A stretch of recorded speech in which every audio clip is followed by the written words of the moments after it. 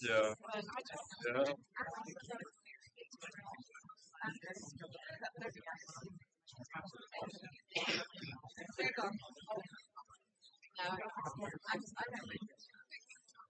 Not like this.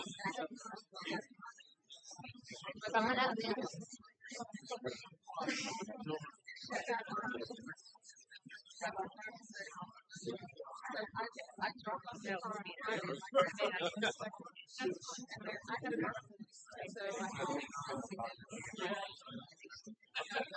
Santa.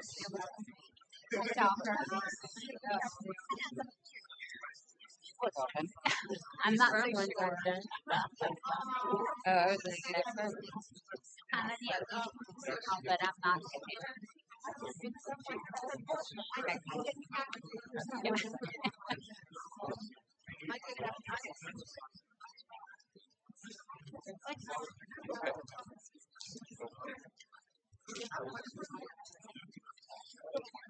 You go ahead. Yes.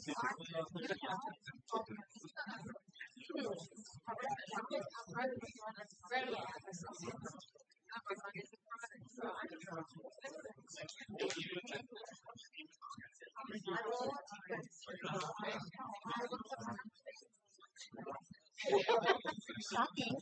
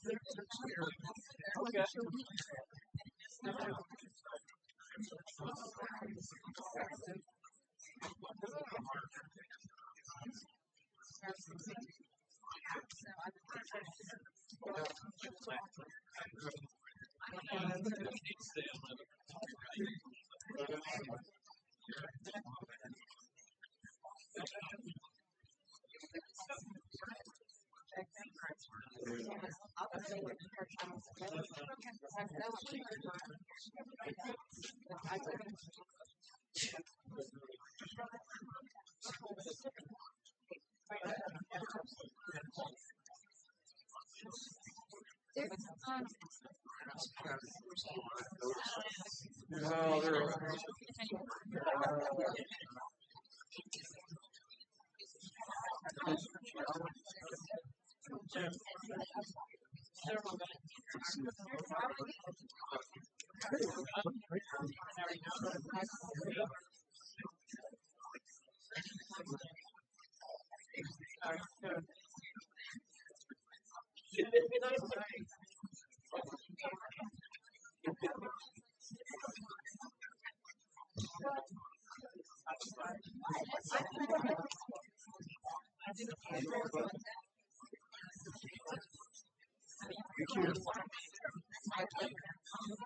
but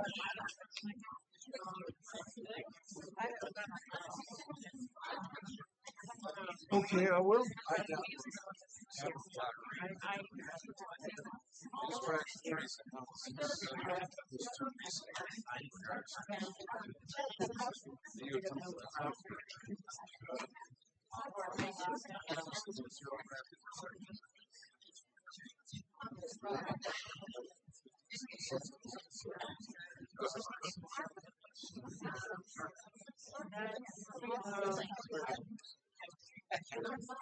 I can't read the system. There's the system.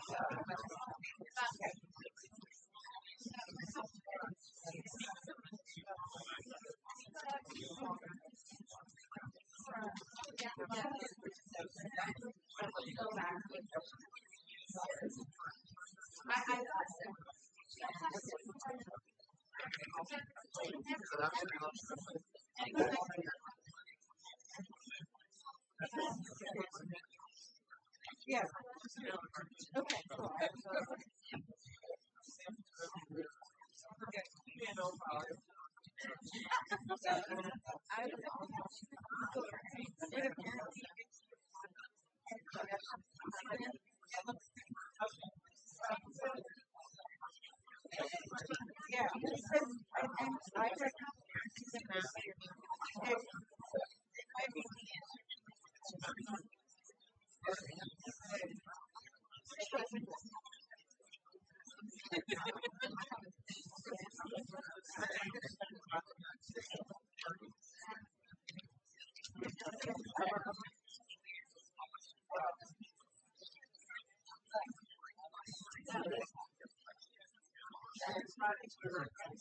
Yeah.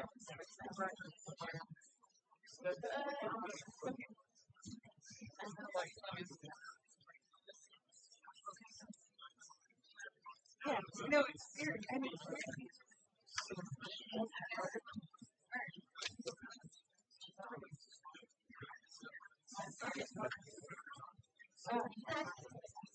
yeah.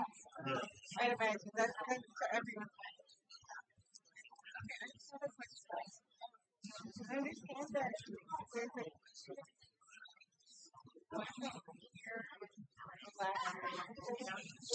a city planning.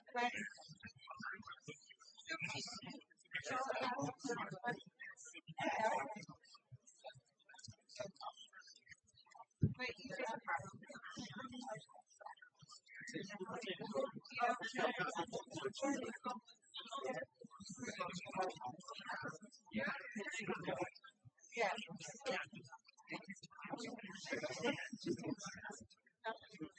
So I probably makes sense.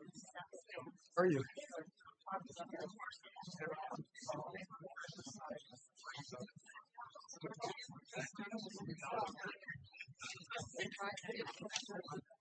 Hello, here.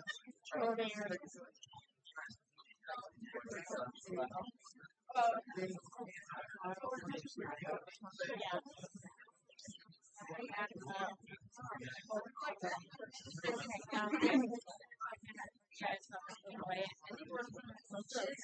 Like not. Yeah, so yeah. Yeah, I've ordered it too. And that's fine. Yeah, I just assumed it was because our guys were photos. Yeah. They were photos. I didn't play it.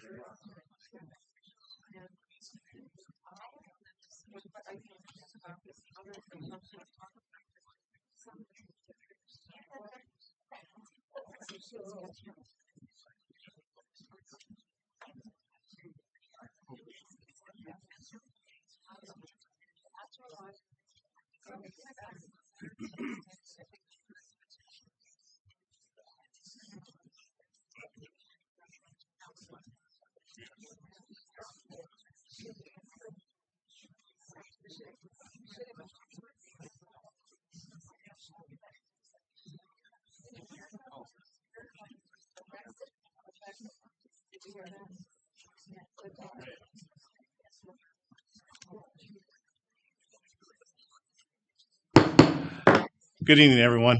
We'll get this meeting started.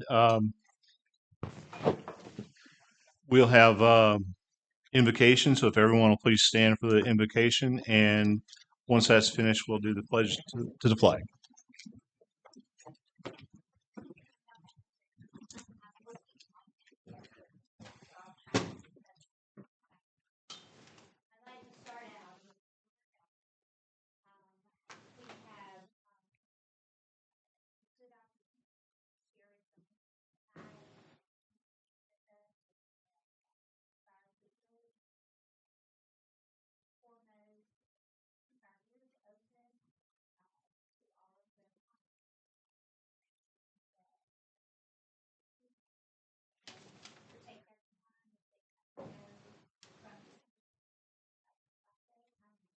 Amen.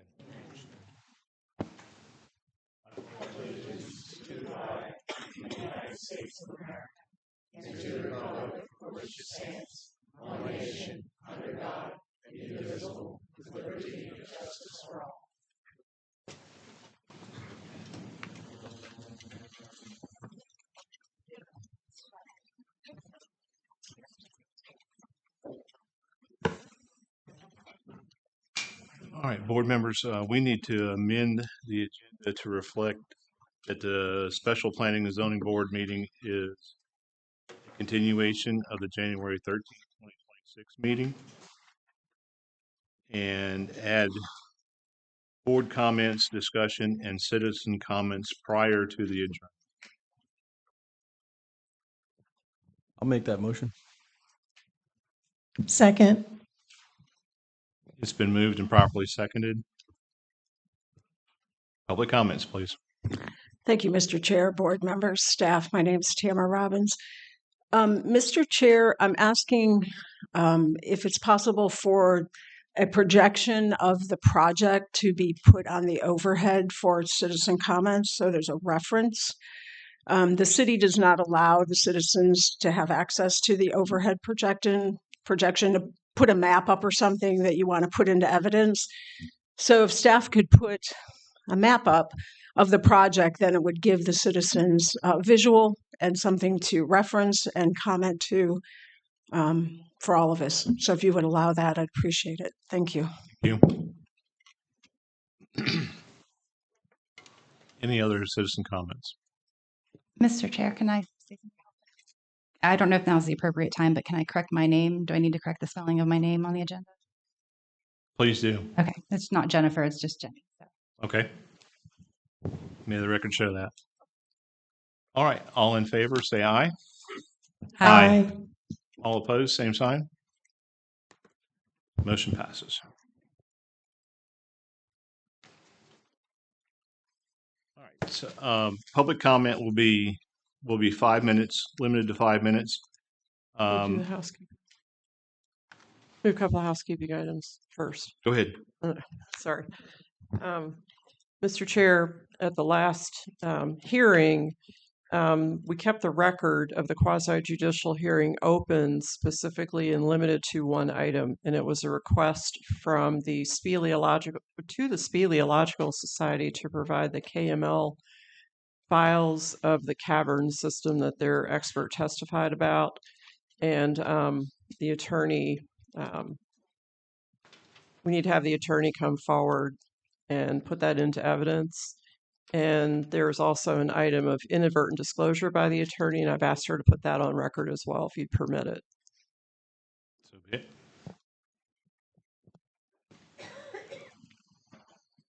Good evening, Planning and Zoning Board. My name is Jane Graham of Sunshine City Law. I represent the National Speleological Society. Earlier today, we provided the KML files to the attorney for the the town, the city, and also to the applicant. We understand that there may be some discrepancy as to the ability to open it. So on the technical side of it, we'll continue to work with them to confirm that everyone is able to open it. And as our expert, Ken Sallet, had actually testified that, he said there probably would be a technical issue based on what it was. So that is something that we were already knowing about, and so we're working on it.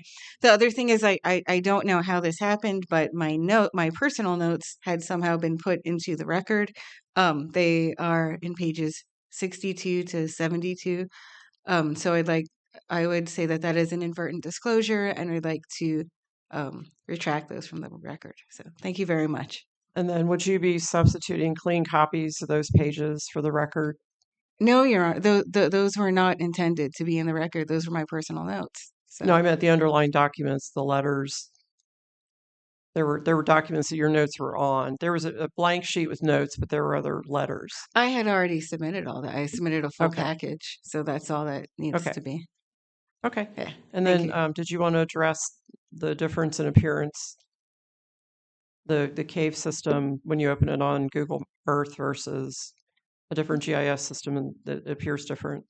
Right. I had mentioned that as our expert had mentioned, there may be a technical issue. So some people may be able to open the KML file on Google Earth. There may be another way to open it. And so to the extent there's any discrepancy, we remain open to working with the city and others to ensure that everyone has the same file open. I would also say that we have other individuals here tonight who will be providing public comment, who have expertise and direct experience relating to these maps, and will be providing further testimony as well, and would perhaps be able to help clarify these issues as well. Thank you. Thank you.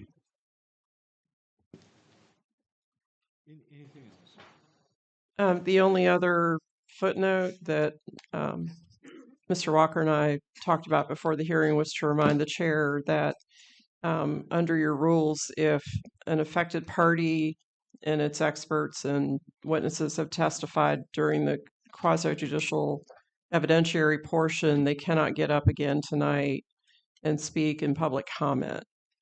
So if you were an affected party and you talked the last time, then that was your opportunity to speak and testify. And tonight is for the public. Understood. Thank you.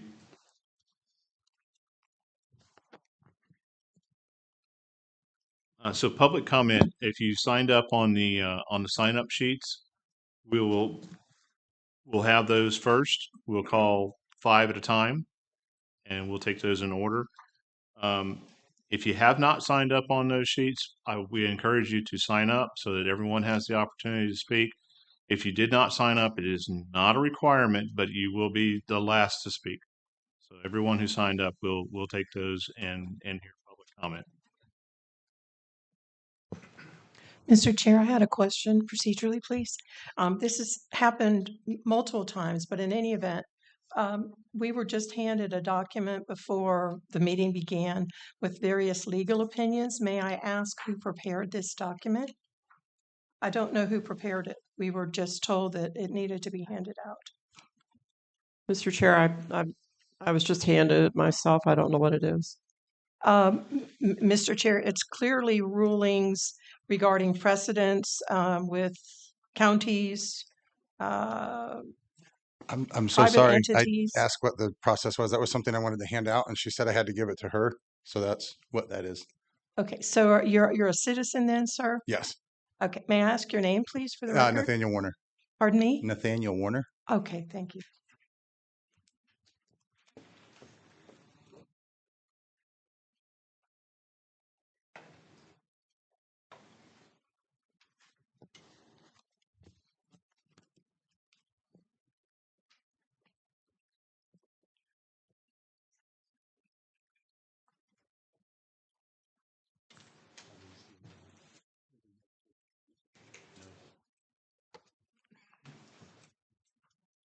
Okay, to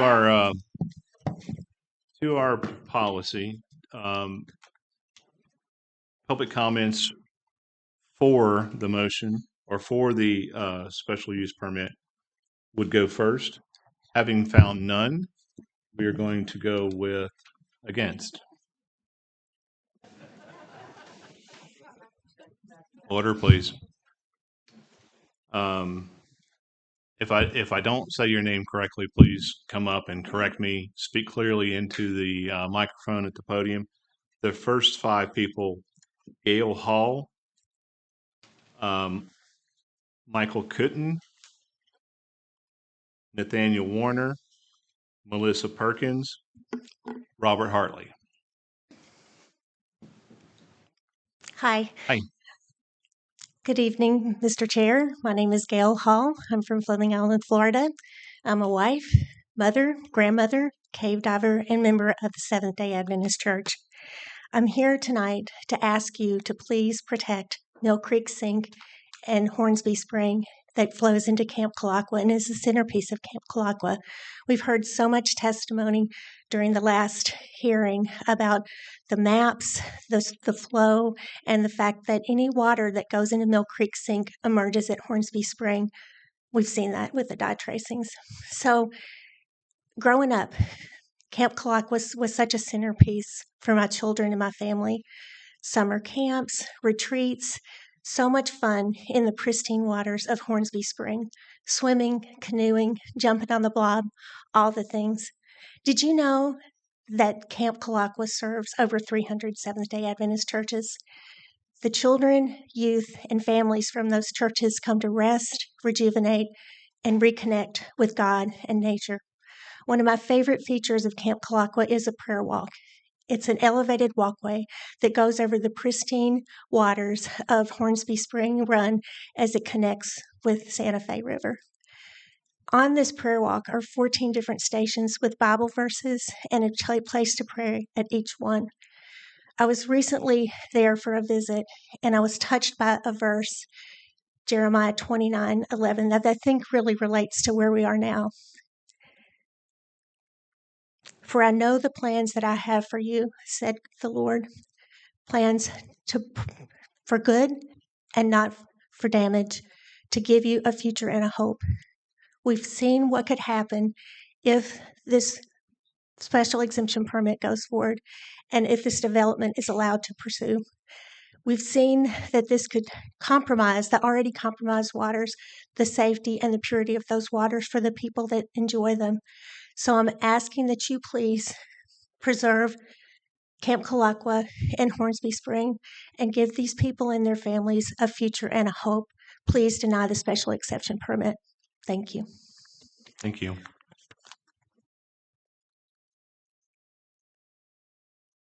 I'm guessing the second person didn't come, so I can just go. I'm the third. Okay. Nathaniel Warner. First of all, I'd like to say thank you, Mr. Chair, for being here. I know that you're all volunteers, and it's been a lengthy process. I'd like to start by addressing the concern that I know many of you may feel, but it feels like no one wants to say, the fear of being sued. Florida courts and even the U.S. Supreme Court have made something very clear. Cities and counties do not lose lawsuits for protecting water, public safety, and their environment. They lose lawsuits when they cut corners. In karst regions like ours, development is not just a zoning issue, it is a public health and a water supply issue.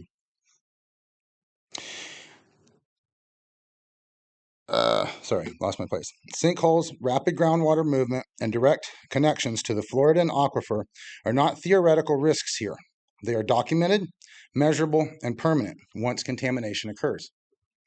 Courts have consistently upheld local governments that slow down, require independent geotechnical and hydrogeological studies, and deny or condition development when the science is incomplete. Temporary delays, additional study requirements, and even denials are not off the table when they protect drinking water. The U.S. Supreme Court has ruled that governments may halt development to study environmental impacts. Florida courts have also ruled that property ownership does not create an automatic right to build, especially when the aquifer protection is at stake. I want to be very clear. You are all legally empowered to say no. Or not yet. When the record is incomplete and the risk is irreversible, I think we owe it to the community. The safest legal position for this board is not speed, it is science, transparency, and a complete record. So I would ask, Mr. Chair and board members, please make your decision knowing that Florida law supports you when you act to protect drinking water, prevent sinkholes, and safeguard this community for future generations. Thank you for your time. Thank you.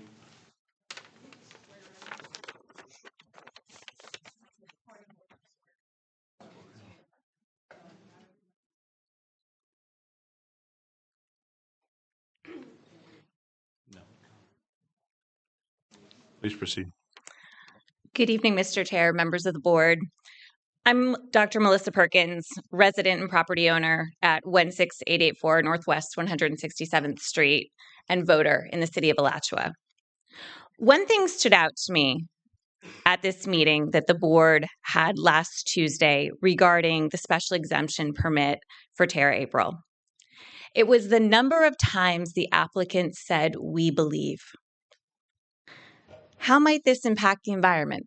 We believe. The public water supply? We believe.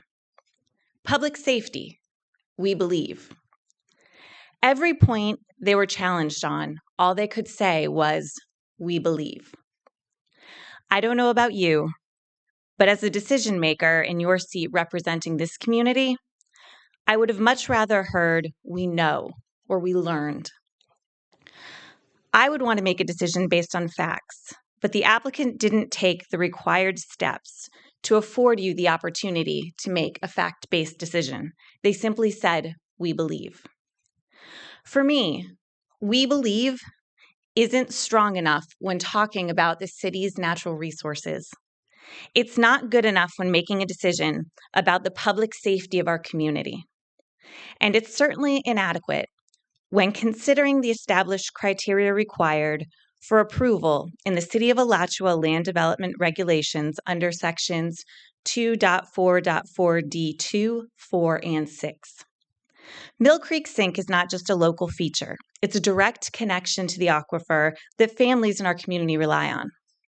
Once the aquifer is polluted, there is no engineering solution that will undo it. That's why your role as a board is so critical. You are the backstop to protect our community. If there's a doubt about the environmental outcome, your responsibility is to require evidence, not belief.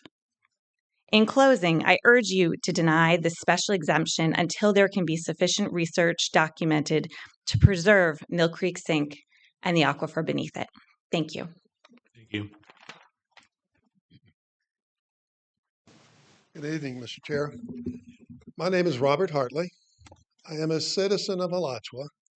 I've actually lived here for 47 years. And when I first moved here, we had one Jiffy store, a grocery store that closed at 7 o'clock, and one restaurant in town. It's my home. This is my home.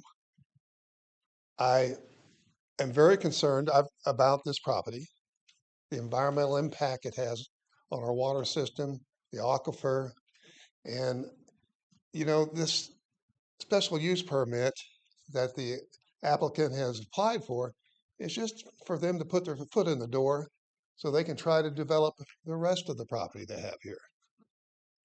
I've seen this property over here over the last 35 years or so when it was a lake. It floods and water would be out there several feet deep. It's always been environmentally sensitive.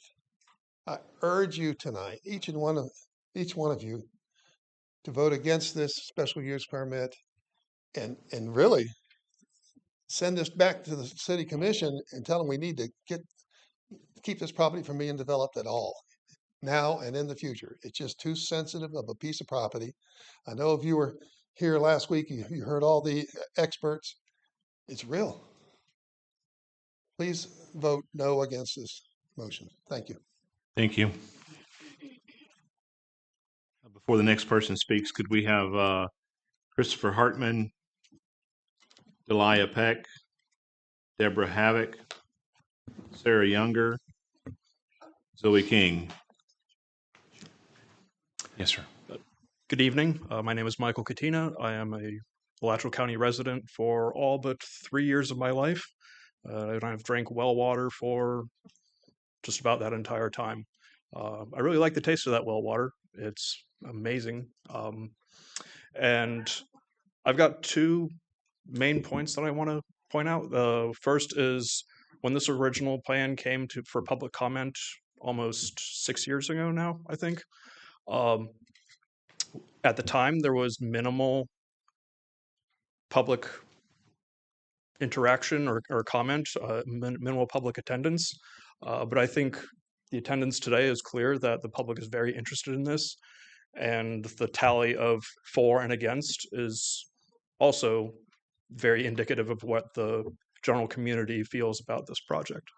The second point I'd like to make is in the map of the cave that's been presented, those are only sections of the cave that people are physically able to get in there by themselves.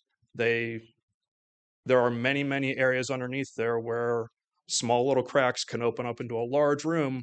We just can't physically get inside there. Only thorough testing throughout the entire property is going to be able to actually identify what's underneath there and how that's all interconnected to affect that water supply and affect the well water of people throughout the aquifer. Thank you very much. Thank you. Good evening. My name is Christopher Hartman. I'm a board member with both the North Central Florida Apartment Association and the Florida Apartment Association. While I do not represent them today, it is with my tenure with them. It is because of that tenure with them that I understand the need for housing and development when done responsibly. I am also a cave diver, and I have lived in this community for 17 years.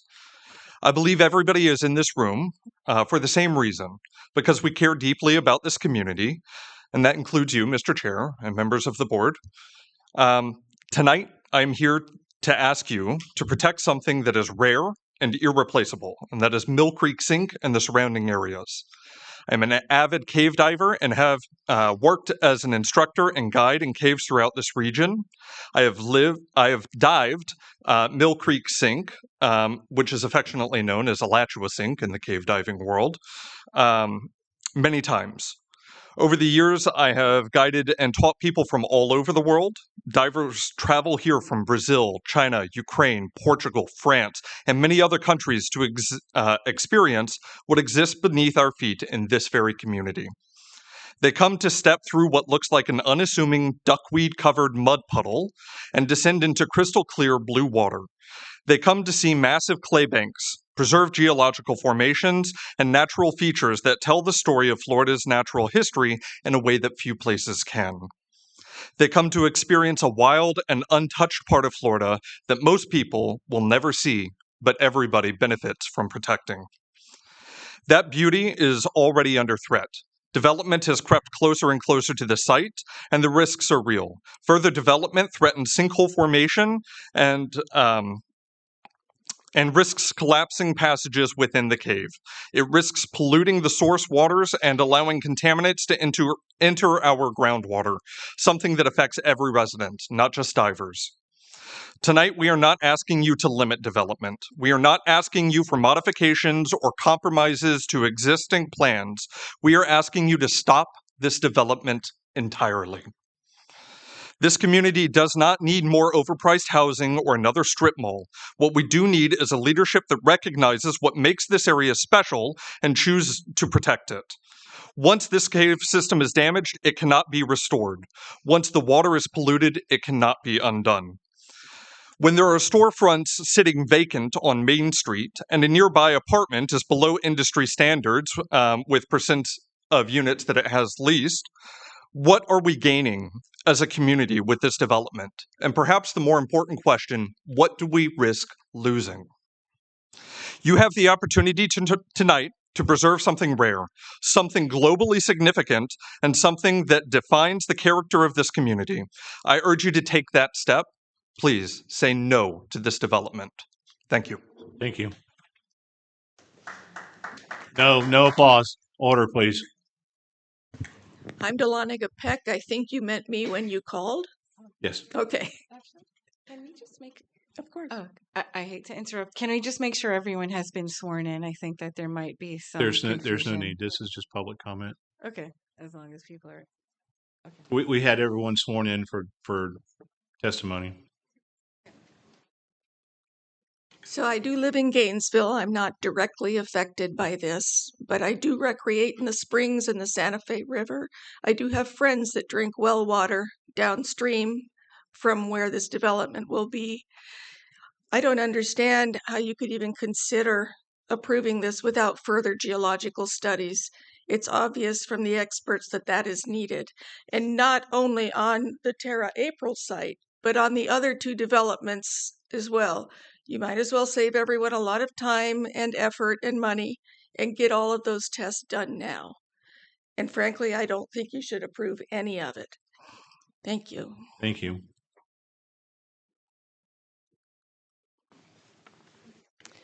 My name is Deborah Havlick. I'm a homeowner and active voter in Alachua City. In summary, the applicant is requesting a special permit for a proposed water minor utility to treat stormwater and highway runoff. The slightly acidic rainwater would collect in basins and filter through the ground very near the Mill Creek sink.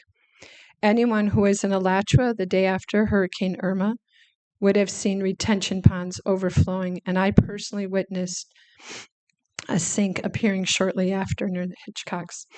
The fresh spring water at Mill Creek Sink has been and is continuously being monitored to determine a baseline.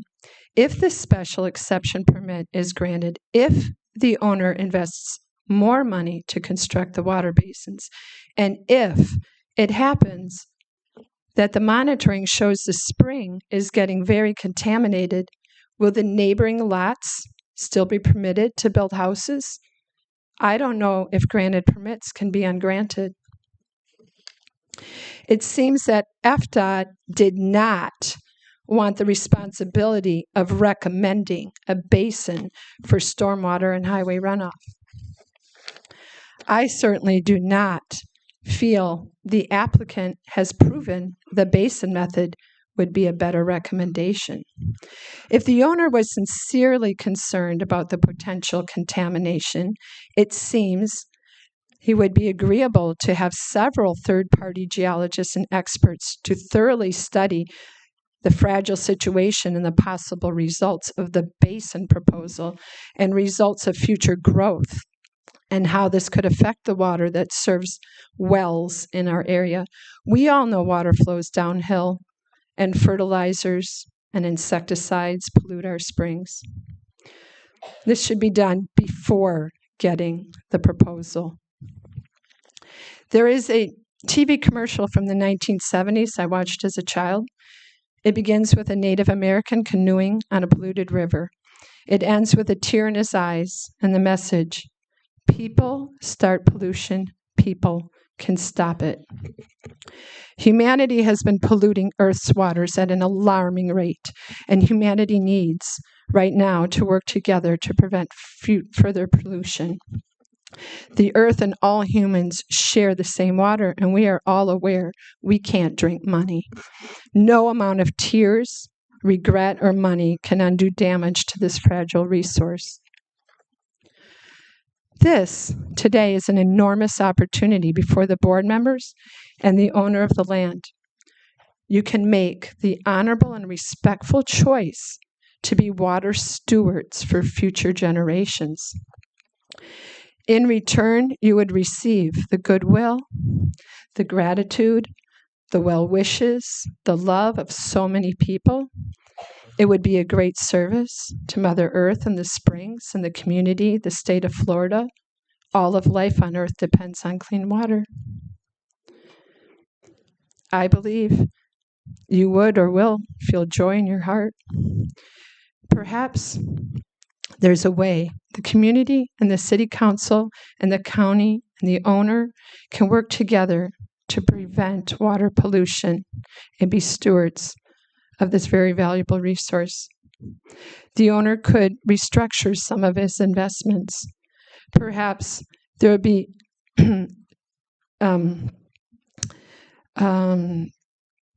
people eager to try to work with the city and the county and provide some funds and negotiate some way to secure this irreplaceable resource.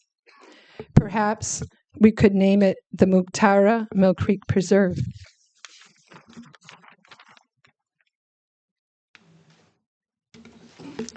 Good day, Chair. My question is first, because I did sign up as an affected party. My name's Sarah Younger, but I had signed up for public comment. I did not make comment at the original meeting. I just signed on as an affected party. If you did not make No, I didn't. comments at affected party time, then Okay. comment would be appropriate. All right. Thank you so much. Thank you for taking our comments. I also wanted to add, I don't know if you had all seen the Main Street Daily News today, but there is a Alachua Planning Board calls for environmental tests before TARA decision. I'd say that's a very handy headline, and I want to ask that you stay firm with that decision. And I also want to say thank you once again for giving us time as a community to come forward. It's been very clear to me that you're taking careful consideration on this matter, and you've raised very thoughtful and appropriate concerns about the geology risk and long-term protection of our water resources. And these are not abstract concerns. They are grounded in a very real characteristic of this part of Alachua County. I won't go into all the depths, but as we know, it's a sensitive karst area, where water will flow rapidly through the fractures, conduits, and sinkholes directly into our aquifer. In landscapes like this, stormwater does not slowly filter through protective layers of soil. It travels fast, often unpredictably, and once contamination occurs, it's extraordinarily difficult, if not impossible, to undo. That reality is precisely why geological testing is not a box to be checked after approval, but a prerequisite to inform decision-making. Approving a stormwater system before understanding the subsurface conditions asks this board to assume risks that science itself tells us we cannot safely assume. In karst terrain, assumptions fail, fractures widen, sinkholes form, and pollutants bypass the treatment systems altogether. Stakes are even higher here because downstream, those waters are not ordinary waters. The Santa Fe River carries an outstanding Florida waters designation. That's a status that reflects its ecological, recreational, and public value. That designation comes with an obligation, not just to minimize harm, but apply heightened protection. There are actually many fact sheets that our county has put out that demonstrate when the stormwater is discharged that affect these outstanding waters, nutrient reduction standards becomes more stringent for that very reason. These waters are already vulnerable, and their protection is a public trust responsibility. What you're being asked to consider tonight is not simply whether a permit can be conditioned later, but whether the sequence of decisions respects the sensitivity of this place. Once approval is granted, leverage is lost. Once land is altered, geology responds in ways we cannot fully predict or reverse. And that is why caution here is not obstruction, it's stewardship. This board has already shown awareness that this portion of county demands greater care. The responsible path forward is clear. Require comprehensive geological testing and a full understanding of the subsurface conditions before approval, not after. Doing so protects not only our springs and waters, but the credibility of this planning process itself. Clean water is foundational, supports public health, local economies, and the natural systems that define this community. When we get decisions like this right, we protect generations to come. I urge you to let science lead to honor our outstanding Florida waters and actually deny this permit without those conditions. Thank you very much. Thank you. Could I have the next 5 people up, please? Bertima Gigi Bogus. Correct me when you get up here, please. Scott Holton, Pam Wooden, Robert Walnugget, Robert Hartley.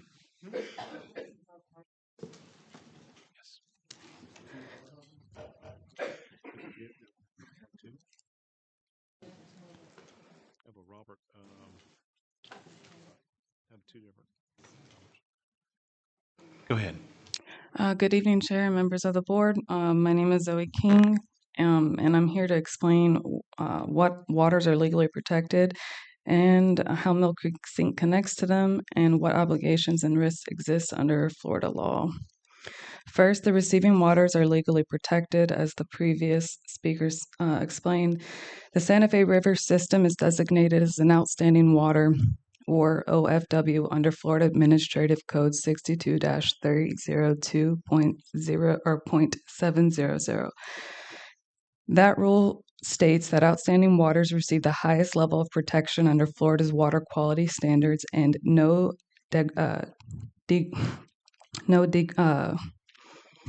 I can't talk, sorry. You can't pollute them. Except under very limited circumstances governed by an anti-degradation rule 62-4.242. The Santa Fe River is not a regular surface water. It is specifically listed by rule as an outstanding water, which means the state of Florida has already determined it as an exceptional ecological and public value.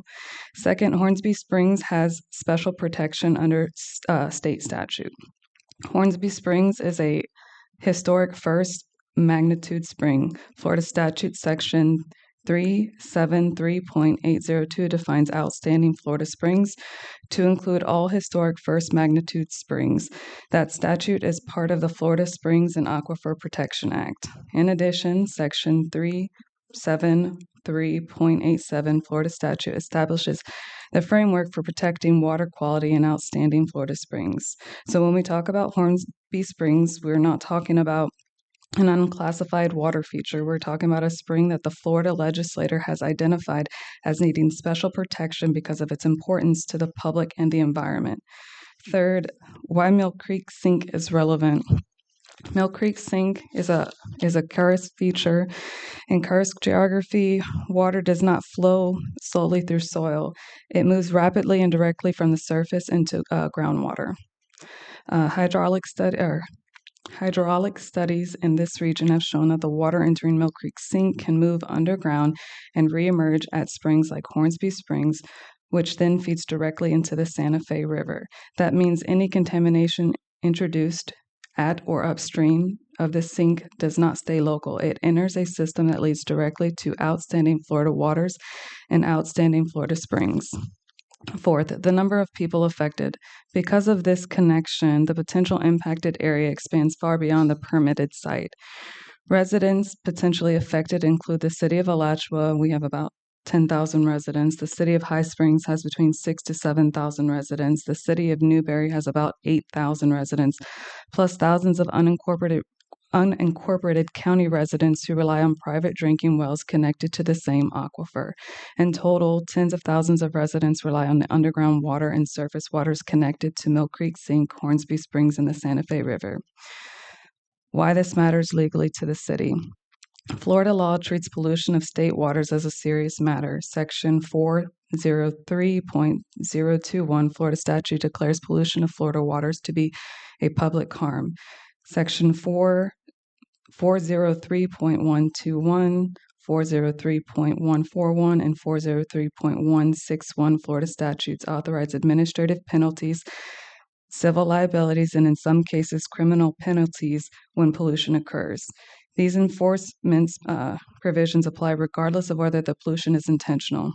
They also apply when protected waters, such as outstanding Florida waters, are involved. Separately, because as a quasi-judicial decision, the city's action must be supported by competent, substantial evidence and records. The decision to fail to address acceptable protection standards can be challenged through, we can challenge it if you guys approve it and we disagree. The Florida Administrative Code has these listed as the protected waters. And we spent about back in October, I believe it was, the City Commission presented a presentation for the signage that was done over there at Mill Creek Sink and went over about the importance and the educational opportunities that they were going to use to push to bring people out to Mill Creek Sink, and I just don't understand why we would try to go against doing something like that by approving something like this. It's almost like we're counteracting, and this also would set the precedence for any other developer in the Thank you. future.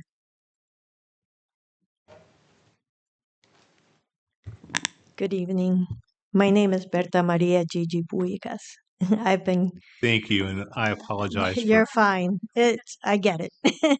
I'm just a simple resident here. I've been coming up here for the springs, kayaking, camping for many years. I was lucky enough to move up here permanently 3 years ago. I have seen changes that are really been devastating to me to see some of the changes that have happened, mostly because change is inevitable. That's just part of life.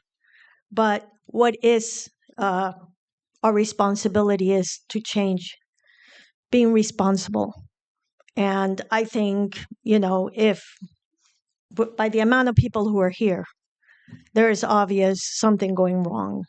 There are lots of communities popping up, lots of developers coming here to use our land, our properties, our water. They don't care what happens to it. They don't care what happens to the people who stay here, who live here. They're getting what they want. They're getting their money's worth. And hey, everybody needs to make money, but there has to be responsibility. And that's what I think needs to be held up here, is responsibility to the community, to our environment.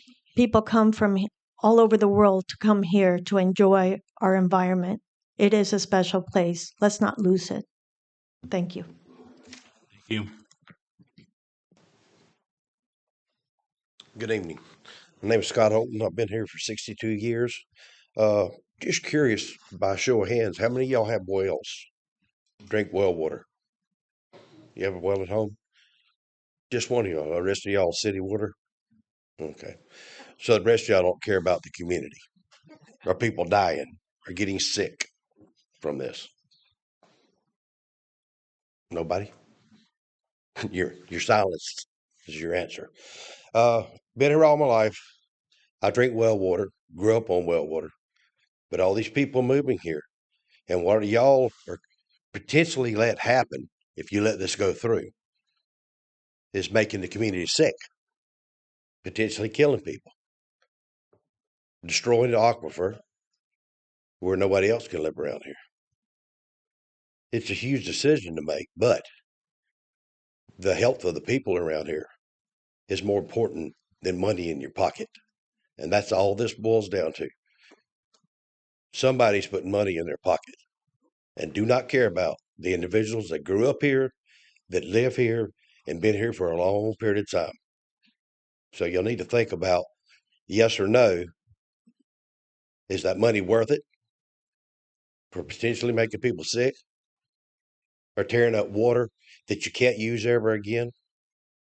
Can you fix that if that happens? You better be sure. Thank you. Thank you.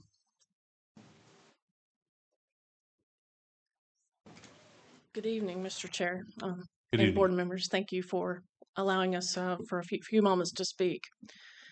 Water is... Your name, please. My name is Pam Wooten. Thank you. Hopefully I'm in line as far as the right order. It's fine. I just wanted to say, Mr. Chair, water is life. And without water, none of us in this room can live without clean drinking water. I came out tonight because I just kind of wanted to come and voice a couple of concerns that I have. I'm concerned for each of you, your families. I'm concerned for everyone that's in this room, because if we make this decision to move forward with this proposal, my concern is it's going to damage the aquifer. And once it's damaged, it can't be brought back. When I was in corporate America for many years, I had to make decisions, like all the time, split decisions. What I did was when someone came to me and they said, we need an answer right now. You know what my answer was, Mr. Chair? It was no. And the reason it was no, and I still live by this today, I'll be quick and make this fast, but I still live by this today because when somebody wants an answer and they want it right now, I say no, because I need to take time to look at the facts and I need to look at the research that all of these people in the community, a lot of the people you heard from last week, that they have presented. Because if I look at all that, then I can make an informed decision.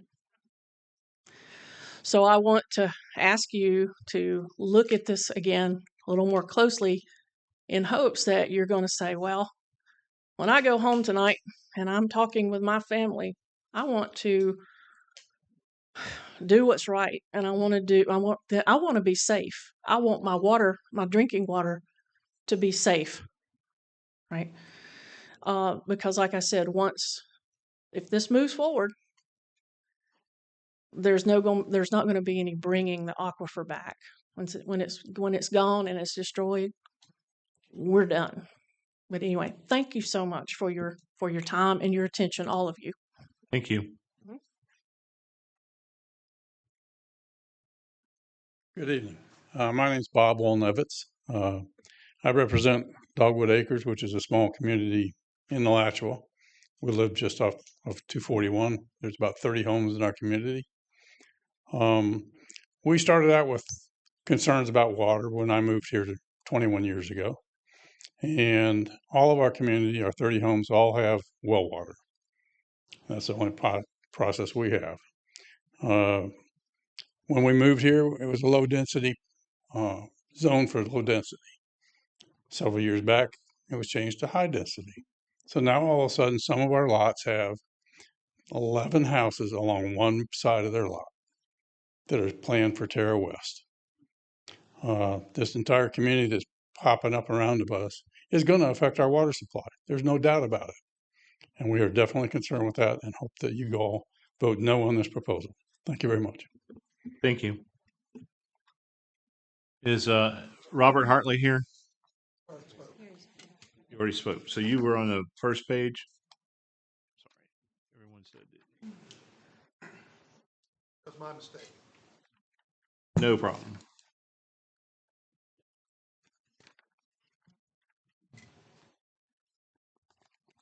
We have Carl Zawoy, Kristen Rubin, Pamela Blasetti, Nicole Gilbo, Chris Stratton.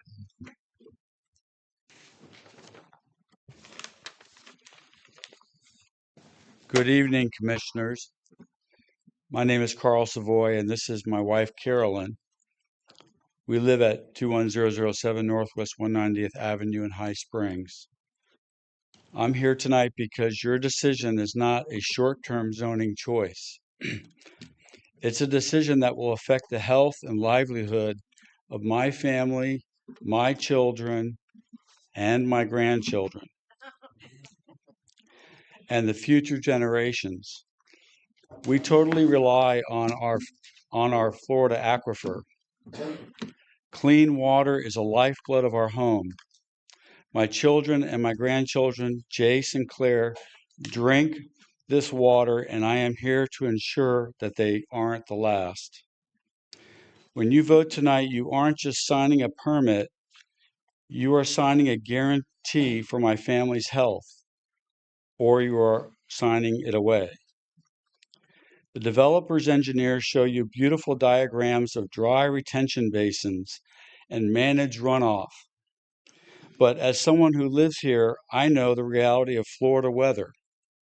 No man-made structure will withstand the downpour from the next tropical depression or hurricane. When the next storm hits, those basins will not be dry. They will be high-pressure funnels pushing thousands of gallons of unfiltered, contaminated runoff directly into the known geological voids on this site. In 2005, the dye trace study already proved that water from Mill Creek sinks passes by our wells in less than 12 days. It is not a matter of if the aquifer will be compromised, it's a matter of when. Alachua County is so certain of this failure that they've set aside $1 million for the legal battle that is coming. They know what I know. The groundwater here cannot handle this. We are asking you to choose my grandchildren and the thousands of residents and families over this developer's profit. You cannot grant a special exemption on a maybe. We ask you to require the results of Condition 5 before you ever cast a vote. You can demand the science be done before the vote. And so please deny this special exemption. Once our water is gone, it is gone forever. Please protect our family's future. There is no reset button after Terra drainage system fails. Thank you. This is our water. We want to keep it like this. Thank you so very much. Thank you.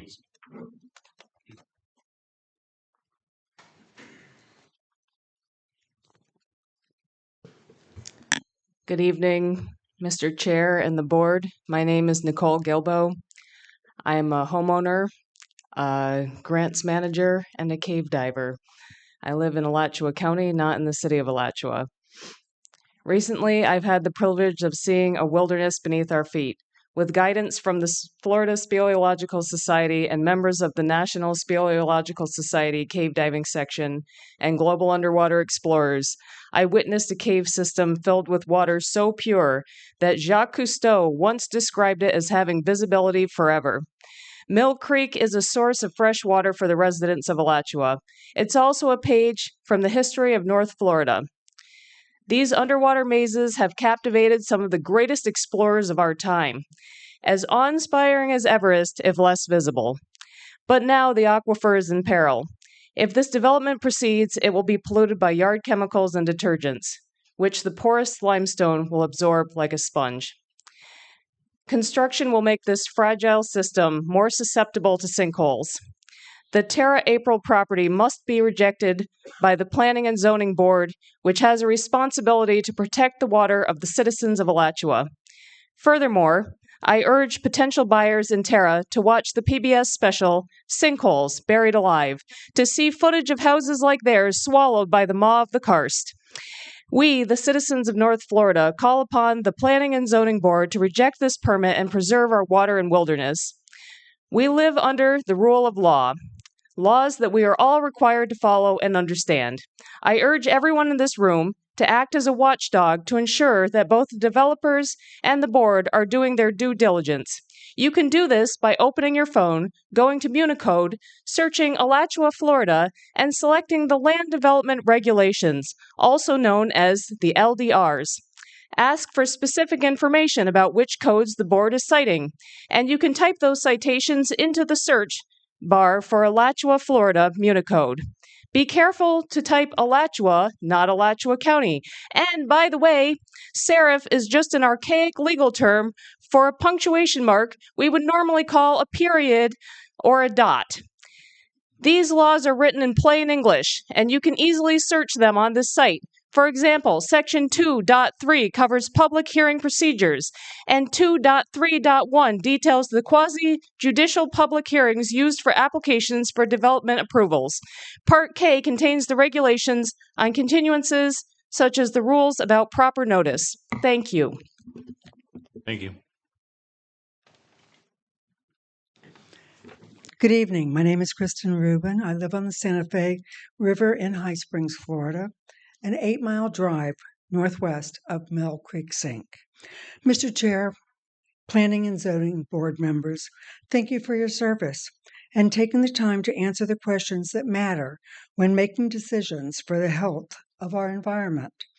Mr. Chair, one might wonder why this is an issue for the health of well water in this region of High Springs, where I live. This is why. Within the Santa Fe River Basin are multiple spring sheds. The city of Alachua resides in the Hornsby Treehouse Spring Shed. Adjacent is Poe Spring Shed, where High Springs is located, and the area south of city of Alachua to State Road 26 near I-75. It's a big area. The underwater system, which has been documented from the 2005 dye study, shows that the conduit from Mill Creek to Hornsby Springs is 6 miles in the Hornsby Treehouse Spring Shed. I live in Poe Spring Shed, which is just adjacent to Hornsby Treehouse Spring Shed. I point this out because we are all connected by air and water. A line on the map does not change how we will be affected by the stormwater facility, whether it be sinkholes or bad water or no water. I am asking that the Planning and Zoning Board deny this special exemption permit. Hard science from a geological and hydrological study is what is needed before recommending, not afterwards. Lastly, what if this creates a sinkhole at I-75 and 441 and it is closed for months for repair to damages and deaths because of the sinkholes? This is a rhetorical question because it is a very bad idea. Thank you for allowing the citizens to voice their concerns. Thank you. Good evening, everybody. My name is Pamela Blassetti, and I'm a local resident. This project's been kicking around for a while, you know. We've been looking at this thing for a long time, and we all know that it's a highly specific, sensitive, very unique environment that this developer wants to build on. And if I were a developer building on something like this, the first thing I would do would be have the best testing available to find out if I can responsibly develop this property. Yet here we are years later, and now we're having to ask and even demand that the highest level of testing be done on this property. It should be a no-brainer. We should not have to demand this. So I, as a citizen, feel that this developer is not respectful of this property, is not respectful of our environment and our water. He's not respectful of my community, those of us who live here and will have to deal with this project. And he's not very respectful of you in asking you to make a decision without all of the information and testing that you need. And we heard much testimony last week. I was here for the entire marathon meeting, and we heard testimony after testimony about how additional testing is definitely needed in this property, which we all know is true. So there is no way to make really a decision right now on this property with the limited testing that has been done. It is not our fault that this developer has not done this testing. It is not our fault. It's his problem, not ours. So I'm asking you to deny. Thank you. Thank you. Could I have, I'm sorry, I cannot read the last name at all. Gloria Gould, Teresa Dowley, Derek Dunlop, Marielle Gibson, Carol White. Proceed, sir. Good evening, ladies and gentlemen. My name is Fred Stratton. I'm a resident of High Springs. I've been diving for 39 years. I've been cave diving for the past 23 of those years. I've dived in 16 states and 12 different countries around the world. And one thing that I have seen in all the beautiful places that I've been are rapacious development, things like clear cutting, beautiful forests to build strip malls and hotels, draining mangrove swamps, the use of cyanide to collect fish for aquarium that are sold in pet stores around the world, if you can believe that. I've seen it. And dynamite to blast channels through vibrant coral reefs for pleasure craft and yacht to make it easier to get to their docks.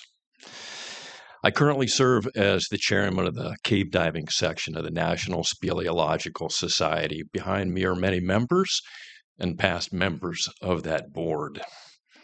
Others have spoken eloquently and factually about the science of Mill Creek Sink, and so I'll speak to another aspect of this. Travel and tourism is a $3 trillion industry in the United States. Alachua, this blew my mind. Alachua County hosted 1.4 million visitors in 2024. It generated $766 million in revenue.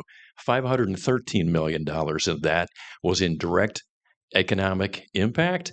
$250 million of that or in wages and salaries, 6,400 jobs in Alachua County are tied to travel and tourism. And taxes, of course, we all pay taxes, generated $75 million in state and local revenue to use for other government functions. Where did I get these numbers? These are from Mary Helen Wheeler, an Alachua County Commissioner, and these are accurate as of the end of 2024. Now, some of that travel is associated with the University of Florida sports and large medical centers and other things. However, many visitors come to North Florida for peace and quiet, stunningly beautiful clear water, and healthful pursuits among nature. Would you take a guess at how much consumer spending accounts for, the tourism accounts for in Alachua County? It's a fourth. It's 25%.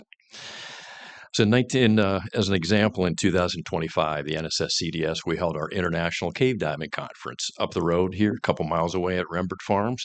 Beautiful place. You probably know it.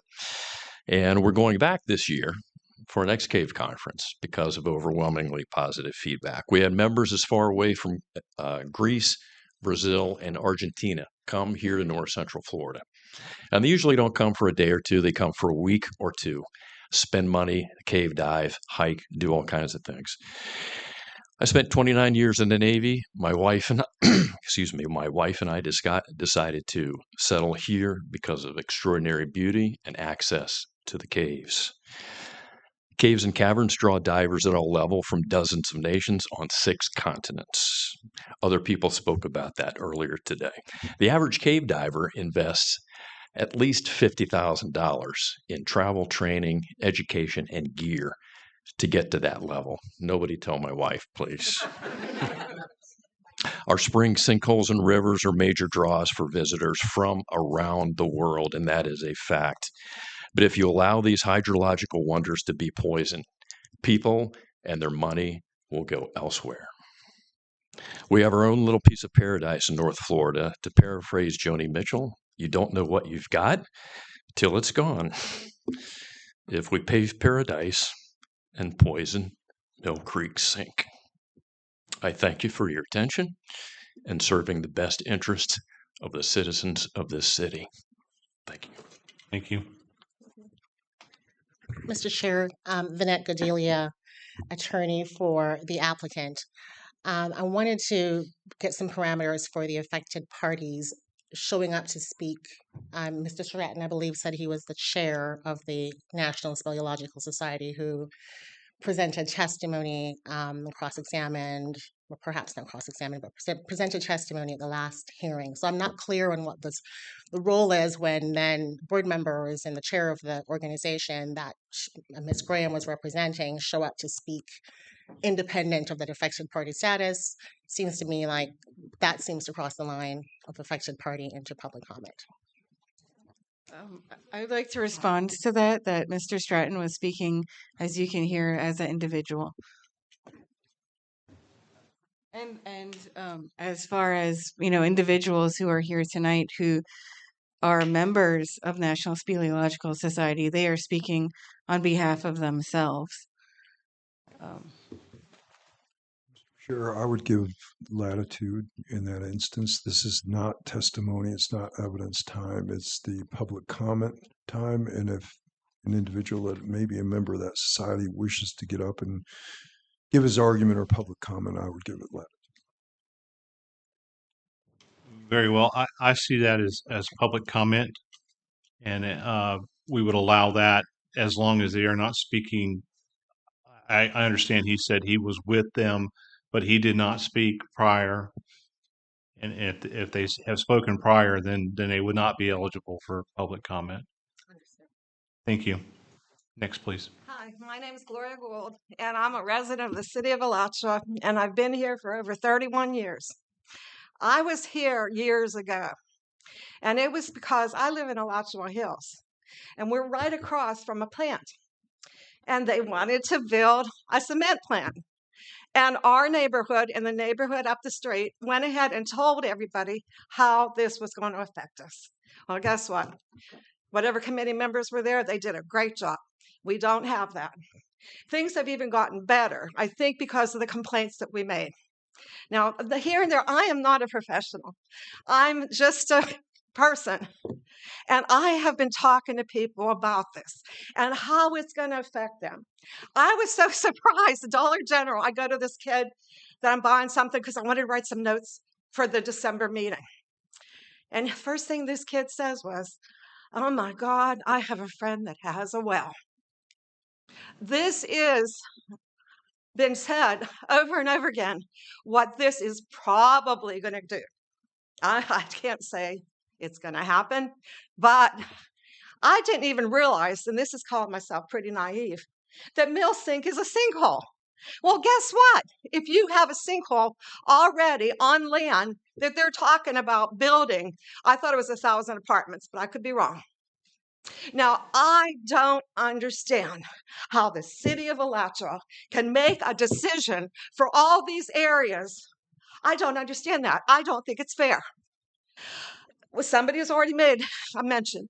There is $1 million that the county is going to hold to sue us. What does that sound like? Okay. And also, I took a friend home today. She lives in that RV park. They're already tearing down the trees.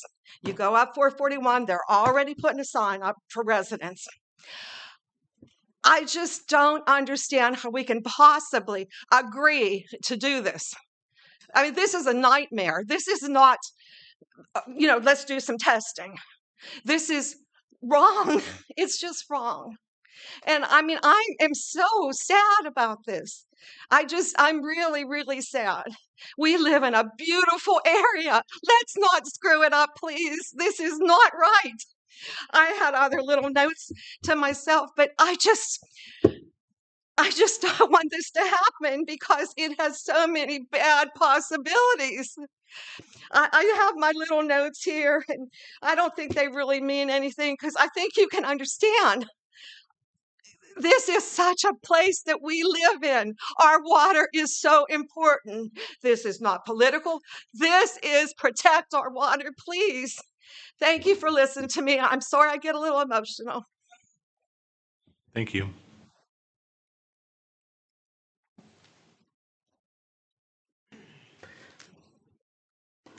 Hi, I'm Teresa Daly. I live in High Springs.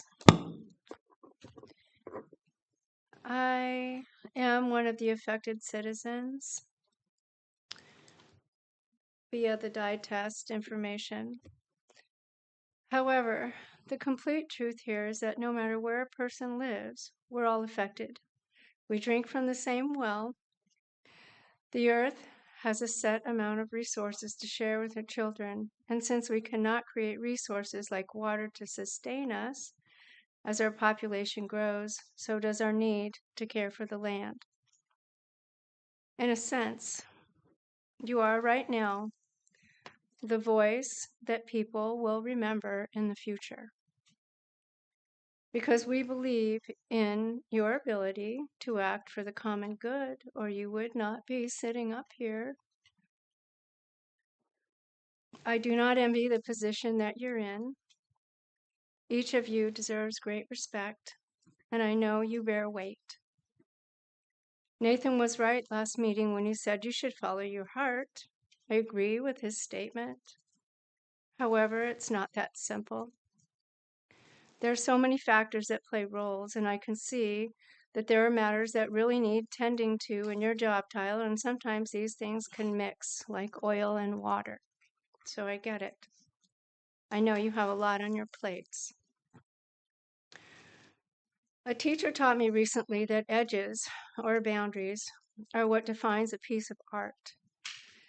In this case, especially because of the volatility of the land and the water, Alachua needs to ask what it wants to present itself as, a piece of art or a playground for profit.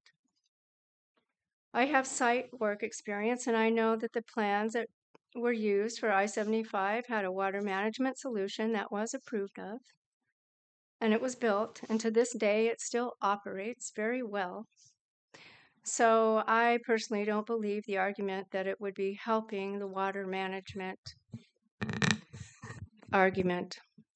So when you move heavy equipment, not only is it causing surface damage, but the ground beneath it vibrates.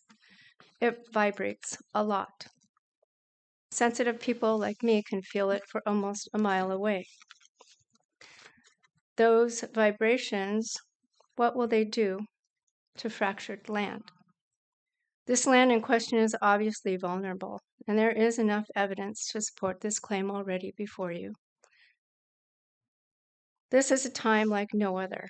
We are quickly reaching points of no recovery for the human and other life forms, as nature on all levels are beginning to demonstrate how vital it is to be responsible caretakers. The aquifer, or cup, that we all drink from is 100,000 square miles. It reaches under Florida, Georgia, Alabama, and even under the Atlantic Ocean. It supports and supplies life, all of life, in this area.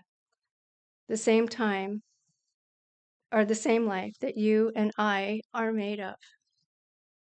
Now is the time to apply restrictions and set a tone for the future decision makers. If we need not learn how to tidy things up, the house will fall into disorder, because what we do here ripples out into the future.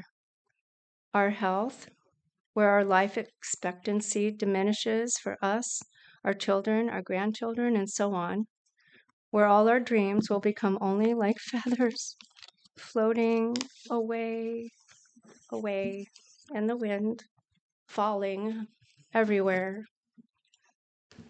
So now we have opportunity to do something good. Thank you for hearing me.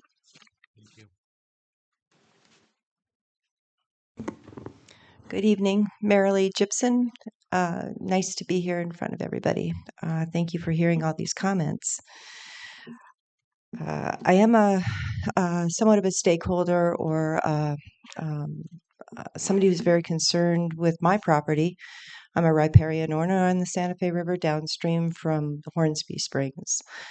I own a quarter mile of riverfront.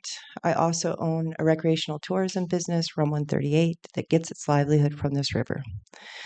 I've been in these meetings for many years regarding issues associated with this particular juncture of I-75 and the corridor at 441. I've been involved with some of the planning when the Swanee River Water Management District put in the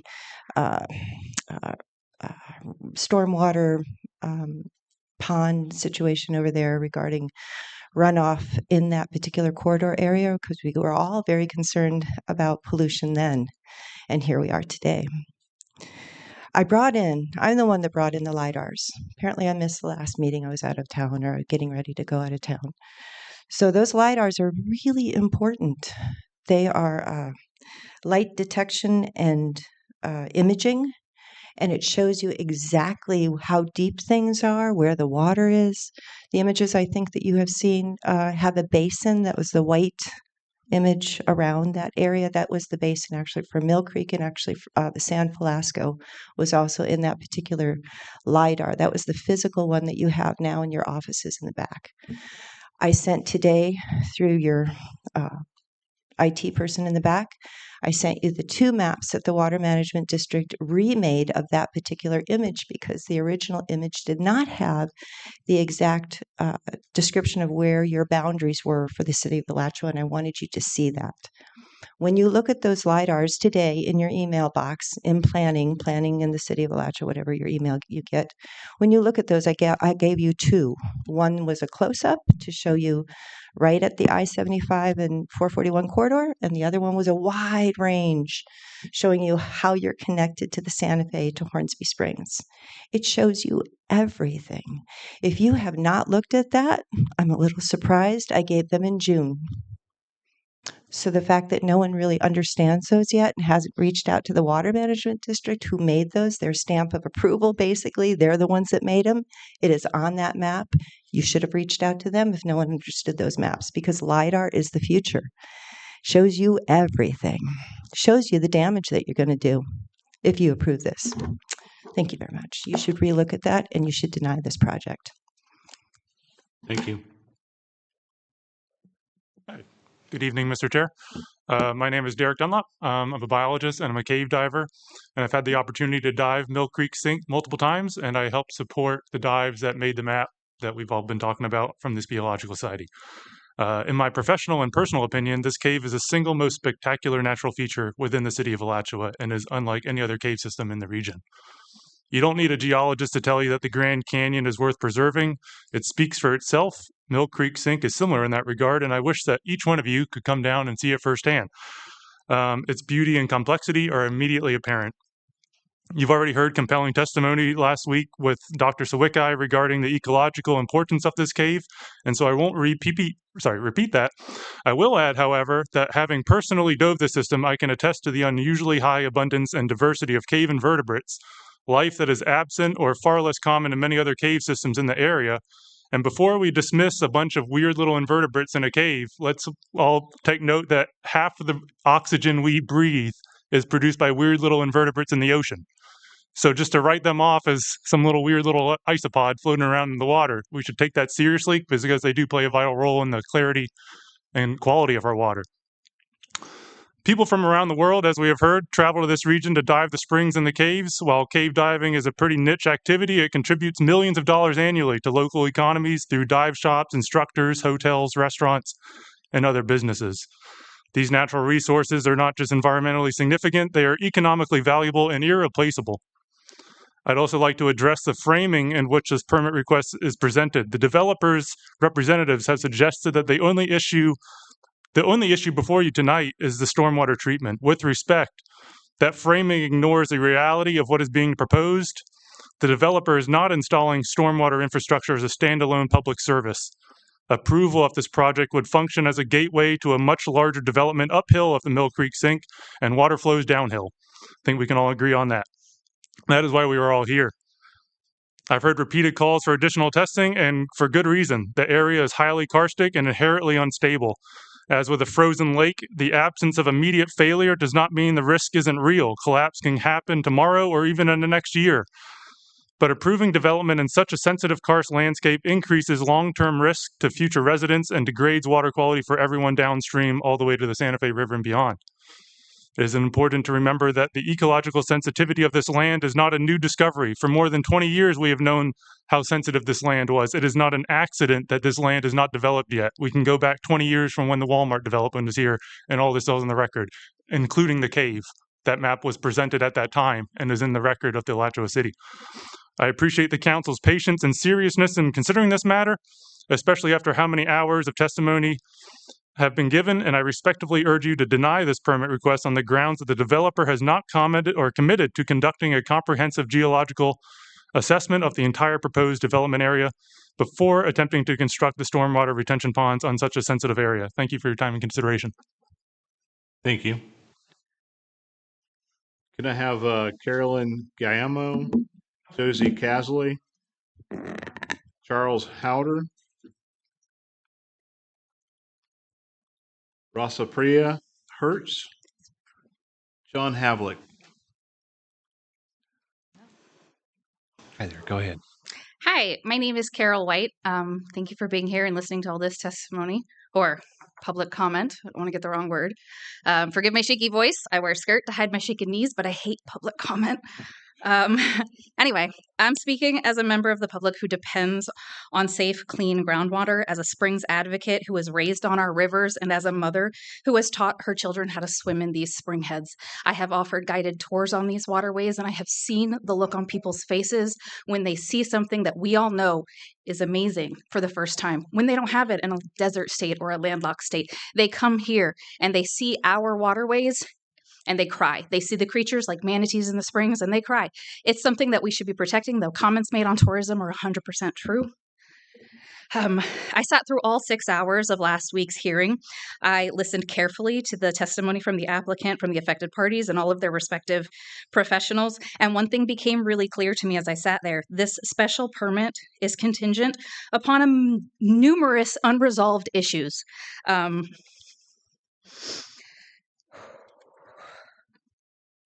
First and foremost, a need for boots on the ground. Your own specialist, the city's own specialist, the applicant specialist said he gave 4 things. Number 1, a site evaluation. He hasn't even been there. So it just seems and feels as though we're getting ahead of ourselves. It feels like we are allowing things on the contingency that a bunch of stuff is going to happen without it actually happening. We wouldn't reward our children for work yet to be completed.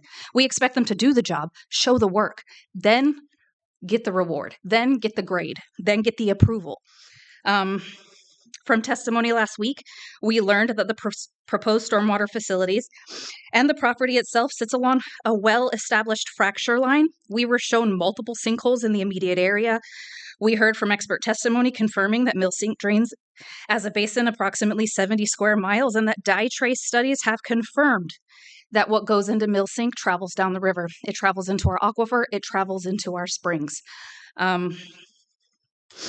We all know that once the Florida aquifer is contaminated, it's really difficult to walk that back, nigh impossible.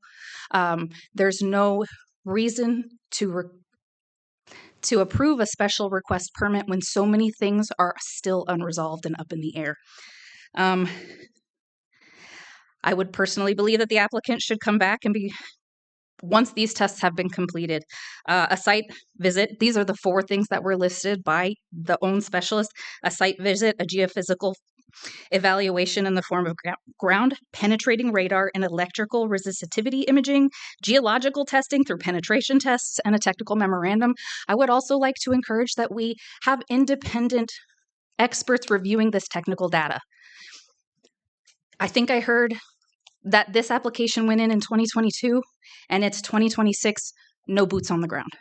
We are just getting ahead of ourselves. Please deny this permit. Please stand with the community and make sure that these areas are protected properly. It shouldn't be difficult to show our work. It shouldn't be difficult to do the work in advance. Please deny this permit until that work is shown. Thank you. Thank you. Hi, my name is Josie Kazali. I wanted to say good evening to everyone and thank you for giving me the opportunity to speak. I do understand that the city of Alachua is growing. My concern, however, is the future of our water and our springs. As we know, the Tara April special exception would allow large-scale development directly above the Mill Creek Cave system.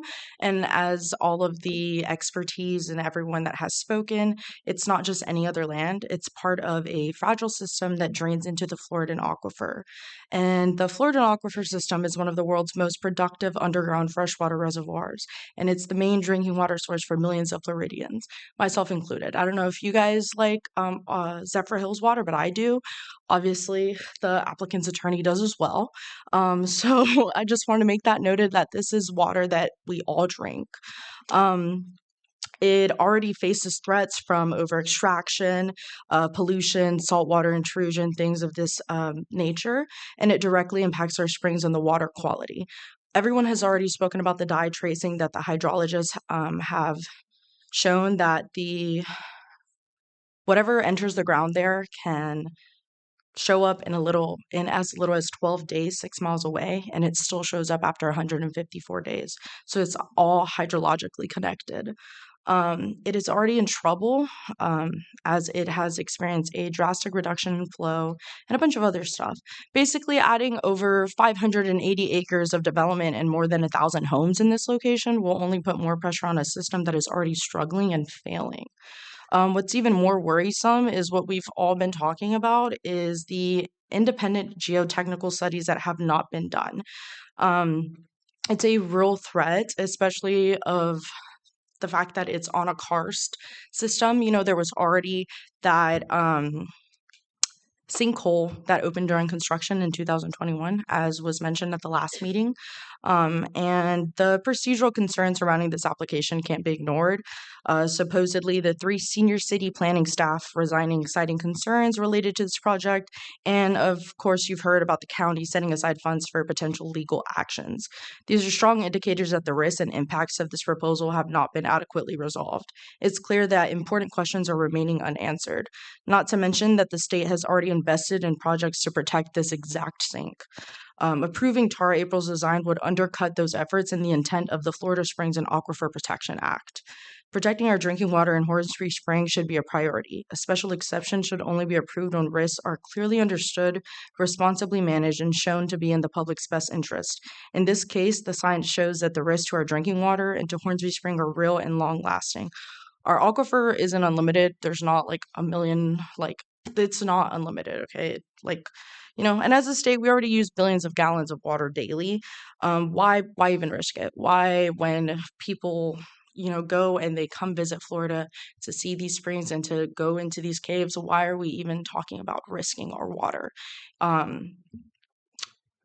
County staff, environmental experts, and residents have warned for months that this location is too geologically sensitive. And if you care about the future of Florida, if you care about your children, your grandchildren, your great-grandchildren that you're probably not going to meet, why even risk the safety of our state? Our state is beautiful. Why not protect it?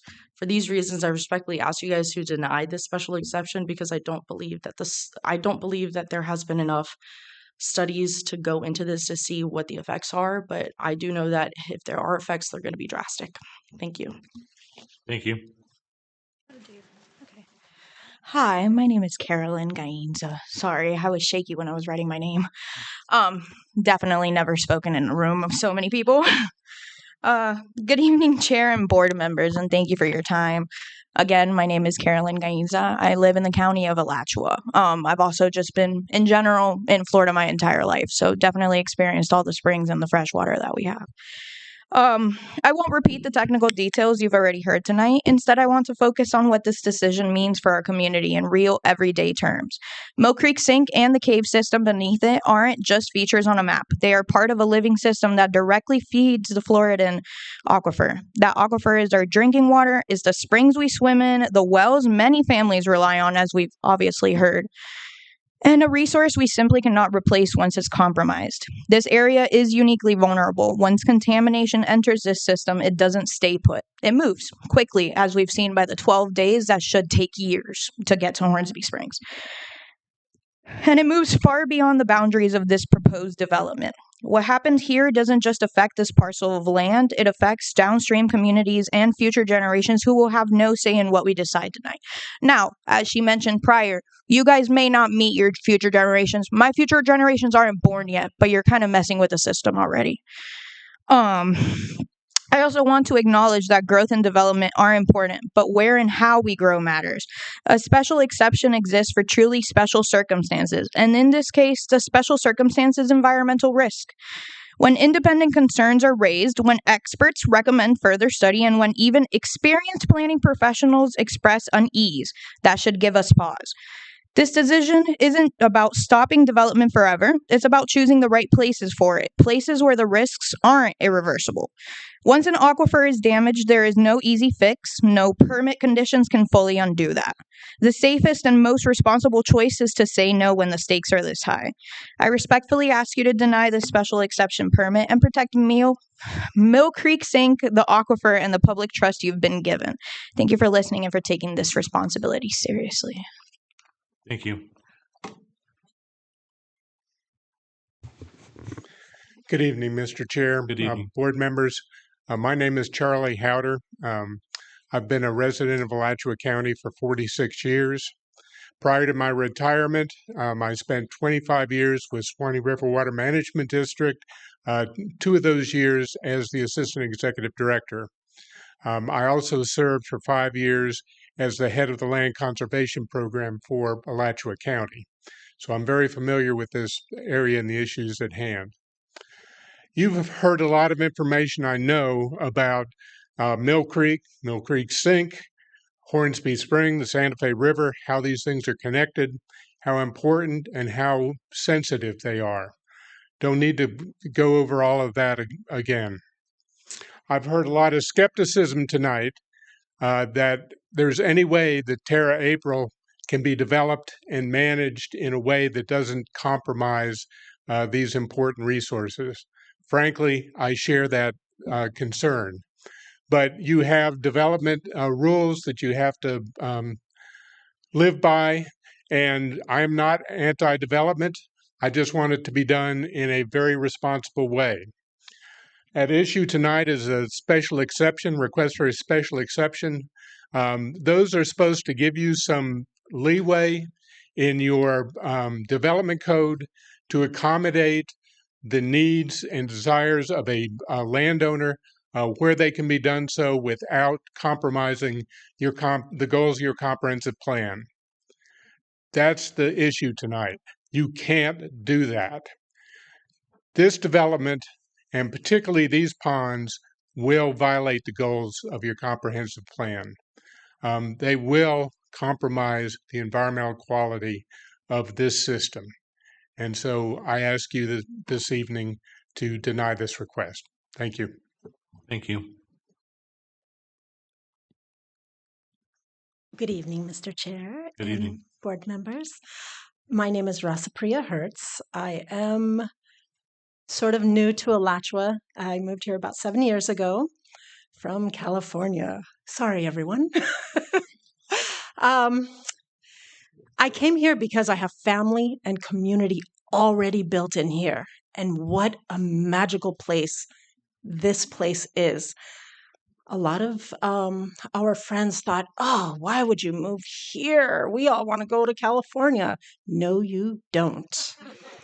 I moved here with teenagers who felt like this is the land of unlimited water. You have no idea what it's like to have to truck in your water when you go through droughts. We spend almost every day going to either the springs or to the many trails, including Mill Creek Preserve Trail. And I can't explain to you how magical it feels to be in the waters, in the springs, and amongst the trees in this beautiful place that we are planning to be here. And my children are fully invested, and the pride it gives a parent to see, oh, wow, they are now on their own going to the springs with their friends. And please, to keep these waters clean and pristine, for us to keep our bragging rights for when we call back home and say, it's green here all the time and we have beautiful water. And that logo that's there behind you, the Good Life Community, Alachua, Florida. I see that, and I fully believe in all of those symbols, including the industry, but especially the water, the trees, and all of the greenery. And thank you for hearing me out. And please, I would suggest saying no to the special circumstances that the applicant is asking for until there is some serious research done and there's a guarantee that nothing would happen to those waters. Thank you. Thank you. Could I have Catherine White, Syed Kojo, Daniel Durain, Kai Christmas, Hans Havlik? Yes, sir. Good evening, Mr. Chair, board members. Thank you for your time. Appreciate it. Everyone who's here, including the applicant and his family and interested parties and members of the community. I'm a resident of Alachua City, a homeowner. I've been here 15 years. I live right downtown. I live right between all the churches. I have really good neighbors. I love it here. What amazed me when I first came to Florida and I began to meet people around, and I've traveled all over this state. I've done extensive work around this state. I previously worked at NCCER in Progress Park as a senior manager, helping to develop Florida's power industry. So if you think of our utilities, transmission, distribution, I've been to some of our power plants. I've worked extensively with our colleges.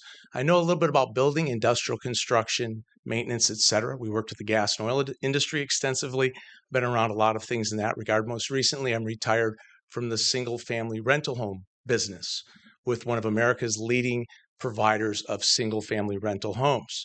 And I'm very well aware of the industry. We need homes, and I totally get that.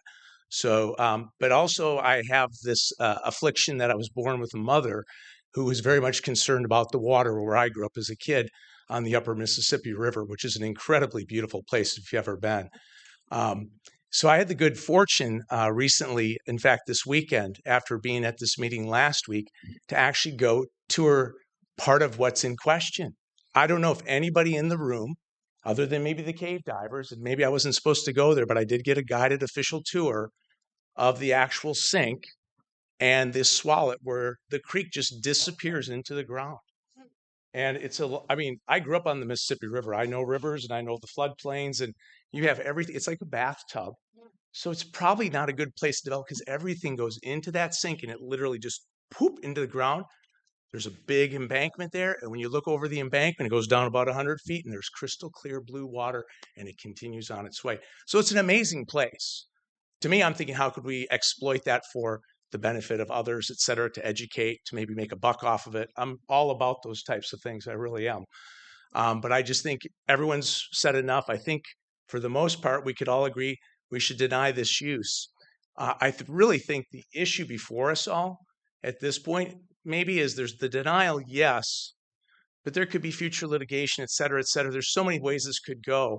To me, just watching and hearing and getting up to speed, reading up on this, it seems to me that really the question before us is how could we work together as a community, as people who contributed to our community, and I appreciate that. Many of my friends. Could I have you direct your? Oh, I'm sorry. I don't mean to. Yes, sir. Yes, sir.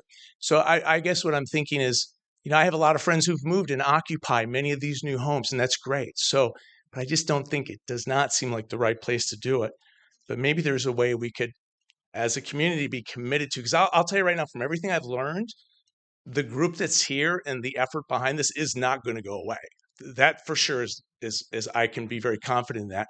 And I think the wherewithal in all manner of fashion is there to pursue it.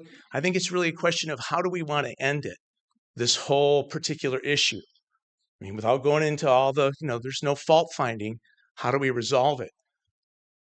I think there's something we should all consider here. And my dad used to tell us little stories or give us little puzzles and little quizzes and things to figure out and a little riddle. And so once he was telling me about there was a pianist, a concert pianist, world famous. I don't know who it was. It was just a story, probably true.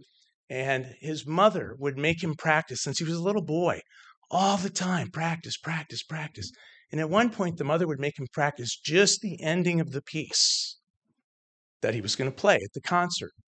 He says, "Why do you make me keep practicing it over and over and over again?" And the mother said to him, "Because if you mess up in the beginning or in the middle of the performance, if you can nail the end, that's what everybody's going to remember." So I think that's really what our dilemma is as a community beyond this vote. I would just like to hope that we would think in those terms because it's not going to go away. The folks who want to see something meaningful happen, they're not going to go away. I mean, I'm convinced of that. And I don't think it should go away because it's too serious. So I'll say no more. Thank you very much for your time. Thank you. Mr. Chair, I may have missed it, but what was your name, sir? The gentleman that just spoke? I'm sorry, I didn't catch that. Yes, ma'am. My name is John Havlick, and I live right downtown here in the historic district, in the redevelopment district. Thank you. Good evening, Mr. evening. Chair, board members. My name is Catherine Weitz. I am here for the record as a citizen of the City of High Springs. I am not here representing the City of High Springs in any manner, nor the elected body. First of all, I want to thank you all. You were amazing last week. The attention you paid, the questions you asked for all 6 hours, genuinely, it was really appreciated, and we really felt your investment. So thank you. As a community member, thank you. And as a resident of the City of High Springs, thank you for letting me be here in your fine city. I am not an expert witness. I'm not providing expert testimony, but just to give a little context, I am a degreed chemist with analytical chemistry experience. Here in Alachua County, I've done groundwater monitoring plans in all of the closed landfills, the Northeast and Northeast Auxiliary, the Southwest, the Southeast, and the Northwest landfill right here in the City of Alachua. I did personally construct groundwater contour maps of the data that we got from that landfill. So I have firsthand knowledge in terms of groundwater flow direction. And, it's no surprise. Groundwater is flowing toward the river. But I was actually able to manage that data and prepare those kinds of maps. So I speak from a little bit of experience from the chemistry standpoint. And here in Alachua, I believe your potable well supply is up gradient of the Mill Creek sink. The City of High Springs potable water supply is down gradient. And any private well is also down gradient of the Mill Creek sink. If you look at the property, just naturally, topographically, water is going to flow downhill. You can stand in the Lowe's parking lot and see how far down the Sonny's parking lot is. The water is going to naturally flow down, but right now it has the benefit of flowing down across all that organic matter, all of the grass, and it naturally percolates vertically through the water, through the soil as well. If you metaphorically speaking, pave over paradise, the parking lot is going to create a whole different sheet flow. And engineers can design anything, I believe that. But Mother Nature sometimes is a wicked mistress, and sinkholes are just part of our life here. But where this impacts the City of High Springs very specifically is here in Alachua, you have 3 aquifers. You have a surficial aquifer, an intermediate aquifer, and a Floridan aquifer, and different zones even within those aquifers. In most of High Springs, we have only a Floridan aquifer. There's nothing above that to protect, to percolate through the clay confining layers. We have a lot of karst geology there, Mr. Menandir. I know you know it well. So anything that's going into the Mill Creek sink will impact the City of High Springs. That's not conjecture. It's not hearsay. It's simple data and it's physics. The water is going to go downhill. So my respectful request of all of you is that you do 2 things. I understand the nature of doing extensive geotech testing. It's expensive. I understand why the applicant would like to focus on the 58 acres instead of the whole parcel. But Mother Nature doesn't have walls underground. It's all connected, and we all understand that that whole piece of property is interconnected. So I would respectfully request that you wait until the comprehensive geotech study is completed, and I would like for it to come back to this board so that you all can see it, because you're very invested and we appreciate that so much. And secondarily, I would like to request that you all, not as a group, we don't want you to violate sunshine law, but if you might individually get boots on the ground there. Certainly the private property owner may not prefer that, and that's his right. That's no problem. But the Mill Creek Sink, the National Speleological Society, may be willing to give you all tours. If you see that sink, if you see the Swalette, the wetlands that are there are amazing. When I was out there with one of their members, I saw a high water mark on a cypress tree that was as tall as I am. I mean, arguably on the human condition, that's not impressive. 5'2" is not that big. But in terms of the delta in the watermark, it was amazing. So I think getting that kind of contextualizing the entire project and to be able to visualize it might really help guide your next steps. So I would like you to respectfully deny the special exception permit until you get all of that data back and perhaps get some boots on the ground. Thank you all so much again for all of your effort. We really appreciate it. Thank you.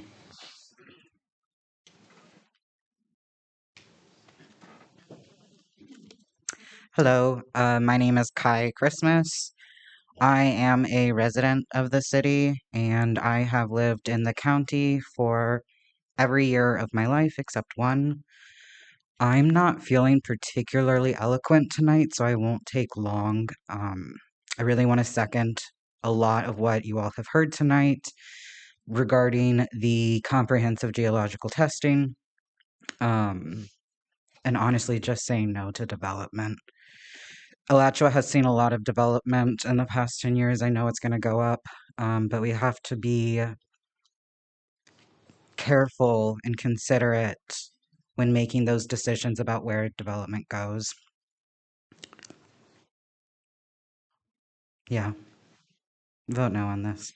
Thanks. Thank you.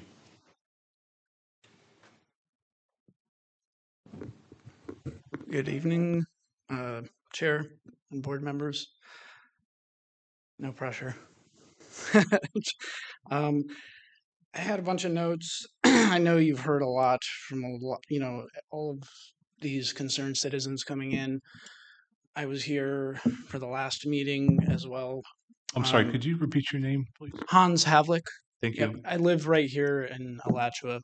I've been living here since 2014 when I left my service in the U.S. Army. my family.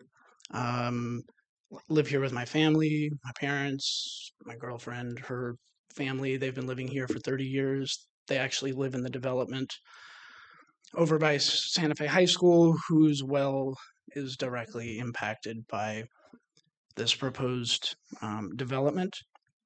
And I just want to, keep it short. Many of the things I did want to, touch on have already been mentioned. So, firstly, the applicant, claims this project provides a public benefit by treating the stormwater runoff from I-75.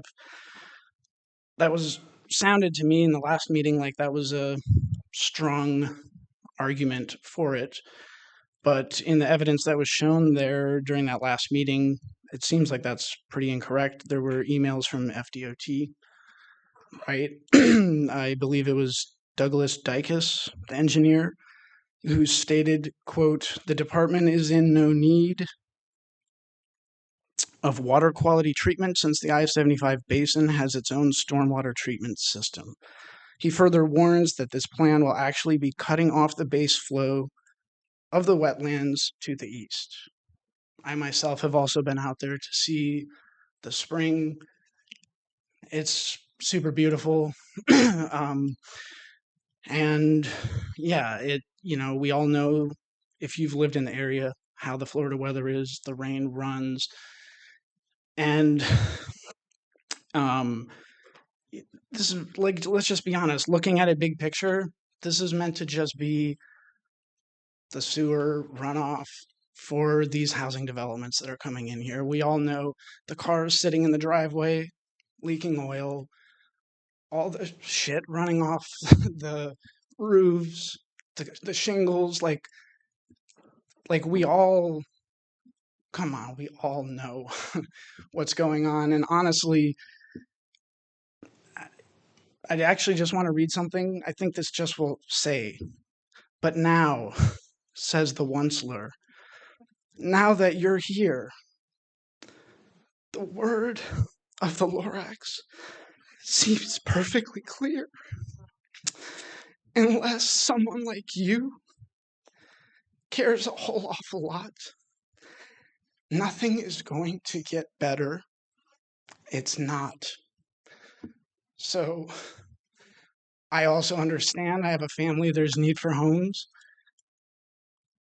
but we don't have to do it the way that it's being done elsewhere. We look around at the world as burning down around us. We can be different in Alachua. We call ourselves the Good Life community. Let's make it actually the Good Life community. Thank you for your time and your service. Thank you.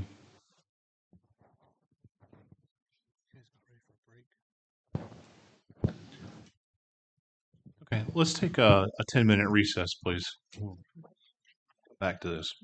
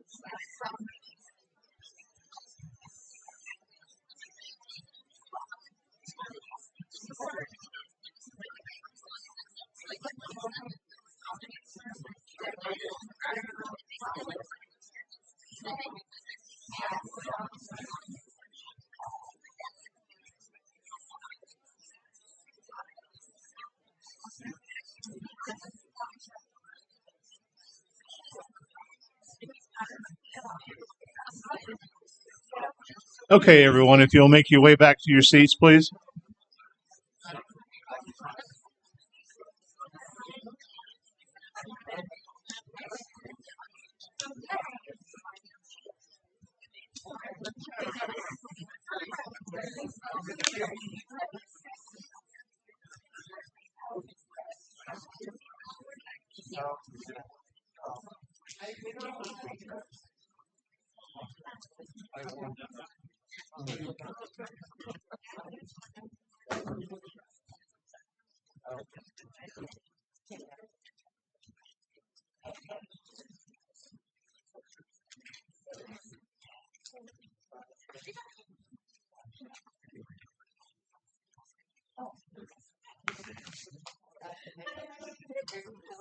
Okay, if I could have Mohini Shakan, Deborah Havlick. Gotcha. Thank you. Sarah Jane Bennett. Anna DeCrepco. And Haley Moody, please.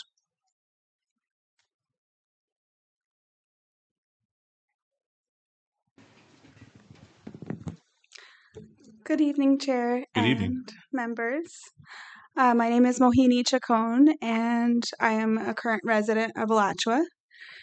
My family moved here when I was 2.5 years old, which was 32 years ago.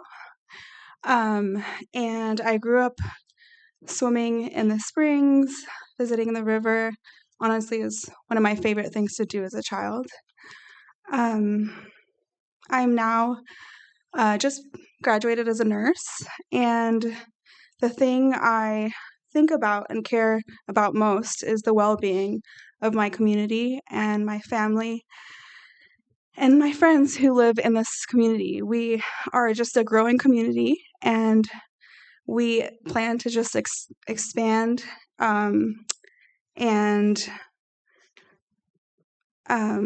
the thing I care about most is having clean water for our community, and that we can live here peacefully and everyone can enjoy the resources that have been abundant all these years. So I'm just urging all of you to think about everything that has been proposed thus far and thinking about protecting our natural resources. Thank you so much. Thank you. Hi, good evening. My name is Sarah Jane Bennett. Last week, my friend Ken Salad gave his expert testimony and he showed you some photos. He was then asked if he took those pictures, and I just wanted to let you know that I took one of those pictures. I have taken many of these kind of pictures in cave environments and underwater cave environments. And it's a real photo of a real place that deserves to be protected. Thank you. Thank you.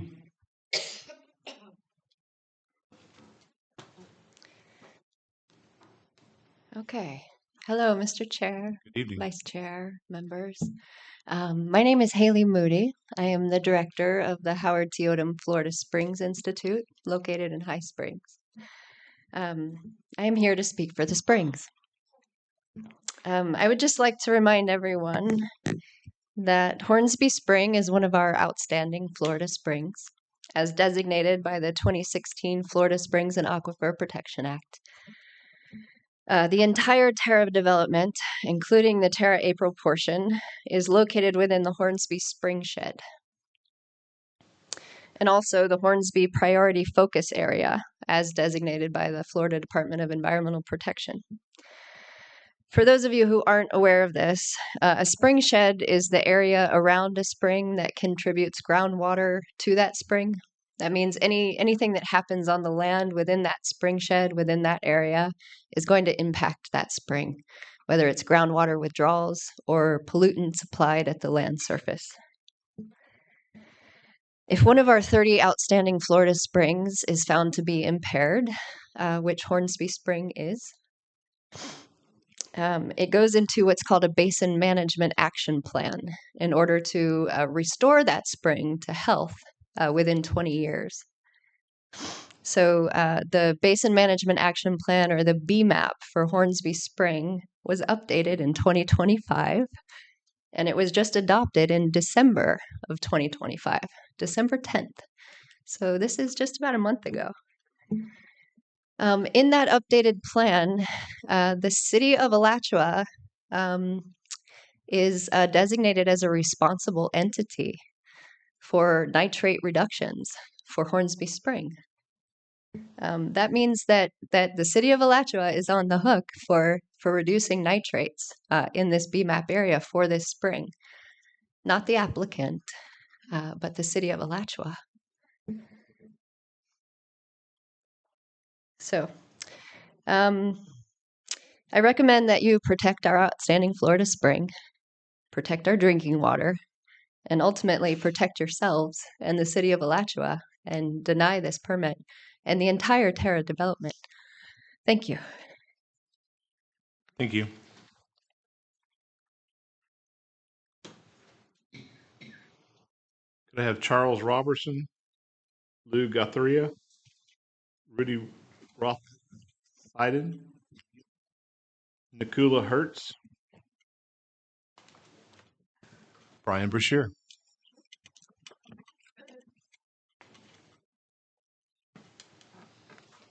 Mr. Chair, my name is Charles Robertson. I've been a resident of Alachua County for 29 years. I've been diving Mill Creek Sink for almost as long, since the late 90s. I've been a guide in that sinkhole since the early 2000s, and I participated in the survey and the map making that I believe you have a copy of that was rendered as a KML. So if you have any questions about that map or the KML, how it was produced, the accuracy, I'm happy to answer those questions. Beyond that, I wanted to speak to my understanding and my history, because I've been here and I've been associated with Mill Creek Sink and watching the development around it for quite a long time. So I've been keeping an eye on things.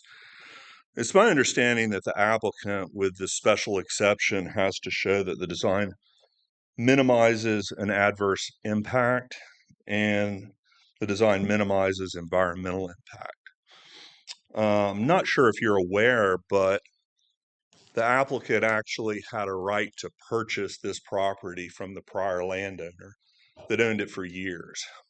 And there was an understanding and knowledge that this was an environmentally sensitive area. In fact, the applicant entered into a joint plan with Alachua County Forever, Alachua Conservation Trust, and a couple of other shareholders to minimize the impact on Mill Creek Sink. And this was all done, and there was a plan in place prior to him actually invoking his right to purchase his property. Part of that was these other entities were going to put money forward to create these buffer zones and to protect Mill Creek and Mill Creek Sink. Unfortunately, the applicant, for some unknown reason, decided to invoke his right unilaterally, and all those other shareholders were left out. So none of that other plan came to be. So he had an opportunity to minimize the impact. He had an opportunity to minimize his loss. And understand there's huge economic pressures on a board like this. He spent a lot of money on this property, and I would normally be sympathetic to that. But the fact is, he went and spent that money with open eyes, knowing there was an environmentally sensitive area here, and he had an opportunity to minimize that and create these buffer zones, these environmental buffers. And there were a lot of other players that were willing to work with him to do that. So I would urge you to deny this exemption request. Thank you. Thank you. Hello, Mr. Board. My name is Lou Gauthier. I've been a local since most of my life, the last 30-something years. I'm also speaking for my parents and my sister who couldn't be here tonight. They are also against this Terra April special exception. Lots of people have said pertinent information, I don't want to repeat, but the Mill Creek Sink is a wetland, and the University of Florida wrote an article on the importance of our Florida wetlands, and I'd like to quote that. Wetlands have the ability to filter impurities from water, store water to reduce flooding, keep carbon to reduce carbon dioxide emissions, and provide habitat for many precious plant and wildlife species of Florida. Wetlands are also tied to our groundwater system, making their existence and health important to drinking water and springs. Wetlands offer many recreational and cultural opportunities, yet despite all these benefits, more than half of the original wetlands area in Florida has been drained, dredged, and/or filled for development, with the vast majority being residential and commercial development. Not only do the wetlands help keep the waters healthy for fish, but they're also important to approximately 75 species of mammals, 283 species of birds, 122 reptiles, and 57 amphibians. As our kidneys filter impurities, so do the wetlands for the environment. As others have so succinctly said, we cannot simply undo the damage done by developments like these. So I'm imploring you to deny this permit and that this community so clearly stands against. I think it has a big point that there isn't a single person here to speak for the permit, and that we have so many people here in the room who are standing against it. So I know the last meeting went really long. Thank you for your time. Thank you for being here again today. But please help your community in denying this permit. Thank you. Thank you. Good evening, Mr. Chairman. Good evening. My name is Nikula Hertz, and I wanted to mention 2 points. One is that I moved here recently, and about around 5 years ago, I came here with my family and my elderly father. He's a part of the Hare Krishna community, and he wanted to live out his last days eating Krishna food and hanging out with his friends. And I myself have been spending this past 5 years exploring this most incredible wonder of Alachua.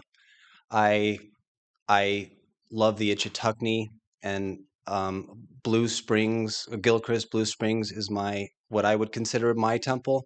I have not even, I just dive a little bit, and I can't believe the wonders that I see. The manatees have been something that is a true wonder to me. I only recently learned about them, and to be able to see them has been an incredible experience. I came the last meeting for my first time, and it was a great experience to witness how Alachua community is functioning. And I wanted to bring up the point that that when they were presenting when the applicants were presenting about the water concentration thing, that there was they mentioned multiple times that there's going to be some kind of a hiking trail. And I just want to say that hiking a mile around the Highway 75 with no trees and around a berm is not attractive to me. I love the Mill Creek Preserve. I was recently introduced to the Turkey Creek Preserve. San Flesko is one of my favorite bike riding places. I love the San Flesko corridor with the 3 giant 500-year-old trees there. And I recently, through learning from this meeting, that there's a spring that you can see right off of the side of the road on 441, right across from the hotel by the Sunny BBQ place, and you can see this giant clear blue water right now, right there, just right off the side of the road, and you can see people throwing garbage in there. And I think, and I just want to again to say, I think this is the most incredible county with the most incredible places. And thank you so much. Thank you. Good evening, Rudy Rothside, and thank you all for your time and your efforts. I know this is not an easy job for you to be up here. I want to start with just some history that I've experienced through this project. If we go back where this began, this property is owned by the McGahees. At some point, I spoke to Byron Flagg, who was the attorney who worked with negotiations with the county for Wild Places, Wild Spaces. He was in direct contact with her in negotiating a deal to purchase this land. Soon after, our then city manager called and disrupted this deal. That city manager is no longer our city manager. He has a consultant business, and he represents the developer that wants to develop this land. All right, very key connection there. Mr. Flagg also mentioned to me that the developer later came back to the county and said, I will sell you for that same amount of money you are offering to Ms. McGahee. I will sell you a small portion of this land to gain some money back. So then let's move on to, we had an LDR change. Some of you might have been at some of those meetings for that LDR change. Those LDR changes, Mr. Moctero was here at those LDR changes and spoke directly to wanting those changes and seemed as though a sponsor for those LDR changes. Those LDR changes directly allowed for this type of development to happen, a national builder developer to happen with smaller setbacks, postcard size plots, and allowed for this thing to happen. For national builders to come into our town to take away building opportunities for our local people. I've also stood in here, I've heard our ex-city attorney rant and rave at the issues with this project. She stated that this development should not be piecemealed together. This is one giant piece. When you grant special exceptions, you're giving them builders' rights to continue on with the rest of the development. How many dump trucks of sand and dirt are going to have to be brought into that piece of land for it to be developed? That's one of the questions I think you should know. Also, that city attorney was here for a number of years. She was involved with the Walmart Walmart supercenter they were talking to develop. There was the city was sued from the county, and they were told within that lawsuit there were so many stipulations put on that piece of land that is basically directly behind us. It's be on the west side or the south side of 441. In all those arguments that were said, and the stipulations that were placed, the one thing our city attorney mentioned here in this room, she said, as much stipulations are placed on this piece of land, the more important piece of land is across the road. This is the piece of land that is one of the most environmental sensitive pieces of land in our whole county, right? Not just our city, but our whole county. Okay. We have to, all right. Got a lot of little notes here. My daughter drew a little picture. Okay. I've heard from neighbors from this property when it was clear cut that they sent over planes crop dusting the land with pesticides and herbicides. We've talked about the past. Let's talk about the future. What could this land be? This land could be our central park of the city. This could be our beautiful place where everyone can go visit, explore, and as Mr. Havlick said, a center for tourism. Or it could be a sea of houses with HOAs that require each homeowner, to keep up with their lawn, spray it with pesticides, spray it with insecticides, right? Where's that going to go? To our wastewater, to our drains. Then again, I'd also like to point out that the FDOT was not involved in communication. Thank you. And the city county combination project did geo testing before they did any sort of action. Thank you.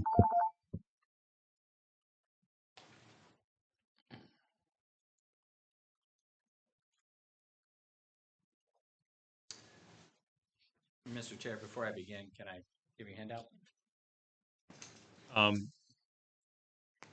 Go ahead.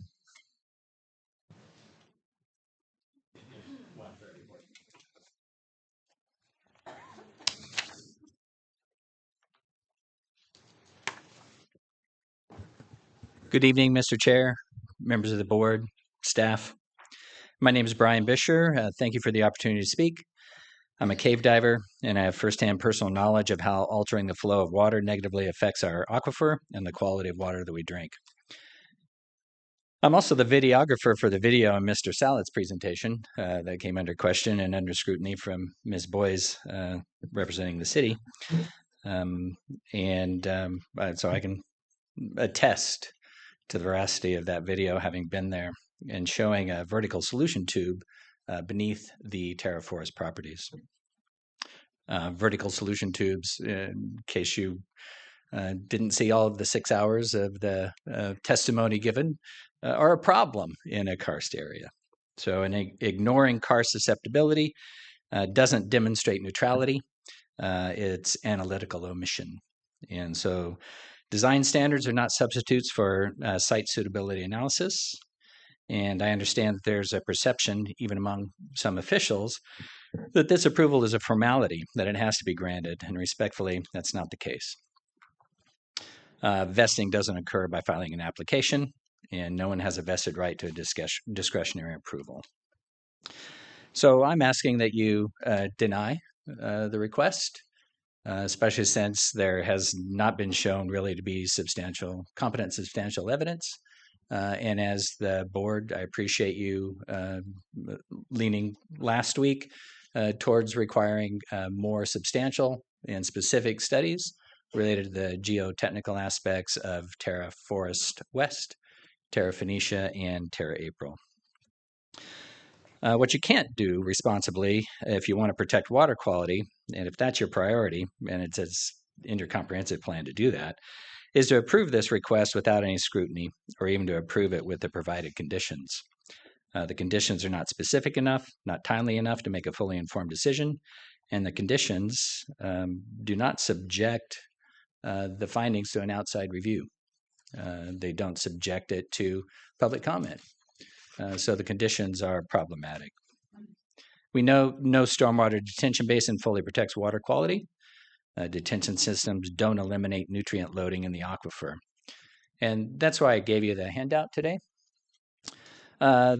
Because one of the things I saw is that I call it the Alachua, City of Alachua Magic Pond. My wife told me not to be sarcastic, but I can't get over it. I know Mr. Valadares has given a great presentation at a city commission meeting about how wonderful the stormwater park is behind Sunny's. And you would think that it's going to filter out all the things that all the modeling said it would filter out.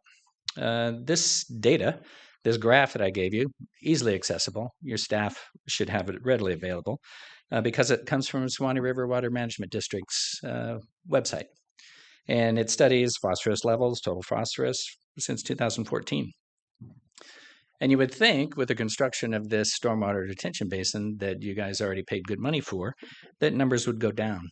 But as you see, total phosphorus is not going down. And it shows an overall increase trend. Nitrates, total nitrogen, don't see that going down on the Suwannee River Water Management District's website either. And they're reporting that testing. And so I think there's plenty of holes in the evidence that they've provided that allow you to deny this project, allow you to deny this special exception permit. And that's what I encourage you to do. Just in my last minute here, I am somewhat shocked and surprised that we did not swear in the members of the public because they do have, I believe, let's see, evidence. Opposing expert testimony, can't ignore that. Credible resident evidence, you can't ignore that. Prior contradictory studies, you can't ignore that. And yet we sort of have. So we haven't sworn in these folks, and so I wonder how's that play into the overall. Are we showing an inherent bias in giving the applicant an opportunity to contest this? And then the other question I would have would be, Ms. Johns, you weren't here at the last meeting. I don't know that you all asked that be reflected in the minutes. And also I was concerned that there was no questions of her about ex parte communication, which seems to be a common thing done before being on a board that votes. Thank you. Mr. Chair, just a couple housekeeping matters, if you permit. Yes, go ahead. There were so far, and if I'm missing one, please let me know, but there have been 2 documents provided to the board tonight by members of the public that need to be entered into the record. And one was Mr. Nathaniel Warner's list of 5 cases. That's his document he gave us that should be entered into the record. And then the most recent witnesses phosphorus chart. Okay,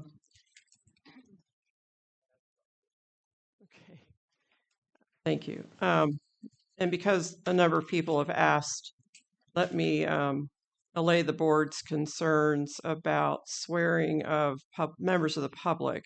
There's a Florida statute that covers this circumstance. It's section 286.0115, subsection 2, subsection B, and I'm going to read it. In a quasi-judicial proceeding on local government land use matters, a person who appears before the decision-making body who is not a party or party intervener shall be allowed to testify before the decision-making body, subject to control by the decision-making body, and may be requested to respond to questions from the decision-making body, but need not be sworn as a witness, is not required to be subject to cross-examination, and is not required to be qualified as an expert witness. The decision-making body shall assign weight and credibility to such testimony as it deems appropriate. So that's the Florida statute that controls your proceedings. And if there were any individuals this evening that should have testified as experts for various parties. That opportunity was last week at that hearing. So you're on solid ground with not swearing members of the public.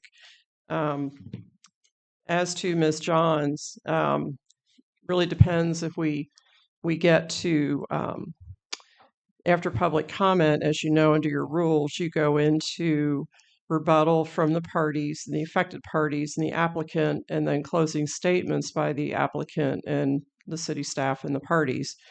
I have no way of projecting if we will get there this evening, but if we finish all of that and we come back to the board, obviously there would be a voir dire of Mrs. Johns to determine if there had been ex parte, but it was not appropriate at the beginning of public comment because we're not in the evidentiary part of the hearing. So there are other rules I can read later to determine, her status this evening and whether you vote tonight or at a subsequent hearing. So we can get into that if we get to that point later. Thank you. Thank you. Does the board have any questions about that? Okay. Are there any more of the sign-up sheets back in the back?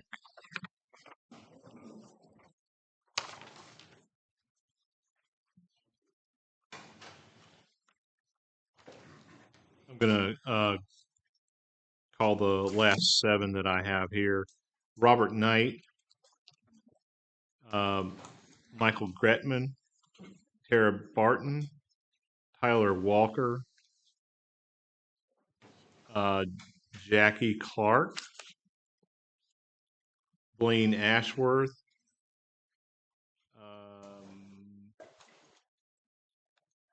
Mina Jesus. No more sheets? Okay. Good evening. Good evening. My name is Robert Knight. I am a resident of Alachua County for the last 48 years. I am the founder of the Florida Springs Institute, the Howard T. Odom Florida Springs Institute. I'm retired, but I still am president of that organization. I've been working in springs in Florida since the 1970s. As long as I've been in Florida, I've been working in springs. And so spring science is my expertise. And today we're really focused on the Santa Fe River Springs. So I'll just talk about those a little bit. It's my opinion as an expert that Mr. Chair, we're not taking expert testimony tonight. I'm offering this as a resident. Okay, not resident. An expert. Okay. No, you can evaluate that separately. The Santa Fe River Springs have been impacted quite a bit in the last 50 years that I've been going to them. I raised my kids at Poe Springs. I took them to Hornsby Springs, and I've obviously spent a lot of time in all the springs. And those springs have changed enormously in the last 50 years. They have lost flow. They've lost about 200 million gallons a day of flow, a significant amount of their flow, 20% of their historic flow. They have become polluted with nitrogen. And those are effects basically that mirror what's happening in the spring shed.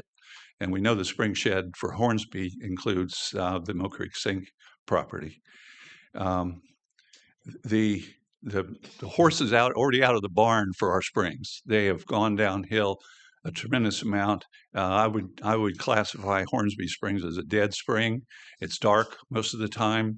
It has almost no photosynthesis, no plant community in it whatsoever. It's not attractive for recreation most of the time. It's a very sad sight, and the same thing is true for Poe Springs and all the upper springs on the Santa Fe River. So those springs have died by 1,000 cuts, literally more than 1,000 actions by city commissions and groups like ours here have resulted in the changes that have occurred in those springs. They can be restored, but they can't be restored if we continue to add additional wounds to the 1,000 cuts that are already there. It does not make sense to beat a dying horse if you want the horse to come back to life and rescue you. And the springs, I'm just so I feel so rewarded by the public here and the amount of time these people are investing in this and their love for the springs and for this area. This is what is special about Florida, about North Florida. It's why a lot of us live here. It is something that's attractive to the rest of the world, but we can make the springs better. We can make the springs healthy again. And the first step here is to actually deny this development and to really put restrictions on future developments in our county across the board, because all these developments add up to the 1,000 cuts that are killing these springs. Thank you. Thank you. Oh, I have one thing to hand out too. Can I do that? This is a study on the Santa Fe River Springs that we did last 2 years ago.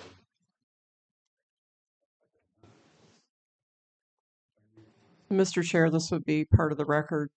Oh, okay. Can I get another one?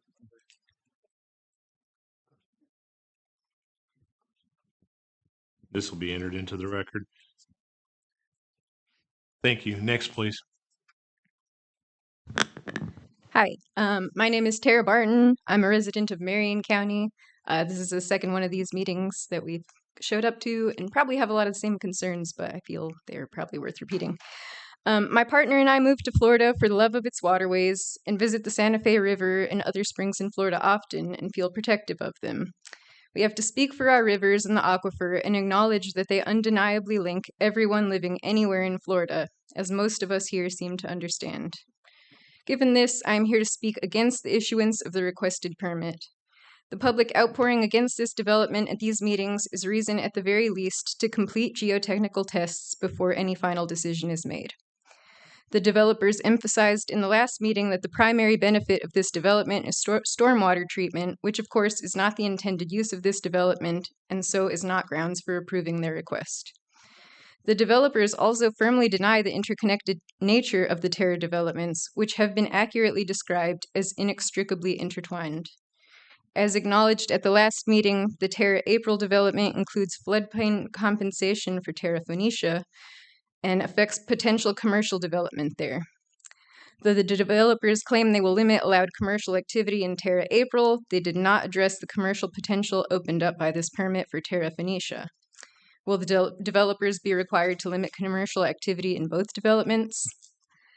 As noted by many already, studies have shown that contaminants travel quickly throughout the aquifer, and contamination of residential wells and property damage from sinkholes would be devastating for community members and residents, and this affects not just Alachua, but surrounding communities. We've heard that there are active sinkholes on the Terra Forest West property, and geological experts and publicly available maps show clearly that this is a high-risk area where sudden cover collapse sinkholes are common. Do the developers have a plan to address harm caused to residents and the aquifer should the logic of geology prevail and sinkholes develop here? The state of Florida and various local communities are financially invested in protecting and cleaning up the Florida waters, like with the BMAP plan that a commenter just mentioned. What if these taxpayer-funded efforts are undone by this development? What is the plan then? As noted in an article I read about these proceedings, there seems to be great potential for future lawsuits besides environmental disasters. There are too many unanswered questions here that affect the future of Florida's drinking water, which is already threatened by overpumping and pollution. Thanks for your time, and I hope you'll vote against this permit and stay on the right side of Florida's water history. Thank you. Thank you. Good evening, and thank you for the opportunity to speak at this juncture. My name is Tyler Walker. I am a member of Marion County's residents.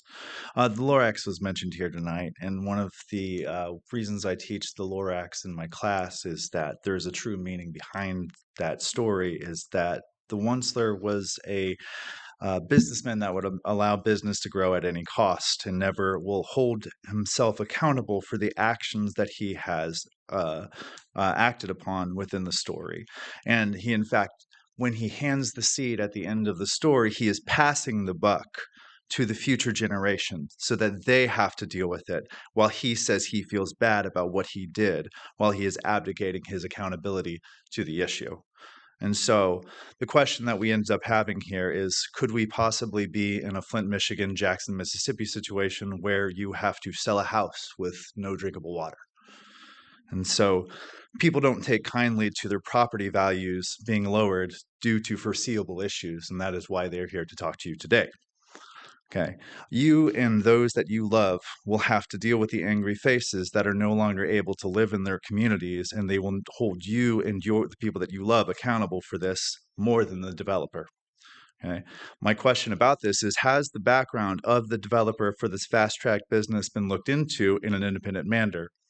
It reminds me of the episode of The Simpsons in which they uncritically buy a monorail, and they have not looked into the past of the company to find that they have a list of broken cities behind them.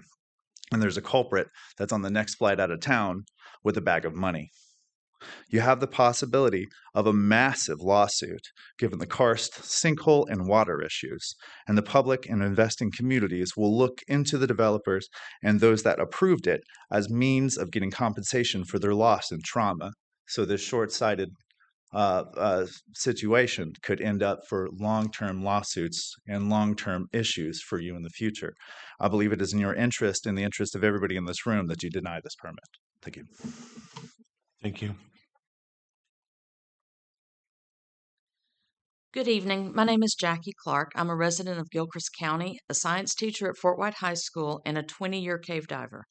In the decades that I have lived here, I've seen continual attacks on the water quality of this area.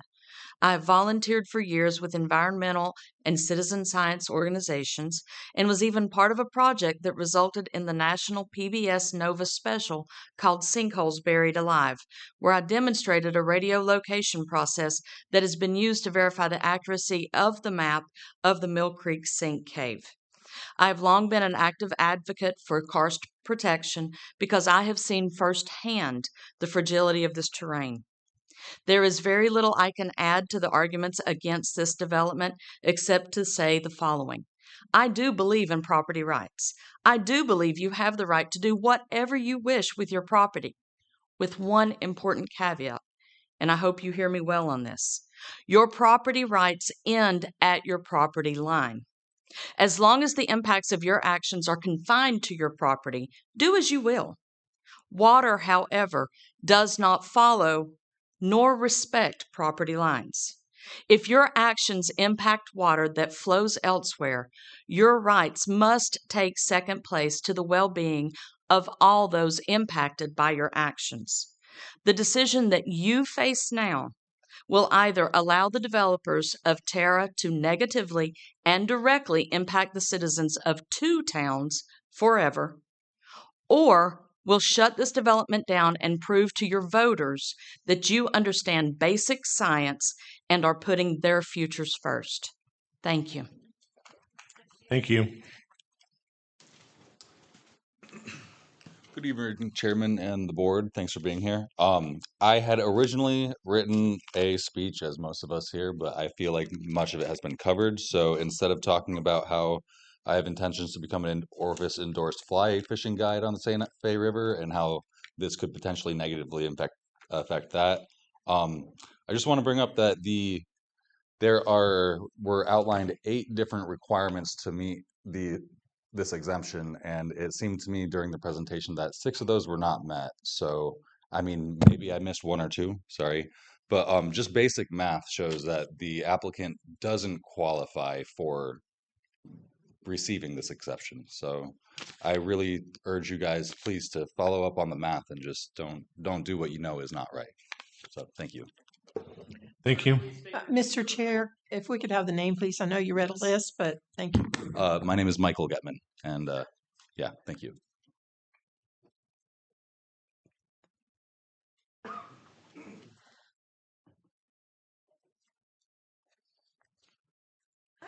I signed up on the wrong list.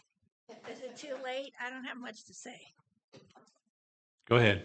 My name's, well, thank you for listening to all this testimony. I realize it's a lot, and I appreciate you making room for me. My name is Jody Bose, I'm the executive director of our Santa Fe River. Our Santa Fe River is a strong nonprofit community and organization with 100 paying members, 5,000 contacts, and even more people following us on social media. I just want to say the river's health is critical to this region, our economy, and the community, everything you've already heard. But also with the amount of people that are here, there are even more people that are concerned and impacted that are not represented right now.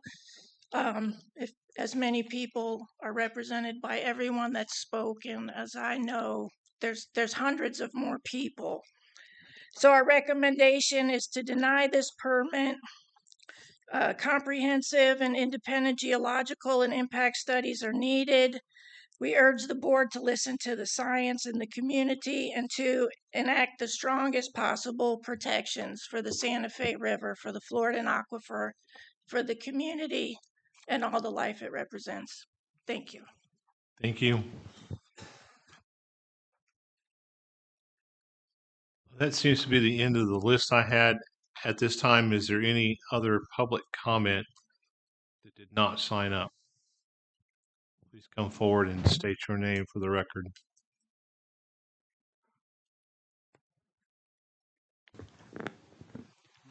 Jeff Hendel, Alachua County resident.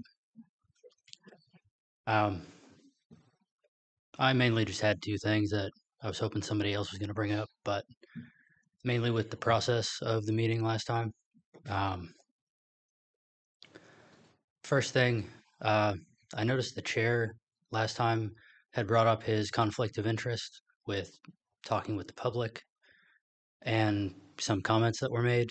I appreciate that and transparency of the process, but it came up that the land use attorney was previously employed with the same law firm that now represents the applicant during the time this project was going on. And I feel like that should be brought out into the light in full transparency of this process. And it also seems like the department director, in rebuttal of the witnesses, just seemed to rubber stamp the staff recommendation as made by the applicant. So in full transparency of this process, it seems like you guys have no choice but to deny all of this process. Thank you. Thank you. Hey, I'm Finn, aka Wrights Crispy. I wasn't planning on speaking today, but all the residents have inspired me to exercise my First Amendment. That's what my freedom of the press that I've considered myself an expert in the last 6 years, holding government accountable.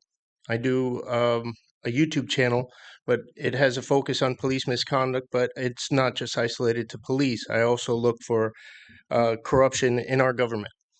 What the gentleman just spoke about, I've read about. I've never come to one of your meetings to speak about it, but it is apparent that some fishy stuff has gone on in the past, and nobody here has spoken in favor of this being done. Everybody here has spoken against it. With our First Amendment right, there are 5 elements: freedom of the press, freedom of speech, freedom of religion, assembly, and to seek redress for our grievances. We're demanding that you say no to this. Understand, this is the voice of the people who have put you in your position. They don't want this. So please consider, I'm a resident of the city. I live on 188th. Big, beautiful sign right there. Sometimes it's lit up and people can see it. I pull water out of the well. I have city water. I'll tell you, I have a tester that tells you the parts per million. There's about 250 parts per million that comes out of my tap from the city. It's 180 parts per million, a lot cleaner, coming out of my well. And then I pass that through a filter and I get it down to 4 parts per million. So my little boy and my little girl can drink clean water and grow up nice and healthy and happy and learning and growing. I teach them their civic duty. So they will be the ones who will be exercising their freedom of the press as well and holding our government accountable. It's not just to keep up with the Kardashians, it's to shame our government into doing their job correctly when they're doing it wrong. And I'm not saying you're doing it wrong, but please make the right decision. Also, I am a member of the Springs Institute in High Springs. When I have family and friends who visit from out of town, I proudly take them in there and I show them the pride, being the world's capital of freshwater springs. That's what we have here. We have this beautiful treasure. If we sell it off to a quick buck of suburban sprawl, it's gone forever. Think about the long term. Think about what it'll do to not just our city, the whole area. And that's all I had to say. Thank you. Thank you.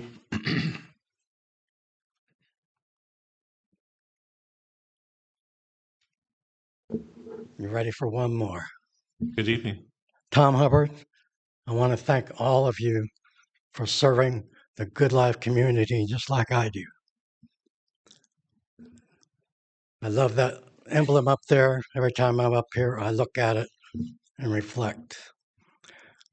I'm not an expert for or against this application. I spent 77 years learning good common sense. And I think good common sense tells me you need to vote against this. If that land's to be developed someday, so be it. But I think right now would not be the time to do it. So thank you for your consideration on the matter, but I do hope that you vote against it. Thank you. Thank you.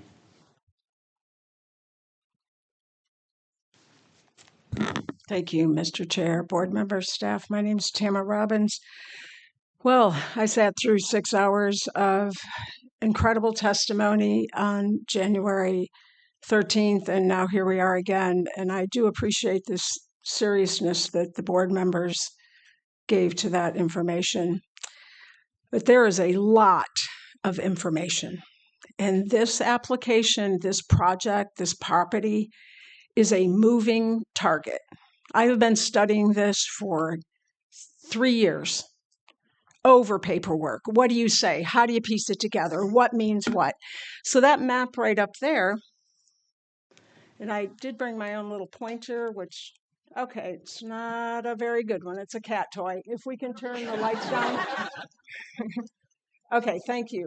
So the application is for this entire parcel, right? It says 58 acres. But what we continue to be led to believe is that we're only talking about those 2 basins right there that are going to serve that community commercial parcel right there, which, by the way, the applicant by right could place the necessary retention basins for that development on that property. They don't need a special exception up here. It's just that there's no profit in building your retention basins on that community commercial. It's better to get a special exception for ag land to build them up here. Okay? So is this application, I'm sorry I'm shaking and my pointer's not very good. So is the application for the 2 basins that are directly above the pink commercial property, or is it for the entire strip that includes in the application the trail system that's a needed accommodation for those 2 other basins for the community commercial, but we've learned that we need all of it in order to serve the property further south along 441. So I can't sort it out, right? This is very complicated. What you're approving, this permit right here is for 58.32 acres. It is not just for those 2 retention basins that you continue to be told are only the ones you're voting on to serve that community commercial property. This is for the entire agricultural land. The permit is for a special exception for a minor utility that is allowed to be placed in ag land. That entire right strip is ag land. And those red drawings are retention basins. And the applicant attorney, I might as well just show you this now. The applicant's attorney, Stearns Weaver, sent this map to the city. Okay, has that parcel, that retention basin up there along I-75 as FDOT stormwater facility. Well, that is not true, right? But this was by Stearns Weaver, who, by the way, City Attorney Patrice Boyce used to work for and was a shareholder last year, right? This is now the applicant's attorney. So, but they were saying that the land was FDOT stormwater, and it's not. The testimony you received the other 2 nights showed FDOT is not building stormwater basins. So why is the applicant's attorney sending out a map with a big FDOT stormwater facility on it? That is not true. So I would really like to know, what are we actually talking about? And on the applicant's maps, April Boulevard, April Boulevard that goes right along there, they list that as a county-owned access road. It's not. It's owned by FDOT. So when FDOT says, we don't have any interest in you all solving our stormwater problems, we can do that ourselves, and we've done it, they're misrepresenting a state agency by claiming they not only do not own the road, that they need this stormwater facility, and they don't. So applicant's attorney is providing false information with this map. FDOT has no interest and does not own that stormwater facility. I urge you to deny this. This is common sense, as a previous speaker said, and it is in violation of the county comp plan under water resources, objective 1.12 water resources. It's in violation of that. And you all probably have that in your packet. And I would like to know if Ms. Johns is going to be asked about her ex parte to reveal her service on the water district as chair of the governing body. Thank you. I'm Marshall Rawson. Florida's at a crossroads where, if current trends continue, Florida's projected to lose another 7 million acres of our existing green space. That includes 3 million acres of existing ag lands, 1.3 million acres of our existing timber woods and forest land, and 2.7 million acres of other wildlife habitat. You have the opportunity to be agents of change, either for good or for destruction today. And for those that don't care about the endemic species, for the sake of the endemic species, for those that don't care about the quality of life of our residents, for the sake of that, one should care about the fact that our economy here in the state of Florida is built off of 2 things, and that is one is tourism, and second is agriculture. But what type of tourism? People come here for our world-class beaches, our springs, our national and state parks, the once iconic views they could see from the Claremont Citrus Tower that are no more. And then our number two source of GDP in the state of Florida is agriculture, that brings $137 billion to our state economy every year. And here in North Florida, we're especially at a crossroads. And this is going to have an impact both when it comes to our agricultural economy and to our economy that's based in tourism. This is not of a benefit to the community. It's not of a benefit to the taxpayer. For every dollar that county government, city government gets for new residential development, it costs $1.25 to pay for EMS, fire, and police. And so, like I said, this is not a benefit to the taxpayer or our environment. And so I encourage y'all to vote no on the special exception. Thank you. Thank you.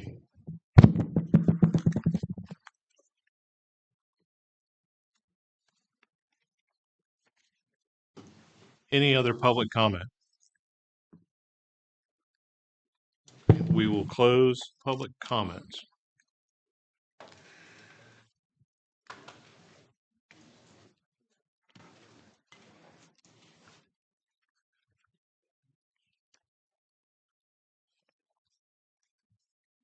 Mr. Chair, it's been brought up a couple of times that Ms. Boyes worked for Stearns Weaver. She's resolved the conflict. There was no representation at the time that she was or with that law firm. She does not believe she has any conflict, so that has no bearing on her representation of the city of Alachua at this juncture. Thank you, Mr. Attorney. Of course, it's already been discussed this evening by Ms. Boyes that when we get to the vote, we will talk about ex parte with Ms. Johns, and we will determine if she's had an opportunity to review the video. If we get there, if we don't get there, then we'll do it at the next meeting. Very well. Thank you.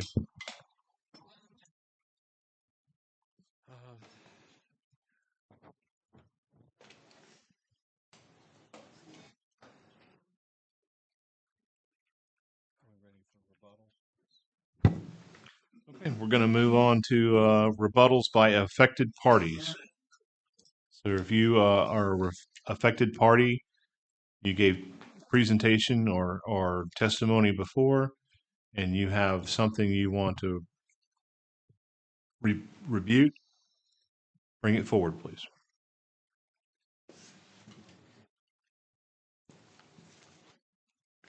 Good evening, Planning Board. My name is Jane Graham. I represent the National Speleological Society. There's not much else to rebut at this point. I think that the information and lack of information speaks for itself. So I'm not going to get into the details. What I would like to read to you is section 2.3.1b of your code relating to the burden of proof for quasi-judicial hearing, which is the burden of demonstrating that an application complies with applicable review and approval standards of these LDRs is on the applicant, which shall be demonstrated by competent substantial evidence. The burden is not on the city or other parties to show that the standards have not been met by the applicant.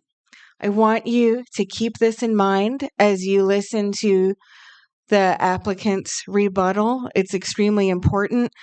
And in anticipation of what we think they may say, I will say that the maps brought by National Speleological Society are done by cave divers, and you've heard testimony here tonight by the specific individuals who have conducted the dives and the first person observations and have the technical expertise to do so.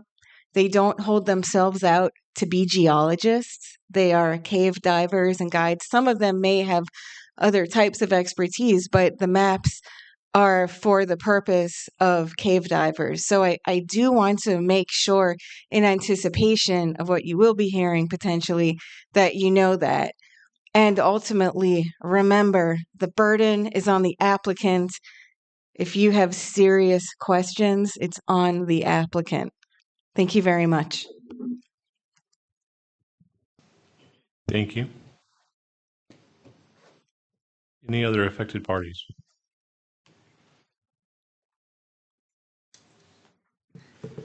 Hello, Mr. Chair. My name is Soorya Lindberg, Soorya, for the court transcriber. Mr. Chair, now that the affected parties are speaking, do we get sworn in again? I believe you've been previously sworn in. Okay, thank you. So, Mr. Chair, members of the board, I would like to present a rebuttal addressing two material issues in the applicant's presentation and the city's staff report. Timeline inaccuracies in the absence of independent, substantial evidence supporting the recommendation for approval. My first rebuttal concerns the applicant, Terra Forest, LLC, and the timeline presented to this board. In slide 4 of the applicant's presentation, it is stated that there was a donation of a lift station in 2015 and a donation of a public utilities easement in 2016 by the property owner. However, Mr. Chair, Terra Forest LLC was not the property owner in either 2015 or 2016. The applicant acquired the subject properties in 2019, creating a 3 to 4 year gap between the referenced actions and the applicant's ownership. A copy of the deed is in the materials. This is not a minor discrepancy. Presenting a pre-acquisition actions as if they were undertaken by the applicant misrepresents the ownership record and creates the misleading impression that Terra Forest LLC participated in or contributed to those prior goodwill actions. The board and the public are entitled to a clear and accurate record of who undertook those actions and when. And for the record, those actions were performed by a different property owner, not the applicant before you tonight. Let that sink in. Okay, my second rebuttal addresses the city staff report and its recommendation for approval with conditions. In slide 17 of the applicant's presentation, under the heading of consistency, it states, city staff finding is that application is compliant with these standards. During cross-examination, I asked the city's planning director, Mr. Thomas, what independent backup or data supported the conclusion approval with conditions. Their response was that the supporting material was provided by the applicant. Mr. Chair, findings that merely restate an applicant's assertions do not constitute competent, substantial evidence, which is in our code. A staff recommendation must be grounded in independent analysis, not solely on materials generated by the parties seeking approval. The reliance on applicant-supplied materials is particularly troubling because it omits prior city work directly relevant to this application. Two former city planners, Adam Hall and Justin Tabor, were involved in the review of related Terra developments. Both individuals resigned within 2 weeks of each other in 2025, and their involvement is documented in public records related to the Terra April special exception permit. More importantly, former city planner Justin Tabor authored an open letter to the city commission. He sent this to the commission on March 12, 2025, so it's in city public records. It went as viral as something could go in Alachua at the time. And in that letter, Mr. Tabor states that city staff at the time, not current city staff, concluded that additional analysis regarding the feasibility of the development plan should be conducted. And they were specifically referencing Terra Phoenicia, which is proposed to provide floodplain compensation for Terra April. This is documented in quotes.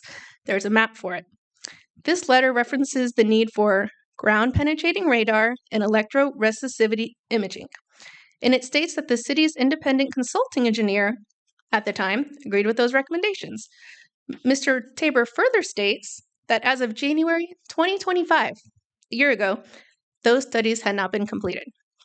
Mr. Chair, this raises two critical questions for the record. One, if the city knew at the end of 2024 that these studies were necessary, why is the city now recommending approval with conditions that defer those same geological studies until 2026? They knew about it, and here we are. That represents at least a 1-year gap in required data during which this board is being asked to grant a discretionary approval without the benefit of the very information city staff previously deemed necessary. And number two, why was the prior work of city planners not included in the review for this hearing? This includes correspondences of former staff to the applicant, meeting notes, technical memos, and documented concerns that they're directly relevant to the finding that you need to review today. They've been there, they've done that, but it's not a part of this current application materials. Those materials are part of the city's own institutional knowledge and cannot simply be disregarded because the personnel involved are no longer employed. And my takeaway, Mr. Chair, is that in this instance, the review process reflects an alignment with the interests of the applicant rather than an independent evaluation in the interest of the public. That is a concern, particularly because in a quasi-judicial proceeding where the board decision must be based on competent, substantial, and complete evidence. Those two words again. And for these reasons, I respectfully submit that the applicant's presentation contains material misrepresentations and the staff recommendation lacks the independent evidentiary foundation required to support approval of the special exception. And I have a surprise rebuttal I wasn't planning on saying. To echo what others said before we get to ex parte, I'm concerned that Member Johns is sitting on the dais when they were not here last week. And if there was any review, how can we know that's true as a member of the public? And I did bring this up to the city attorney before the meeting, and I said, what is the policy? And he said, I don't know. So I would like to know what our resolution would be. Thank you. Mr. Chair, I can maybe short circuit the question about whether Ms. Johns is allowed to be here tonight, if you'd like me to briefly. Proceed. Okay, so there is a Supreme Court case right on point. It's Metro-Dade County versus Florida Processing Company, and I'll read you the pertinent excerpt. The entire membership of an administrative board need not sit as a body to hear evidence presented at a duly convened public hearing. In absence of statute or rule to the contrary, it logically follows that the composition of a reviewing panel of board members can change between hearings. And that's what's happened here. One is entitled to a hearing by the board, not by particular board members. However, any change in the panel must conform to due process. In the administrative law context, which is what we're in here, due process requires that board members must base their judgment upon the evidence and testimony adduced at the hearings. This is generally thought to be a flexible requirement in that the mechanics of how a board member gains an understanding of a cause is not particularly important so long as a competent understanding exists. Accordingly, a board member not present for all hearings or all portions of a hearing must reasonably familiarize themselves with the record to establish a competent understanding of the record. This is sufficient for due process requirements. So as Mr. Walker said, he'll be assisting you in inquiring when the time, if and when the time comes this evening. Thank you. Thank you. Any other rebuttals by affected parties? Good day. Thank you, Chair. My name's again Sarah Younger. I was affected party. Yeah, but you came up as a member of the public and spoke tonight. I gave a public comment. I was still That's affected not, party. you were not recognized as a affected party in the prior meeting. Yeah, yes, I was in the meeting last week. I was seen as an affected party. When we asked you this evening if you had spoken as an affected party, I did not speak. I said I was an affected party, but I did not speak. Mr. Chair, I have a list of some of the folks that weren't with entities. What did you say your name was? Sarah Younger. Mr. Chair, at 10:20, I wrote down Sarah Younger. I mean, I'm not swearing to it, but that's what I wrote down from the last meeting. Very, very well.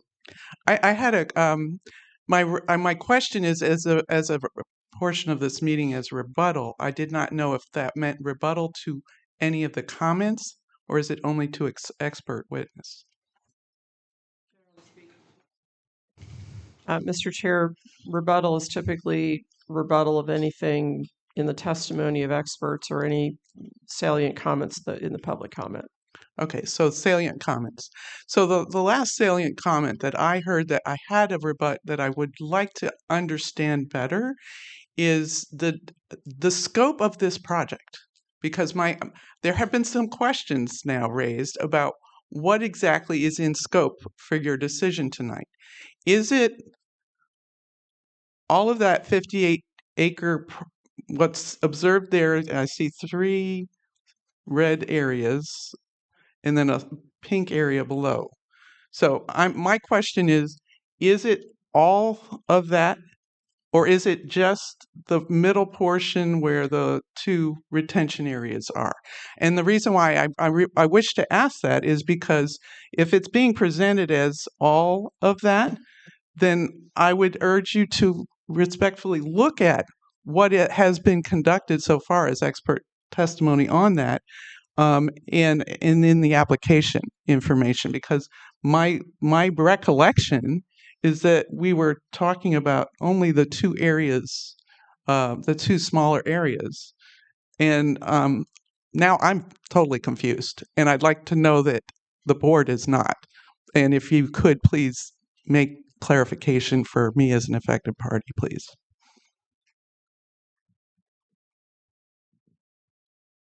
Mr. Thomas, could you make that clarification?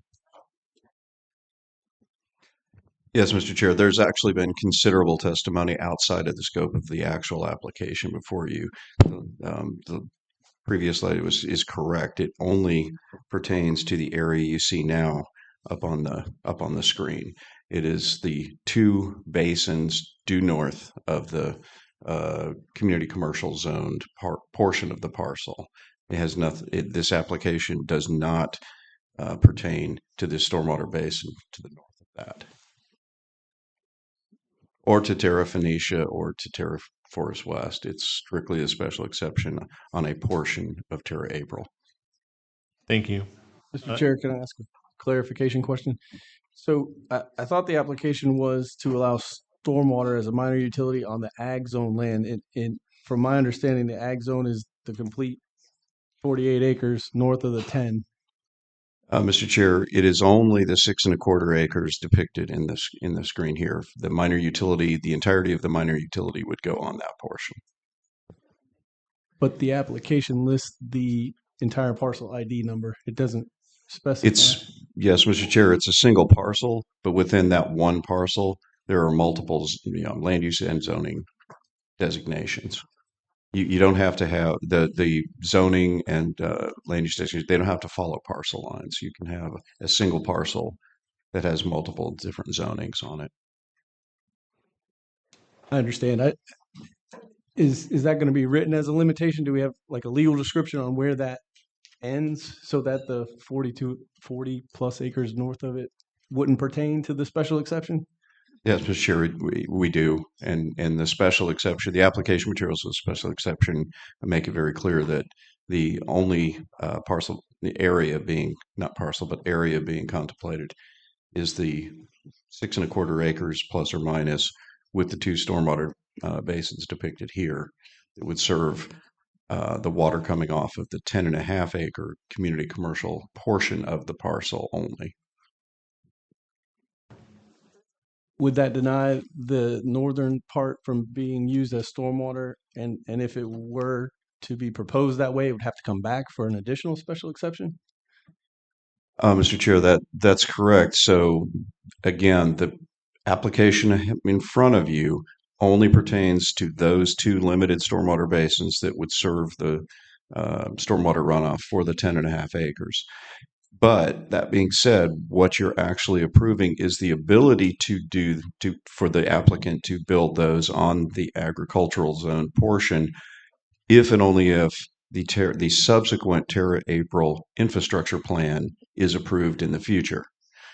So you're not approving or denying with this application anything other than the ability to build those basins off-site of the 10 1/2 acres, if and only if the Terra April's infrastructure plan is ever approved, because they're part and parcel to that. And so if you approve this tonight, you would not be actually approving the construction of those basins, only the ability to construct those if the infrastructure plan is approved at a subsequent hearing before the city commission. And that's a part of why staff has added the exception, or conditions rather, to the special exception if approved, that they would not, the development order for the special exception would not become active until all of the geological evaluations listed in the letter from the city to the applicant on January 6th were completed and accepted by the city. And then also further, on the basis of those geological evaluations, if the findings of those necessitate an alteration to the design of those basins, that would be a requirement as well. Mr. Chair, I have questions. I'll defer to the other board members. I have a lot of questions. I don't want to cut off any other folks from speaking from the dais. So we probably want a complete public comment. I'm sorry, complete rebuttal. by the affected parties, and I believe you've got City of High Springs. City of High Springs, Yeah. Alachua County, and then of course the applicant. Again, Jennifer Appleby. I'm with the City of High Springs. Parks and Recreation Director is my title. I'm here to represent the City of High Springs. I am here to rebut what I just heard. It seems like exception is an innocuous way to begin this process, to have the ability to. So, sectioning out, this is the first step, and they have not met the requirements.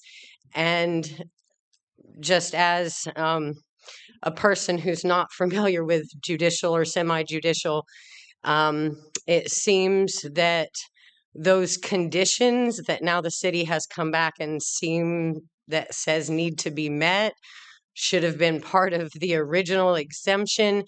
I just feel like a lot of this is meant to confuse the public to get the foot in the door. And again, we, the City of High Springs, are here to protect our water.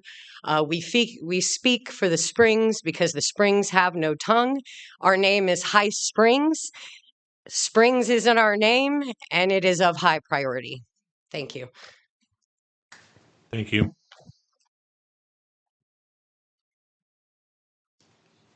Hello, good evening, Chair and members of the board.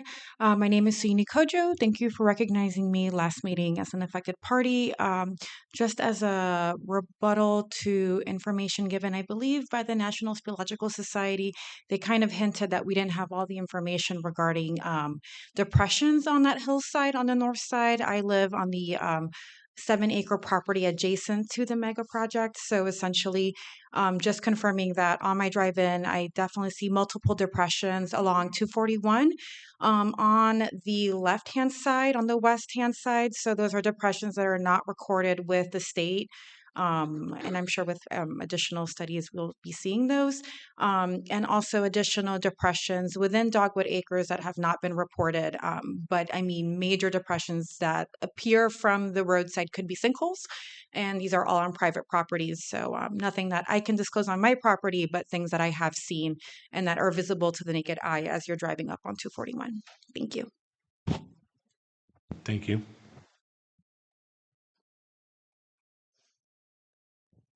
Any more affected parties that wish to speak? So we have Alachua County. I see Mr. Hanson in the back, and the county attorney's here.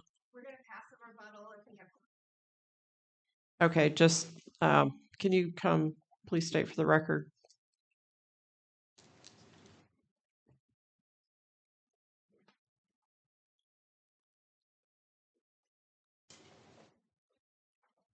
Mr. Chair, Sylvia Torres, County Attorney. We're going to pass on rebuttal if we get closing. You will have closing, yes. Okay. Very well, thank you. And we have city staff. I'm sorry. Applicant is next.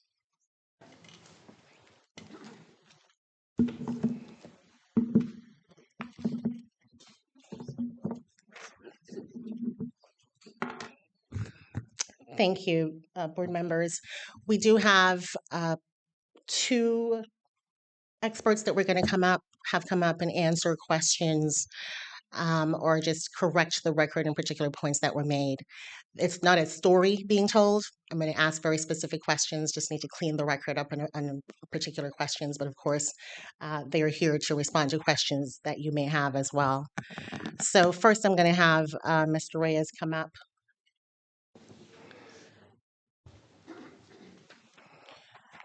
Okay. Mr. Reyes, could you remind the board who you are as far as this project? Sergio Reyes, professional engineer with EDA Consultants. We've had quite a bit of discussion about the sizing, the depth, and the purpose of the stormwater basins. And so I'm going to have you respond to about 4 or 5 questions on that particular issue.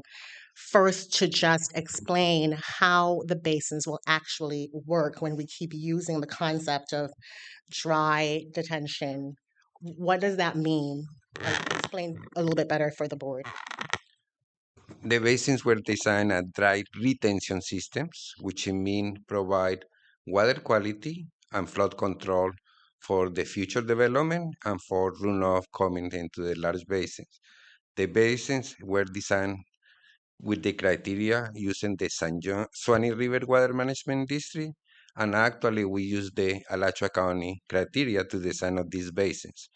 The basins serving the future commercial development have a pre-treatment basin, and that's the reason you see two basins and actually four basins in the two for the two potential projects.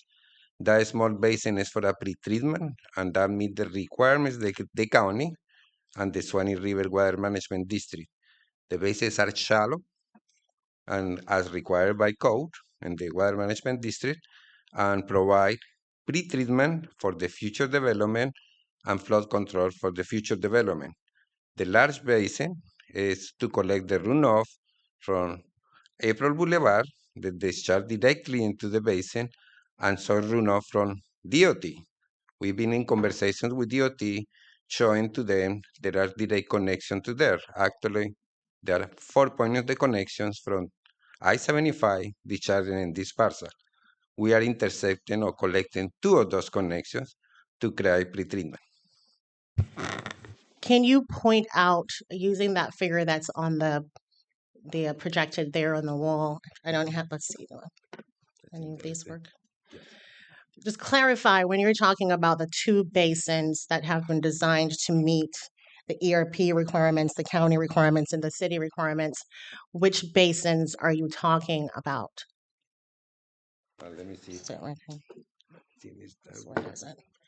Generally, just describe. I'm assuming it's the areas in red, a larger basin and a smaller basin right to the north of the pink area.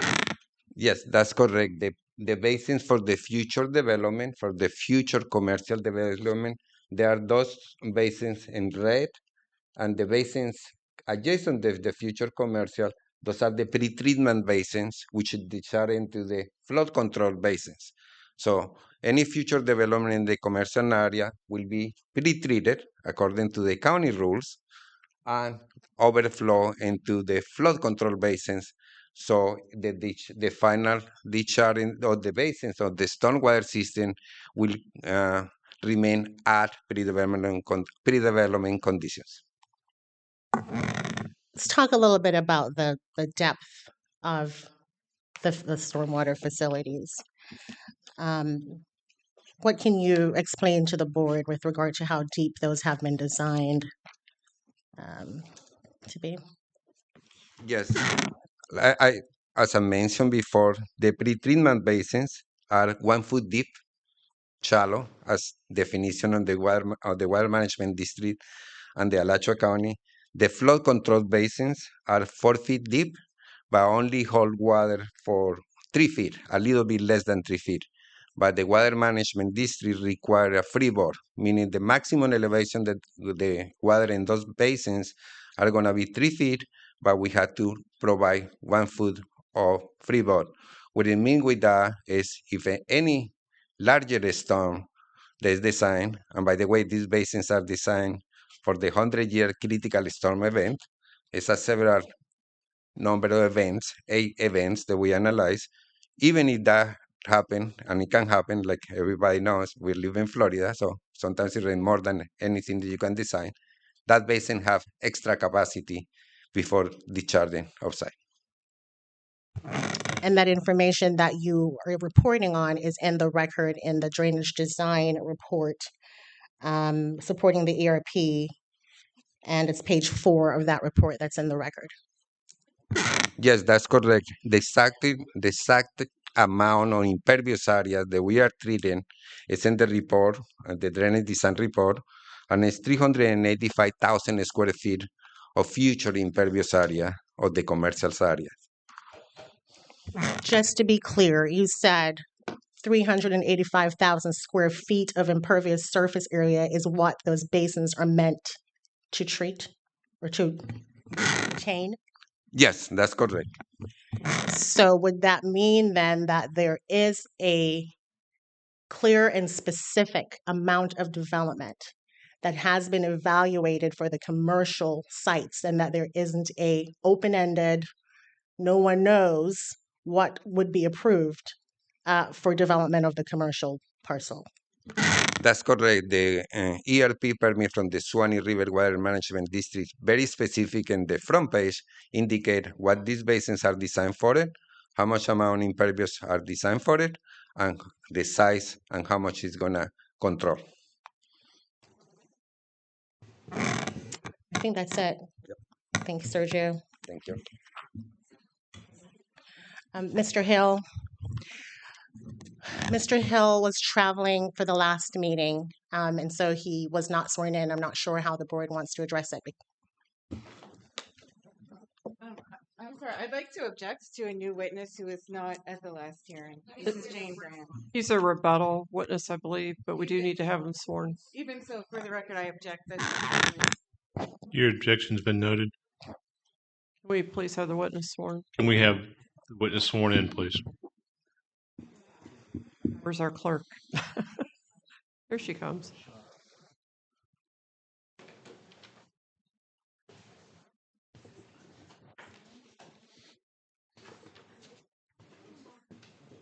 There we go. Do you swear or affirm the testimony you're about to give is the truth and nothing but the truth? I do. Mr. Hill, could you provide a brief summary to the board about your experience and what your work has been on this project? Sure.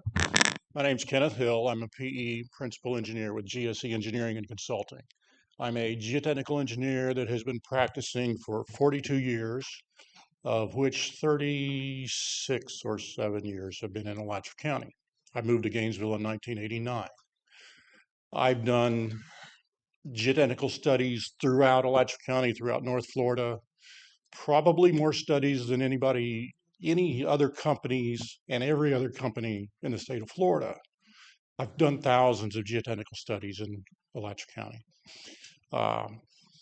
I have been involved with all of the Terra projects in Alachua for the last 5, 6, 7 years, doing geotechnical studies, including Terra April.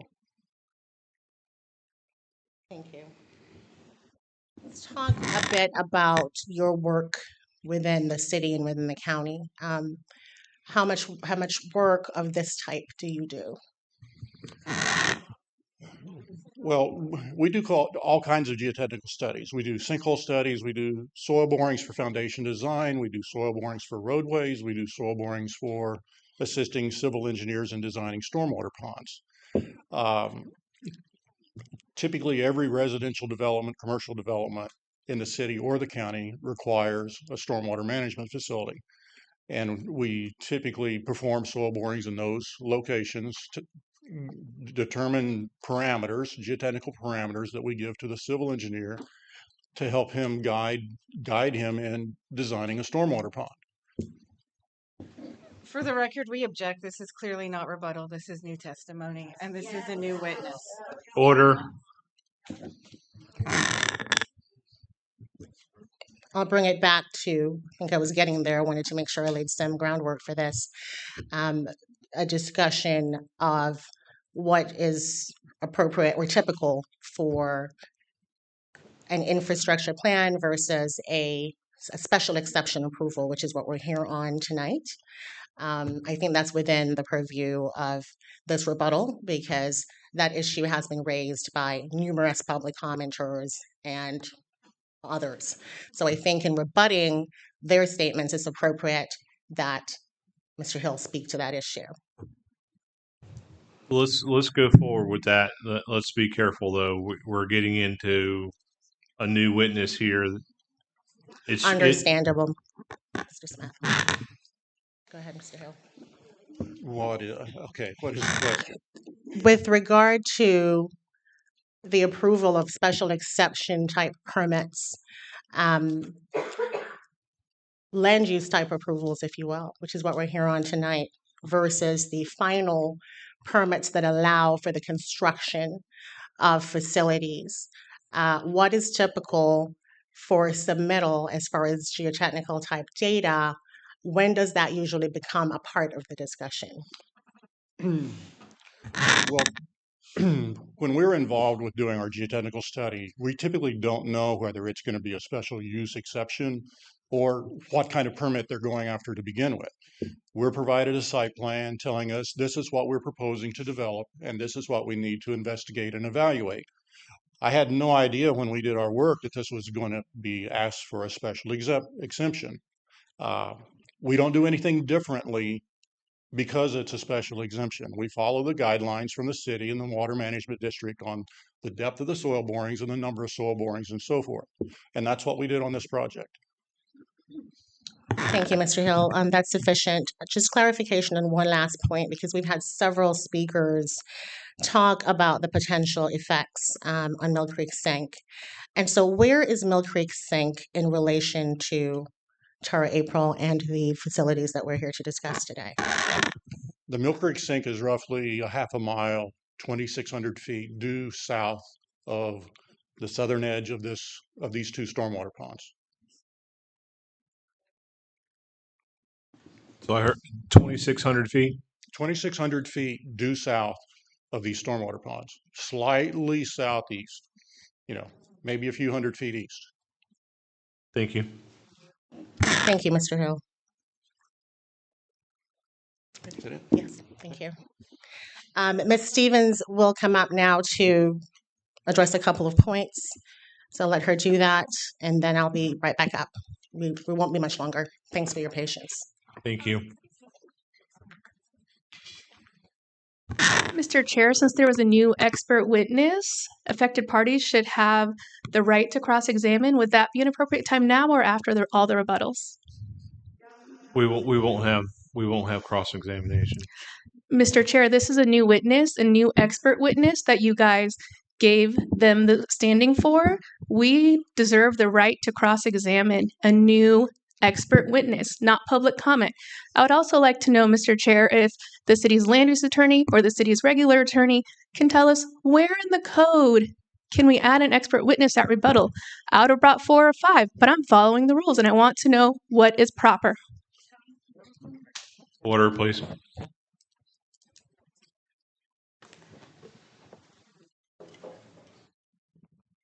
Since this is quasi-judicial and in court, there would be a cross-examination of a rebuttal witness. The suggestion is to allow, since this is a quasi-judicial proceeding and in court, the rebuttal witness will be subject to cross-examination. My suggestion is to allow the cross-examination. Very well. And I'm sorry, would you like us to finish a rebuttal, or what's your pleasure? Yes, please finish your rebuttal, and then we'll have cross. Again, my name is Susan Stevens, and I'm with the law firm of Stearns Weaver Miller, and I'm specifically rebutting just the assertion that was made by the county that issuance of the ERP did not address the protection of groundwater. Relative to the specific criteria that apply here, it is the ERP applicant's handbook. Swanee River Water Management District has sensitive karst criteria in section 5.9 that were applied by the Water Management District, and specifically geared and designed to protect the Florida aquifer. It says section 5.92, and I'm just going to repeat this for you, requires that before they issue an ERP that they need to be satisfied that the design of the stormwater basins accomplishes the following things. Stormwater management systems shall be designed and constructed to prevent direct discharge of untreated stormwater into the Florida aquifer system. This Water Management District, by issuing the permit, found that this requirement had been met. And it also requires, and again I'm quoting here, that such stormwater management system shall also shall be designed and constructed in a manner that avoids breaching an aquitard and such that construction excavation will not allow direct mixing of untreated water between surface waters and the Florida aquifer system. Again, the Water Management District, by issuing the permit, found this design requirement had been met. Finally, the criteria go on to say the system shall be designed to prevent the formation of solution pipes or other types of karst features. Again, the Water Management District, in reviewing the design, found this criteria had been met. And finally, there should be a minimum of 3 feet of unconsolidated soil material between the surface of the limestone bedrock and the complete extent of the bottom and the sides of the stormwater basin. At final completion of the project, excavation and backfill of unconsolidated sediment or soil material shall be conducted if necessary to meet these criteria. And the design plans and notes that they reviewed have the notes requiring this to be accomplished. And by rule, and this is in the rule, if this design note is in here, this provides reasonable assurance of adequate treatment of stormwater before it enters the Florida aquifer system. So this is directly to rebut the suggestion that the ERP means nothing in this context, that it did not provide any reasonable assurances relative to the Florida aquifer, because it did.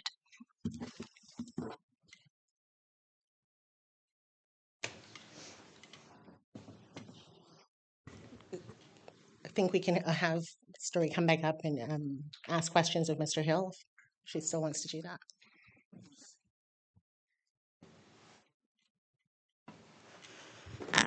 Thank you, Attorney. I would like to know where in the code allows new expert testimony in the rebuttal phase. Does that exist? Is it in the code? Is there another opinion? Is it a statute? I did not go to law school.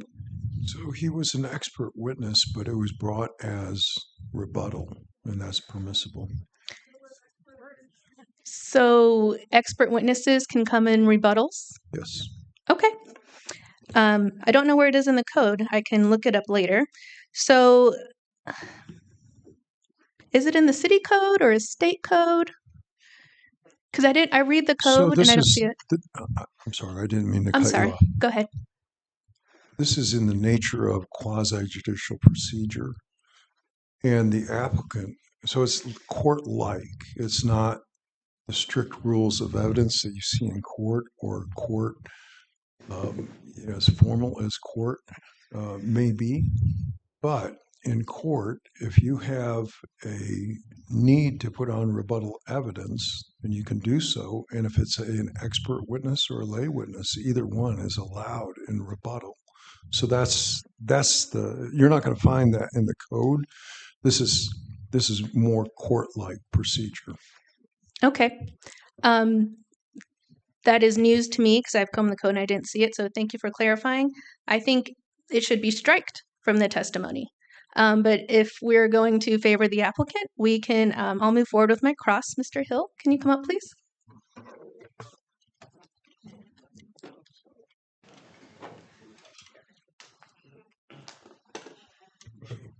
Sorry, the city only afforded one mic, so we got to share. That's fine. Welcome to Alachua. Mr. Hill, can you state, I didn't catch and I haven't been able to review your resume, unfortunately, any certifications you have that pertain to your opinion? Well, I'm a registered engineer in the state of Florida, and I've got 42 years of experience. Okay. Does engineering have any alphabets after the name? We heard about alphabets in the last meeting, like AICP. No. ESQ. Okay.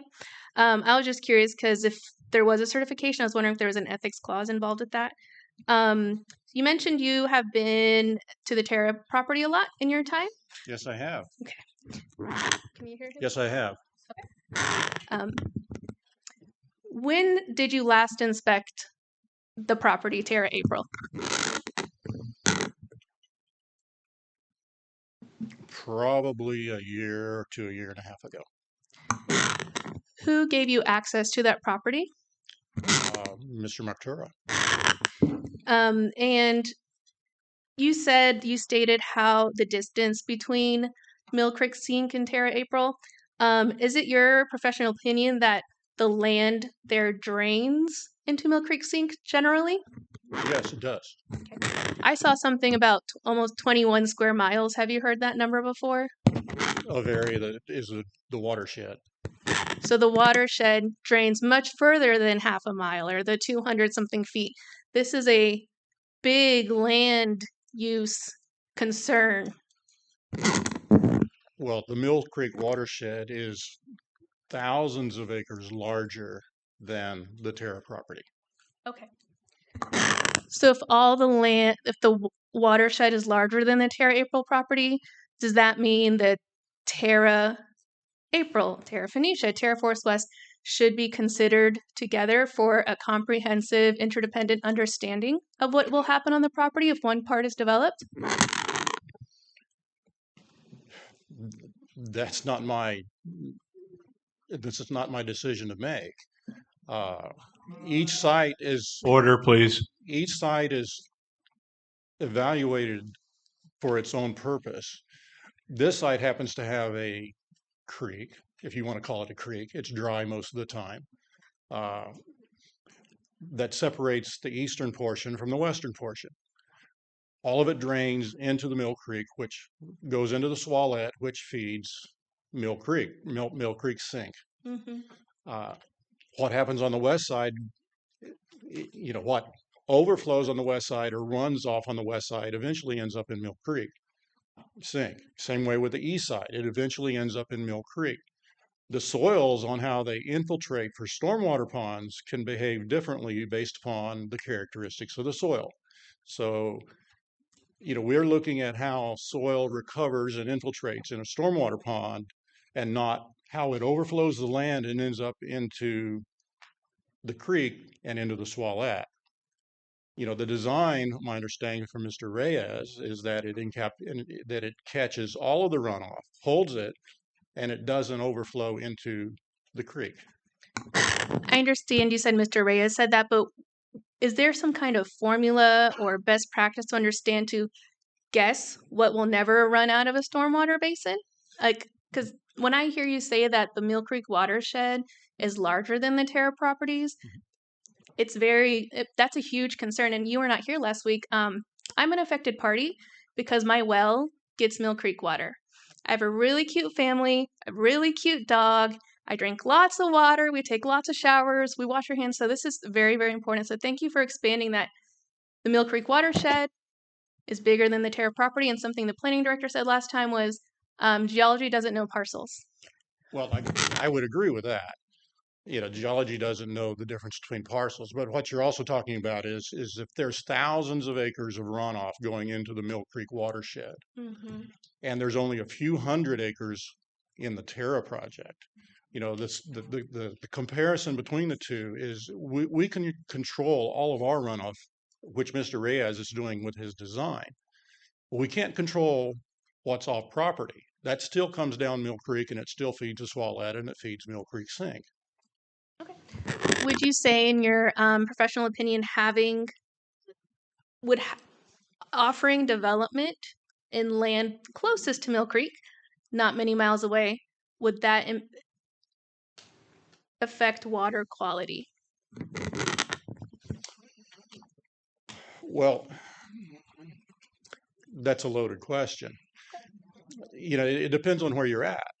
Again, you don't have surface waters on this property. There's no shallow groundwater table. There's runoff, and then there's the Florida aquifer that's down in the limestone formation that's within Mill Creek Sink. That Florida aquifer is slowly moving to the west, sometimes faster when it goes through the cave system. The cave system is moving quickly. Throughout the other parts of the limestone, it's moving slowly. But all of that water is moving to the west, and it's feeding the river over at Santa Fe River. That's the direction of the groundwater flow. Our basins are to the north, and the infiltration from that goes through the soil and into the limestone formation, then proceeds to the west away from Mill Creek Sink. Thank you. And I had one last question, but it escapes because we're having such intense eye contact right now. I feel like we're friends. I'm your friend. Oh, okay. I'm a nice person. So have you ever worked on a stormwater basin next to a Swalette as geologically significant as Mill Creek Sink? Not a Swalette. I've done many, many stormwater basins that are close to what we call relic sinkholes. Those are depressional features that may have a throat in them, may not, most of them do not. Some of them do. Most of them are located in the western half of the county, generally west of I-75 in what we call the lowlands geology, where, you know, places like High Springs, places like Newberry, places like Tioga, Jonesville. Those are the areas where the geology is unconfined. There's a superficial layer of sand directly overlying the limestone. There's intermittent clays here and there. And water percolates directly down into the limestone. And because of that, that's where you have the highest risk of sinkholes. The majority of the sinkholes we see in the county are in the lowlands geology west of the interstate. And many of those features are relic features. What we mean by relic is they've occurred millions of years ago in human time, in geological time.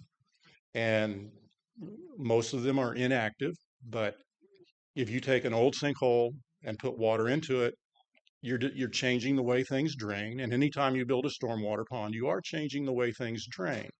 But that's the purpose of a stormwater pond, is to hold the water, let it infiltrate into the ground, and let it recover and treat any nutrients that are there.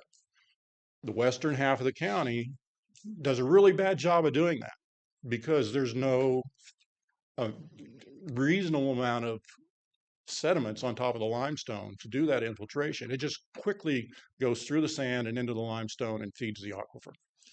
When you say western part of the county, does that include the Terra properties? We're considered west, correct? It's not just a interstate? Well, the Terra property is what we call the Cody Scarp.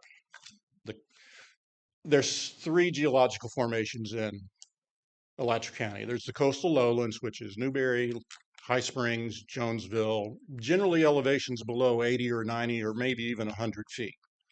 Then there's the highlands, which is La Crosse, the Highway Patrol Station, north of Alachua, where elevations are typically higher than 140 to 150 feet.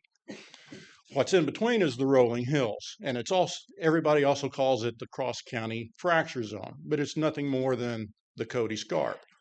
The Cody Scarp is the rolling hills, which at one time was eroded because of sea level changes, and at one time it was the coastline of Florida. And it's so irregular because the soils are variable and the clays don't like to erode, the sands do like to erode. And You really like this topic. I do. That's great. The thing, the geology of Alachua County is very unique compared to other counties. You know, Yep. It is, and it's a very good place for a geotechnical engineer to work because it's very interesting, right, compared to other counties. So my takeaway from this as a layperson in this matter is so much on the west of the county depends on what happens here. It sounds very important. That's my takeaway. And when you said the water goes west quickly, that goes to my house. So maybe in a few years to see how this project goes. If you want to come over and drink some water, let me know. Well, everybody's concerned about sinkholes. I'm concerned about sinkholes. I would love to talk more about this, but I didn't ask about sinkholes. But yeah, we saw a map in the first half. It was an excerpt from a textbook, and it showed the where the Terra properties are, and there's bunch of tiny red circles. It's in multiple presentations. So I thank you for your time. I don't know if any other affected parties wants to go. What's the nature of your I'm done. You didn't move to strike his testimony. What was the nature of your objection? I was unfamiliar with the policy and code of bringing an expert witness in because I did not see it in code. This is my first time hearing that informal hearings give you more wiggle room. That's how I'm interpreting it. It'd be nice if that was clear, written down the same way you quoted an opinion, in the same way you quoted the statutes. We're here following the rules. We just want to know what's in black and white. And when we see these changes, it just feels like we're a step behind than an attorney. I don't have an attorney. I'm a person. So, Mr. Chair, if you'll rule on her motion to strike, I think it's that she didn't believe a rebuttal witness should come in an expert as an expert.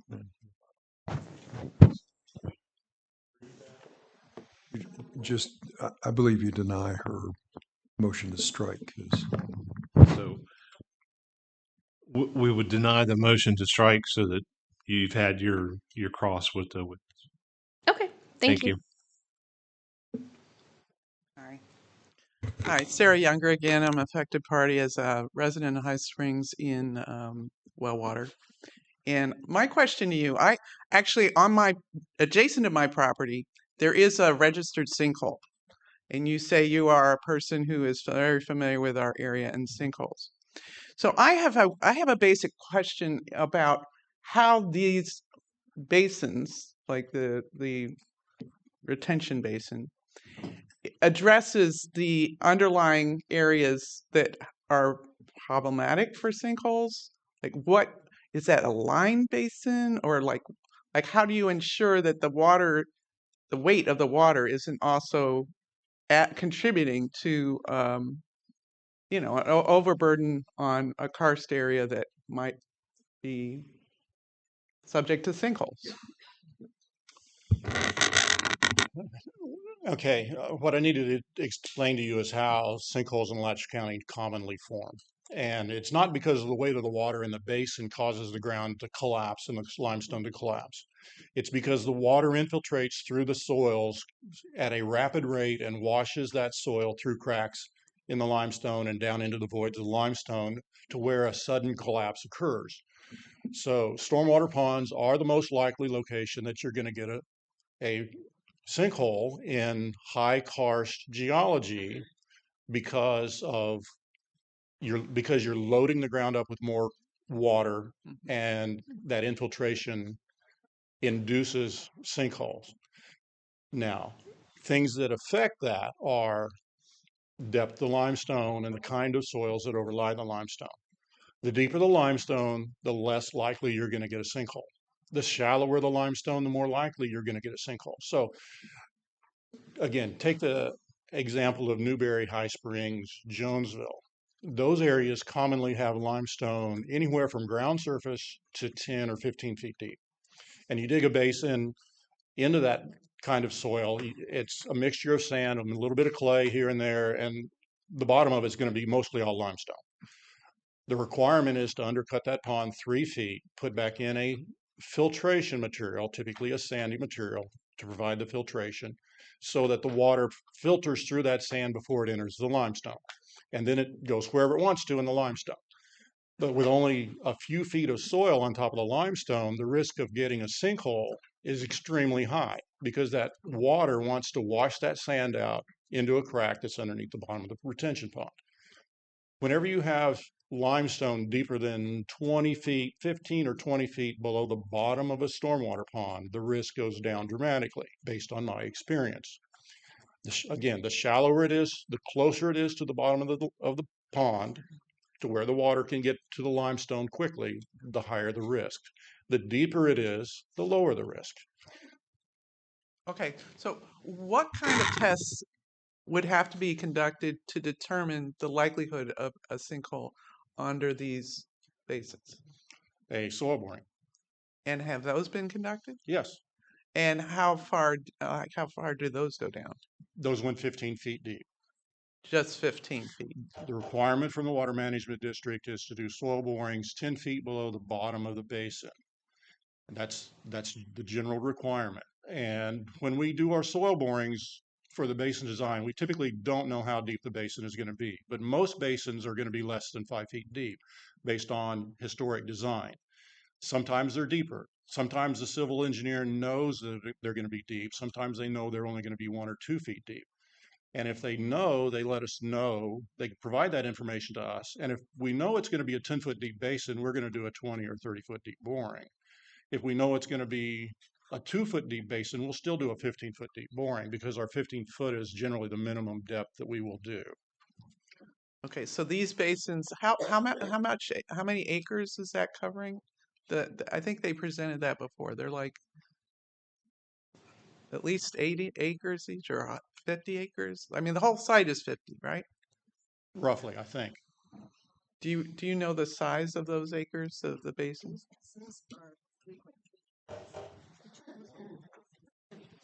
So when you do the soil borings, are you doing it at different points? No, we're doing the soil borings at the locations of the basins.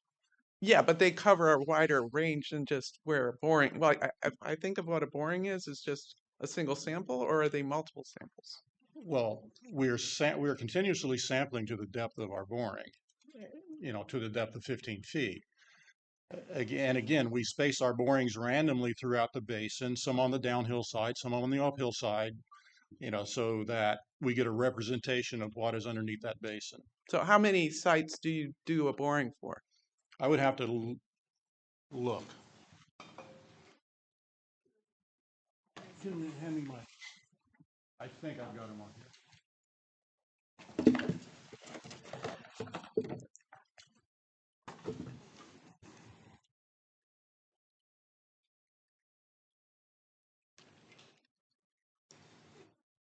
I'm sorry, you can't see his No, I drawings. can't see. Yeah. Okay. For these two basins, we did 8 soil borings. Okay, and are you you weren't here at the last meeting, so you did not see the cave maps, the maps of the cave of the caverns? No. I've got the cave mapped on my plan.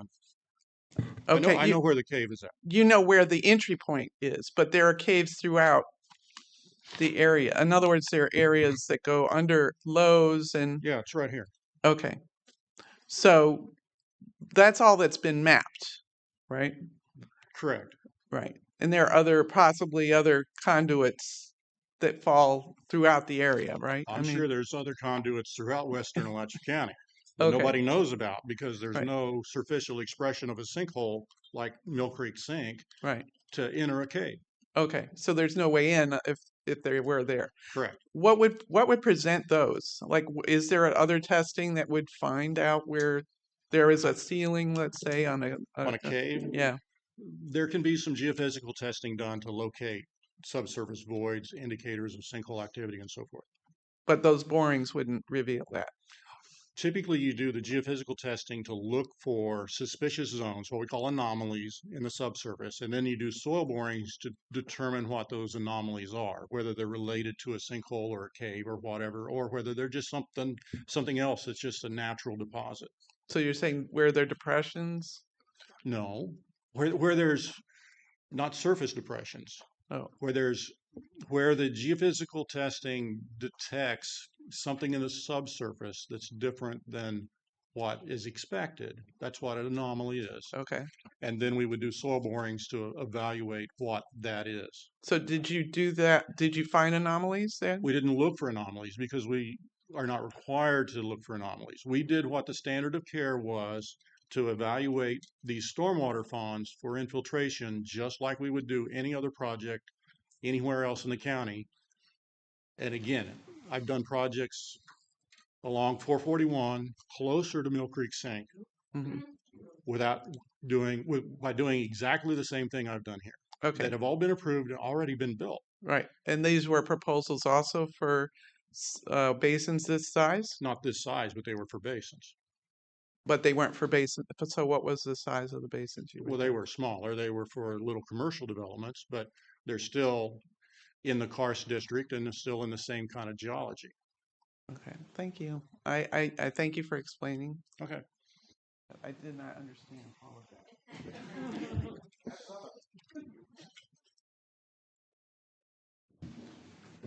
Is there any more questions for this witness? I have a question. Now, I was not here last week being sworn in. You're not an affected party? I am an affected party. I have one more question. Were you registered? You had your time, ma'am. Okay. Did you hit limestone? You've had your time. So, are you saying you were accepted as an affected party? Not here last time. So you were not accepted as an affected party. I'm a riparian owner on Santa Fe. Oh, okay, but you may not speak to this. Yes, ma'am. Go ahead. Good evening. Can you show me on the map where Mill Creek is? It's actually not shown on that map. Okay. What is the distance to the creek from the Okay. stormwater pond? You have a pointer. I do not. Is there a round pin up there? Maybe this, I don't know. Oh, this one?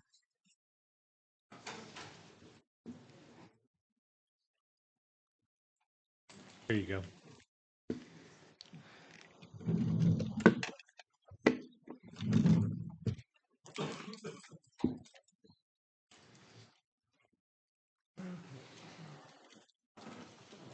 The sink is right here. Okay, so the sink is right there. What about Mill Creek? Mill Creek. That's part of Mill Creek, and it runs up through here, and it runs. I'd have to get a bigger aerial to see the rest of it. Okay, and so the closest point, what is the closest point of Mill Creek itself to the stormwater ponds? Could you come closer to the microphone, please? Oh, I think, what is the closest point of Mill Creek to the proposed stormwater ponds? Can you bring the lights up so I can see?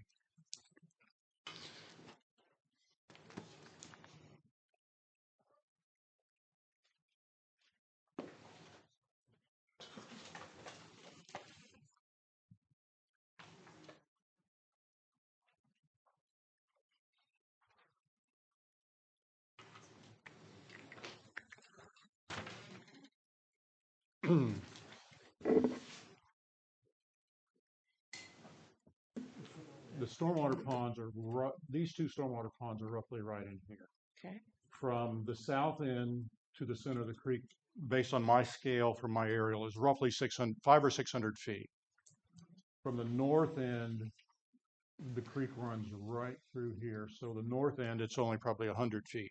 Okay, so that I'm clear, the Mill Creek is about 100 feet away from the stormwater ponds? On the north end. On the north end, okay. And the Mill Creek is connected to the aquifer, is that right? No. It runs through the Swallet? Mill Creek is nothing but a dry ditch that conveys stormwater runoff whenever it rains very hard. And then that runoff conveys to the Swallet. As many times as I've been on this site, I've seen this much trickle of water in the bottom of Mill Creek. How many times have you been on 6 Mill or 8 Creek? times. Okay, and what time of the year was that? Anytime, all throughout the year. Well, like when? Can you give an Well, example? no, I don't know exactly the dates, but they would be scattered throughout the whole year. Was it around a storm? Have you ever been there after a No, I've large not been storm? there after a You've storm. never, okay, no But that's further what, questions. but that's when I would expect there to be water in the creek, is when it's after a storm. No further questions, thank you. Thank you. Are there any other affected parties that wish to question this witness? I'm an affected party. I live up off 241. But you Were- were declared an were you- affected party at last meeting. So just City of High Springs, Jennifer Appleby, did you hit limestone when you needed your borings? I think we hit limestone in 2 or 3 of the borings of all of the borings that were performed for the ponds in April. Not just these 2, including the big long pond as well. And that big long pond has another 10 or 15 borings in it or more. I can't remember for sure. And you hit limestone in every one? No. Okay. Out of There- all, hold on just a second. We're not speaking about the other pond, right? This is just the 2 ponds. out of this pond, I think we hit limestone in either 2 or 3 borings, something like that. Okay. And I that don't was remember for 15 certain. feet Within 15, and most of it was around 13 feet deep where you hit limestone. where we hit limestone. Okay. Are you familiar with the LiDAR maps that were presented? No, I haven't seen those. Okay, so there's also a sinkhole to the east that would directly run off into these basins. Are you familiar with that potential sinkhole that can be seen on LiDAR maps that were presented by the Speleological Society? I know there's sinkholes east of Mill Creek. that would then, the runoff on the eastern part would then run, past these sinkholes and into Mill Creek. Again, Mill Creek is the low spot between the western part of April and the eastern part, which is Forest West. Okay, so just to clarify, you've not reviewed any LiDAR maps? No, I've not. Okay, thank you.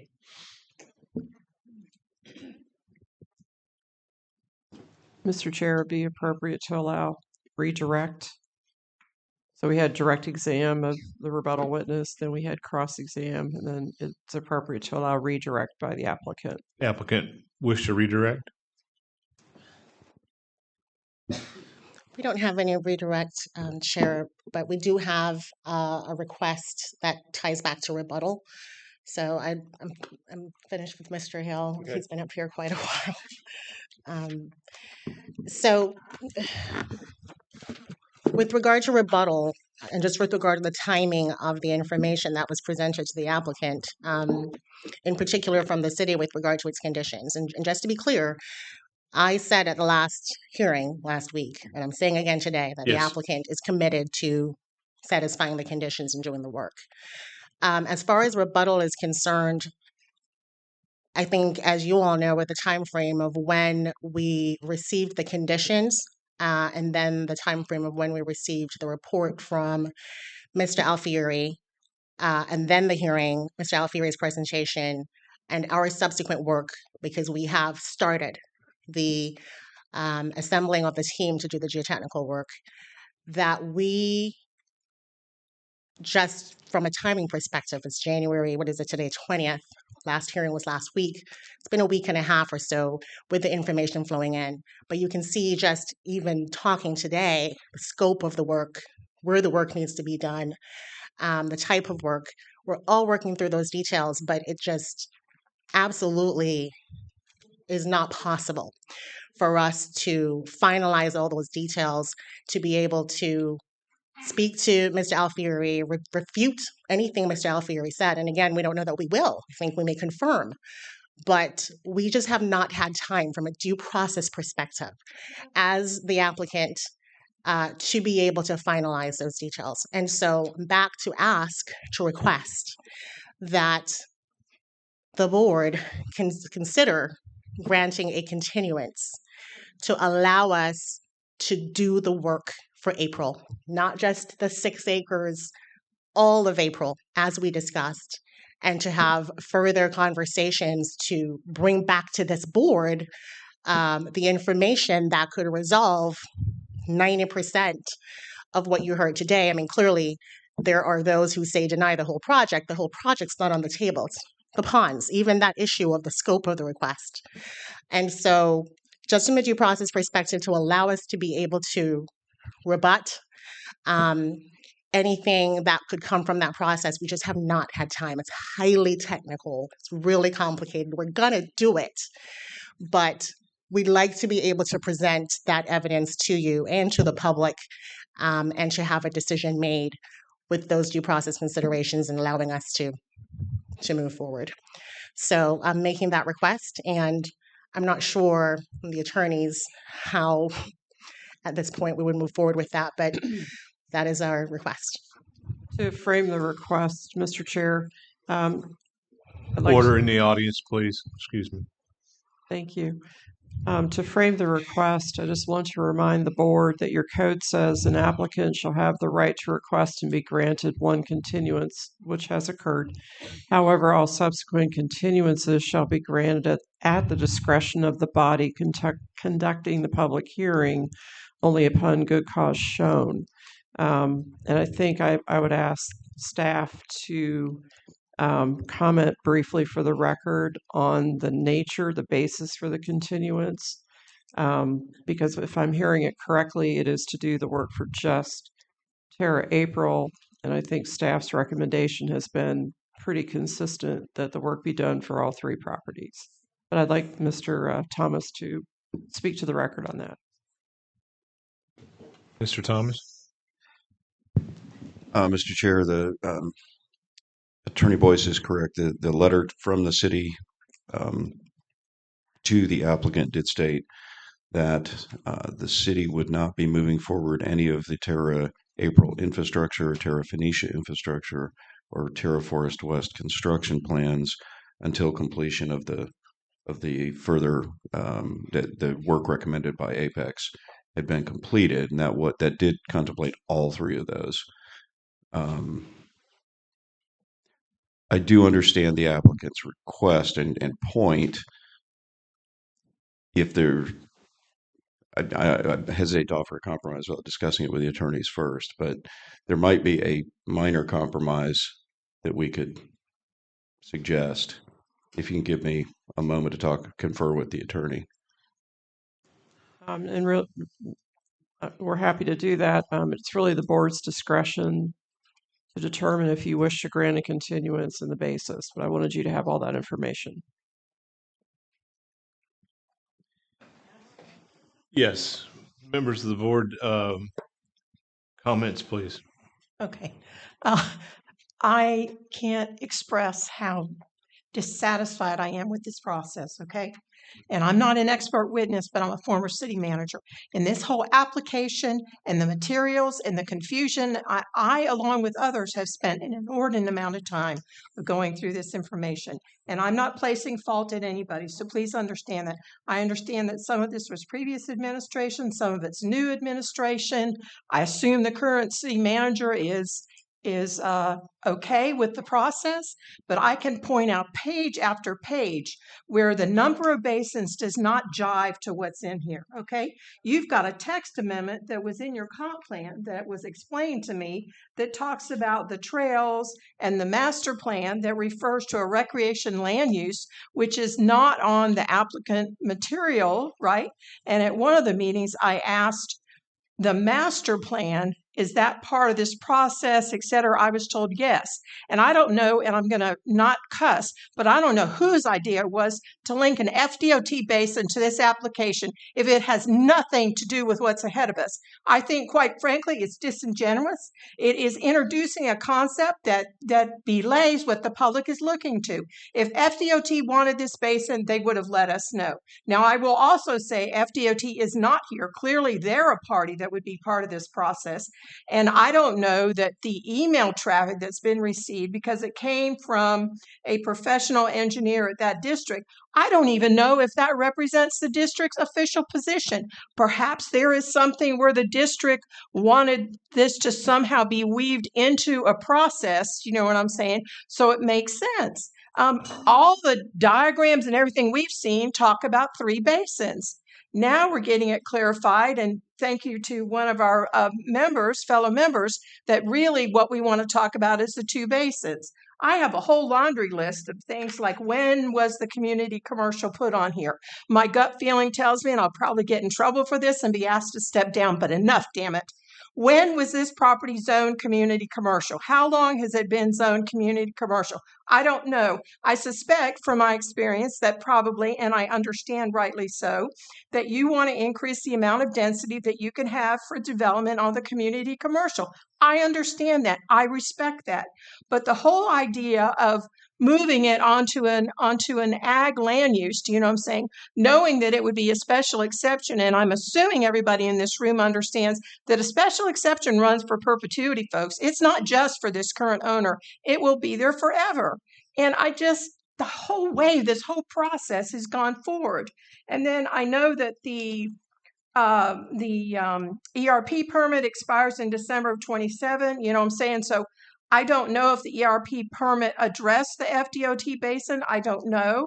You know, and then I keep trying to go back to the diagrams that always talked, I thought, and if I'm mistaken, my apologies, that talked about 3 basins. So if, in other words, and then I go back to the recommendations, I go back to the text and some of the conditions from staff, which I understand, but they spent an inordinate amount of time, thank you, talking about that we want a trail kiosk, that we want trails. And I know I asked when we had the staff report, is that part of a master plan? And I was told yes. So if it's not part of the special exception, then why is all this stuff weaved into the materials? I'm just sharing with you my disappointment, quite frankly, and my apologies for sounding like I'm screaming or something. But And not only that, but and I don't fault the applicant. And like I said, I probably could be asked to step down, but that's okay. I don't fault the applicant because I'm guessing at some point somebody came up with the idea of weaving this in, with these trails and the kiosks, I'm saying, to perhaps maybe soften the context. I don't know, you know what I'm saying? But and then we get presented a letter in December of 25 from Mr. Oliveri that his paragraph talks about, we really don't know enough about what's going on. We need to do more reviews and everything. Well, with all deference, this should have been told to the applicant a long time ago. Excuse me. And I don't know the context of the time that it went involved in, but I realize I'm a minority and I respect my fellow members, but I am extremely, extremely disappointed in this entire process. And I don't fault it on simply the applicant. At some point, somebody in either the previous or the current administration said, this is a jam up idea, let's go for it. And enough already, enough. And I can tell you, you can obviously hear from what I'm saying, I absolutely do not want another continuance. This application has been presented in good faith by this applicant, and it should either be accepted or rejected at some point. And then if there's a new genesis or a new proposal that wants to rethink it, I'm saying, that's fine. But this application is enough, and that's all I can say. Thank you, and my apologies for screaming. Order. Anyone else from the board? Any other comments?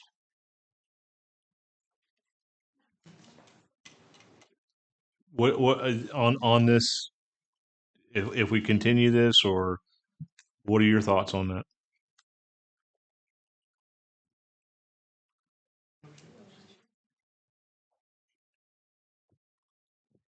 Anyone?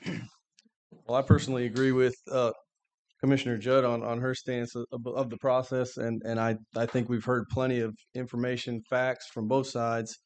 We are tasked to be stewards of our natural resources, and with the proximity of this sink to the project, and then all of the unknowns about 2 retention ponds, 1 retention pond, 3 FDOT.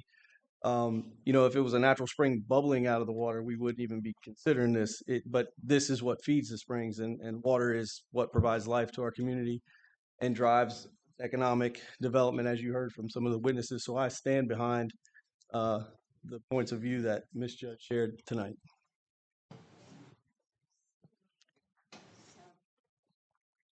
I've got a question. The applicant has asked for a continuance to do testing. Is this some of the testing that the audience has been asking for all night? As I understand it, the testing is only for the 58 acres and not the project as a whole. Is that correct?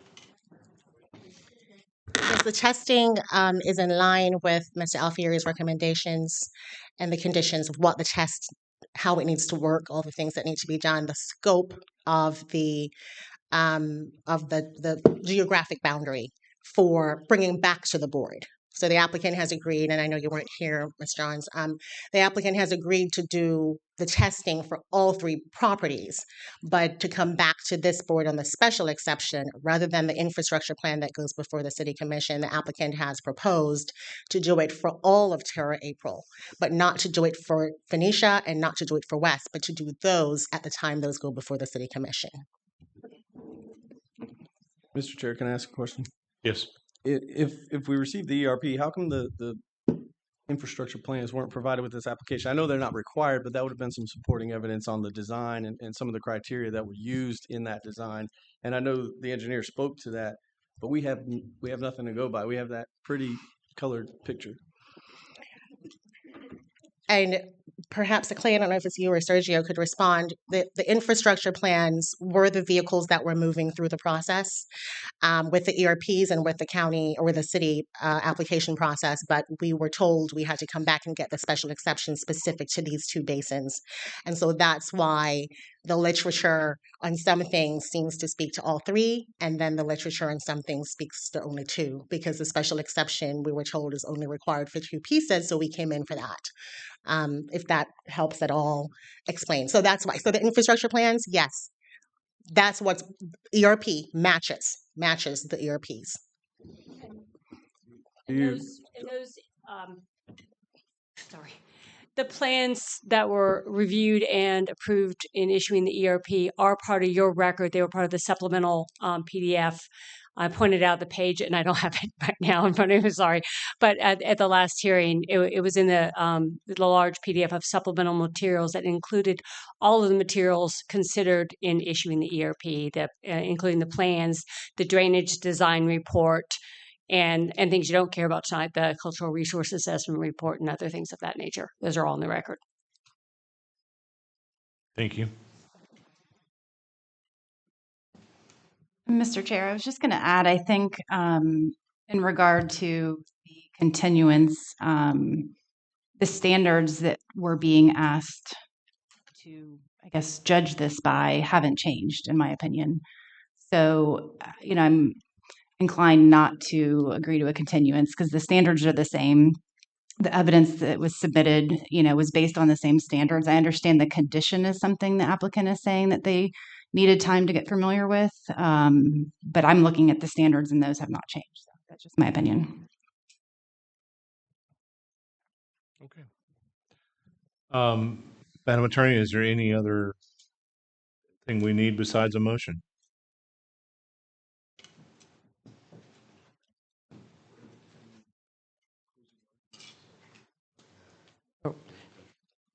Well, you need to rule on the continuance that's been requested. And if that's granted, then we go from there. If it's denied, then we've got to move to closing arguments by the parties and the affected parties. That would be the last section of your hearing. Whoop, I'm sorry, I keep forgetting city's rebuttal. City has to do their rebuttal, and then we would move to closing argument. Okay. Members of the board, do I have a motion? This is on the continuance. Approve or deny. Well, I'll make a motion. We'll go. I move that the applicant not be granted a continuance. Thank you. Second.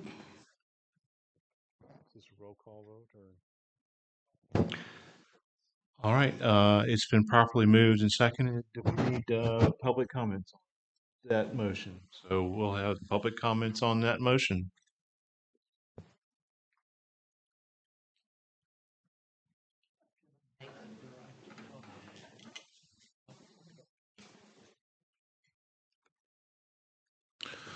I know we're trying to move this thing along. Thank you, Rudy Rothseiden.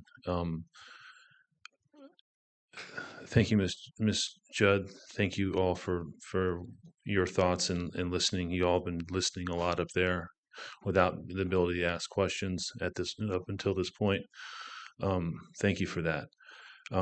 I would argue that based on a fired or a quit city planner's opinion, that this information was asked for over a year ago and not been presented.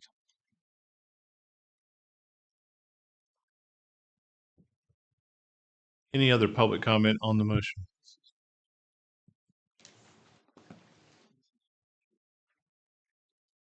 Mr. Chair, board members, staff, my name is Tamara Robbins. Mr. Chair, I'd like to thank the board for their support of not granting a continuance. This application was submitted in 2022.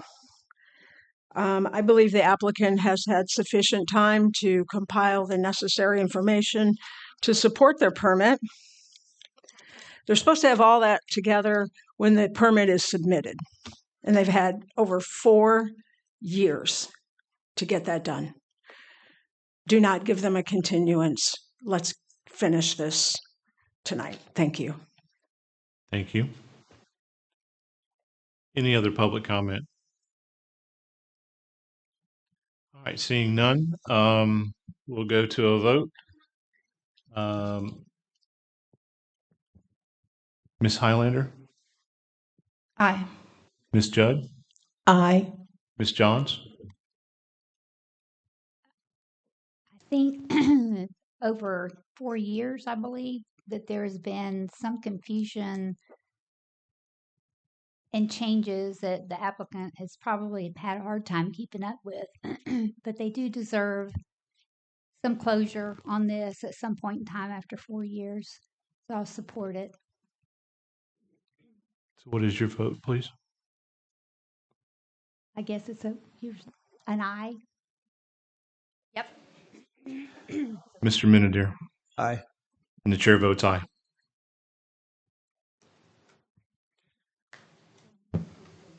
Mr. Chair, we would move to city's rebuttal.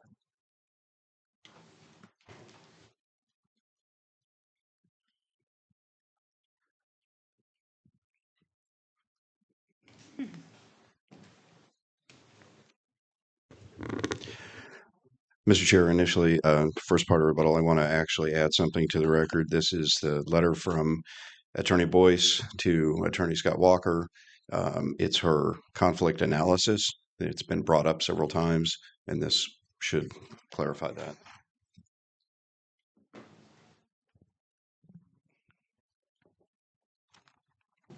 Please show this for the record. Enter this into the record.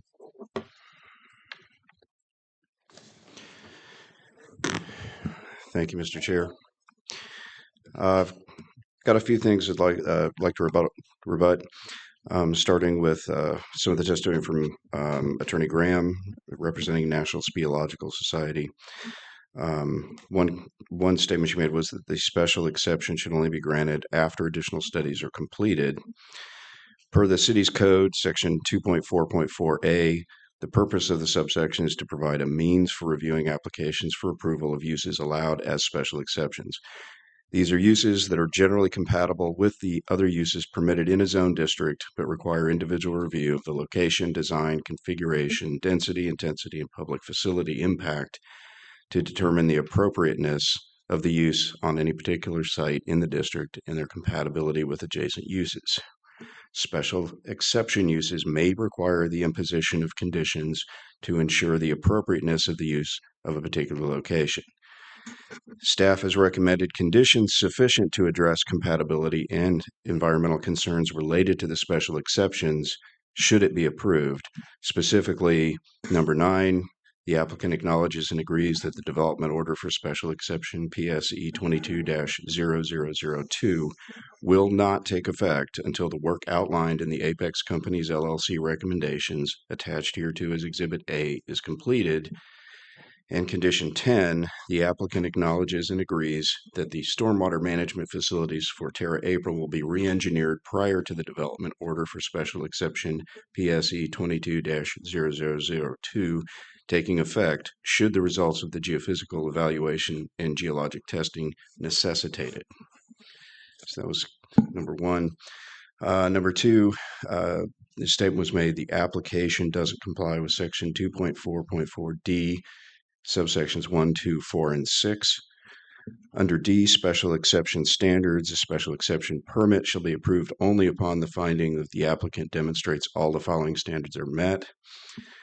Section 1, subsection 1 complies with use-specific regulations. The proposed special exception complies with all relevant standards in section 4.3, use-specific standards, or section 523B as applicable. I refer back to the staff report, section 4.3.2 I4 of the city's land development regulations establishes the use-specific standards with which all minor utilities must be found compliant. The application was reviewed for for compliance with the standards of section 4.3.2 I4. An evaluation of the findings of the applicant's compliance with the standards of section 4.3.2 I4 is provided below. Under A, location must be located within reasonable proximity of the area to be served. Stormwater detention and retention facilities may be permitted by special exception permit on properties with less intense zoning district designations under common ownership, subject to the following requirements. Sub I, the zoning designation of the location of the stormwater detention and retention facility allows minor utilities. And II, the stormwater detention and retention facility meets the compatibility requirements as set forth in subsection 4.3.2 I4B. And III, the stormwater detention and retention facility provides an enhanced enhanced natural, e.g. increased topographic relief, vegetative diversity, etc., or recreational, e.g. perimeter trail, boardwalk, interpretive kiosk, etc., functional use. Staff's evaluation of findings of the proposed minor utility, in this case stormwater facilities, indicates that they are located directly adjacent to the parcel to be served and are under common ownership. The agricultural zoning district does allow for minor utilities by special exception permit. The stormwater detention and retention facility meets the compatibility requirements as set forth in subsection 4.3.2 I4B. The stormwater detention and retention facility provides an enhanced recreational functional use by the development of perimeter trails that provide multiple points of access, including public right-of-ways, the adjacent community commercial development, the residential development to the east, and the City of Alachua Mill Creek Sink Water Quality Improvement Project to the south, which is an answer as to why those were included in the special exception conditions. Under B, compatibility, provide adequate setbacks, screening, and buffering around the perimeter of the proposed use if deemed necessary to ensure land use compatibility with surrounding uses. And an evaluation of findings in the staff report, the proposed minor utility, in this case, again, stormwater facilities, will not require additional screening or buffering to ensure land use compatibility with surrounding area uses.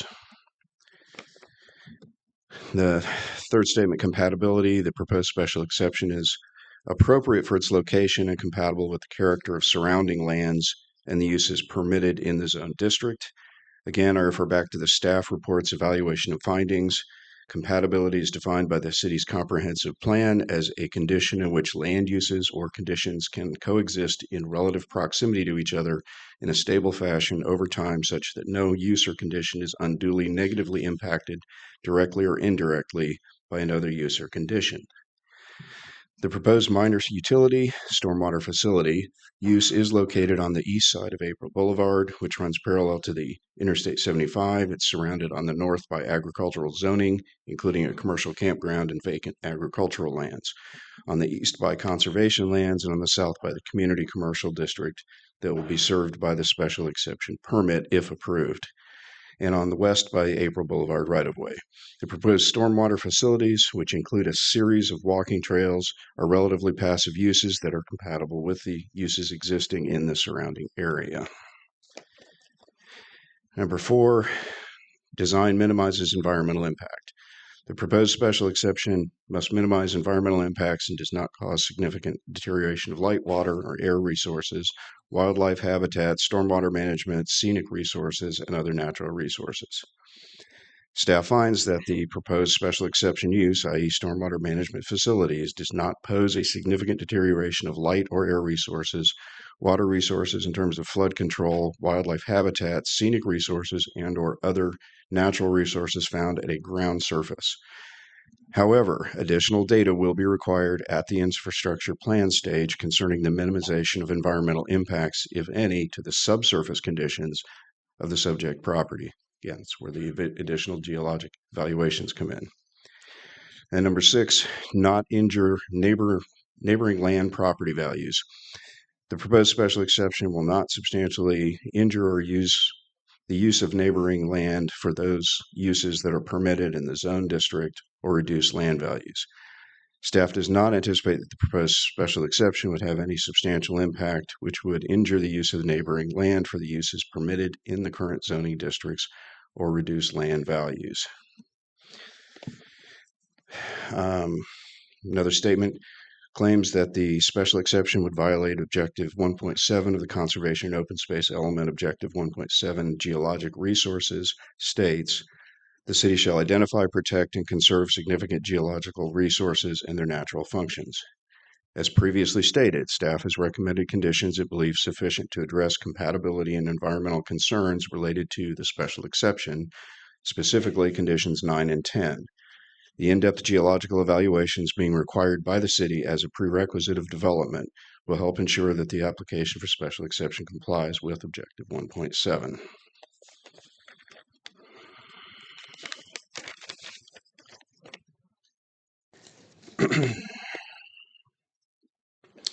And from Alachua County, one of the Statements was alteration or reduction of volume of stormwater entering the basin as a potential problem. I would state, staff states that the argument is better suited for the Terra-April infrastructure plan application because the stormwater captured in the basins contemplated in the special exception will be generated solely from the on-site commercial development, not the runoff from I-75. Per the applicant's engineers, the volume of stormwater entering the basin will remain unchanged as a result of the special exception, were it to be granted. Statements from Ms. Lindberg. She referenced Mr. Boyd's presentation, stated that in his presentation, he stated, investigate before design. And that is exactly what the staff recommended conditions require the applicant to do, referring to the letter staff sent to the applicant on January 6, 2026. Staff is forwarding to you the attached, signed, and sealed recommendations of the City of Alachua's expert geologist, Michael Alfieri, PG of Apex Companies, LLC, for the purpose of informing you that staff is in accord with these recommendations and will require completion of this recommended work prior to the scheduling of hearings on pending applications for Terra-April Infrastructure Plan, Terra Phoenicia Infrastructure Plan, and Terra Forest West Phase 1 construction plans. Another statement she made was FDOT prefers stormwater not to be treated and its flow not to be interrupted. Once again, this argument is better suited for the Terra-April Infrastructure Plan application because the stormwater captured in the basins contemplated in the special exception will be generated solely from the on-site commercial development, not the runoff from I-75.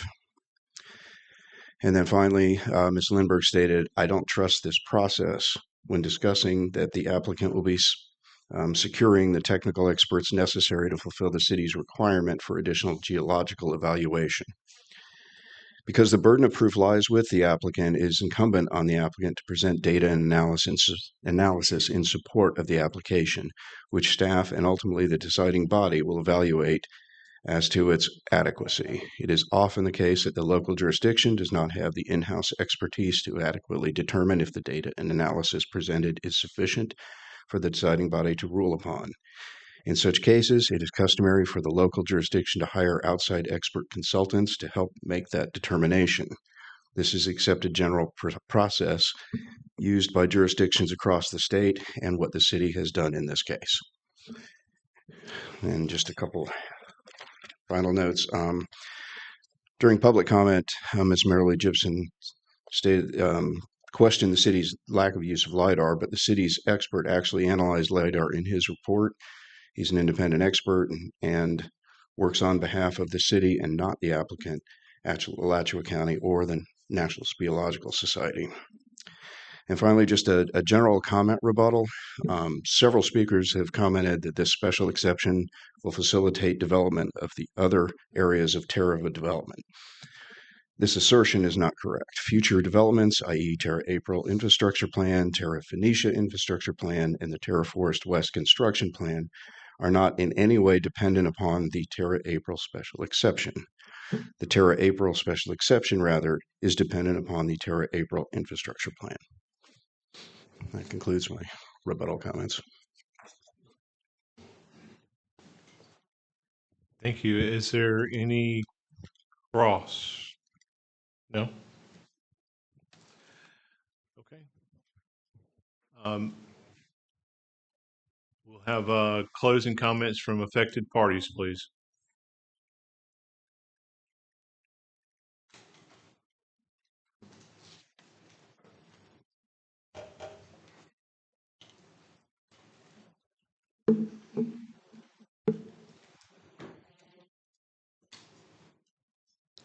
Good evening, Jane Graham for National Speleological Society.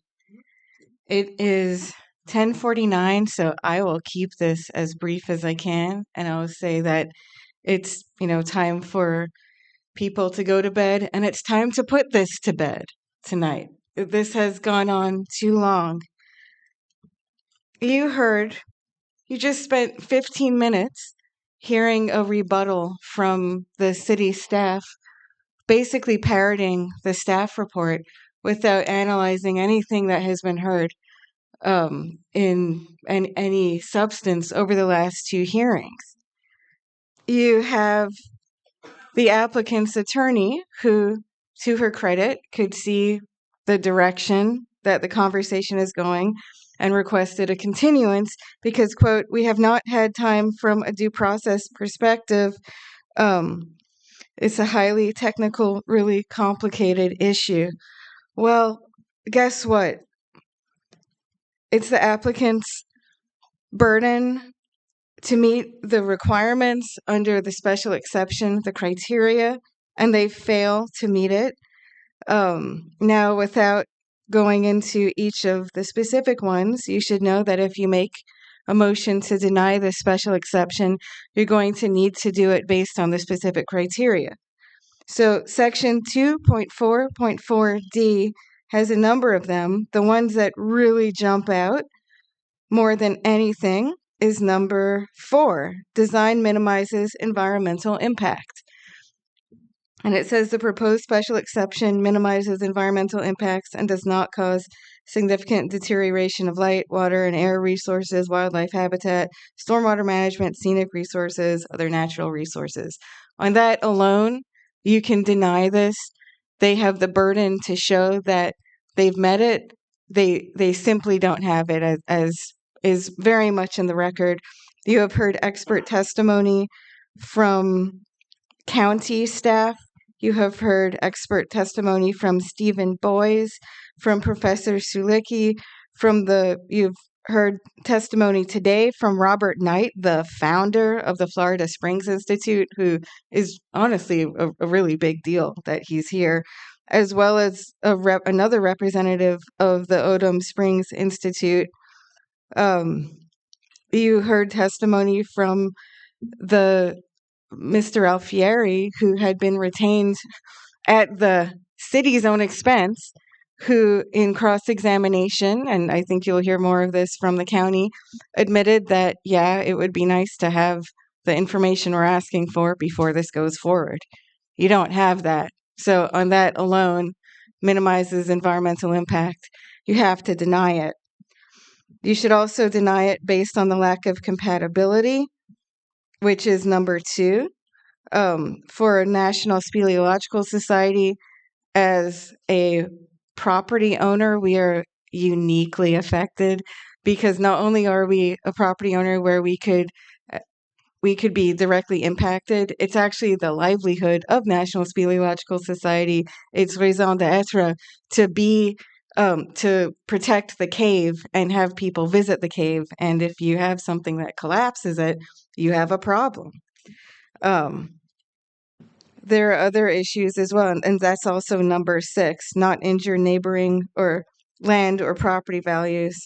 You heard from Mr. Reyes about the fact that we've been in conversations with FDOT, but from testimony last week, he admitted that he had not had any recent conversations, and in fact, FDOT told the county that there is no need for stormwater treatment as they've already had their own facilities. So keep that in mind.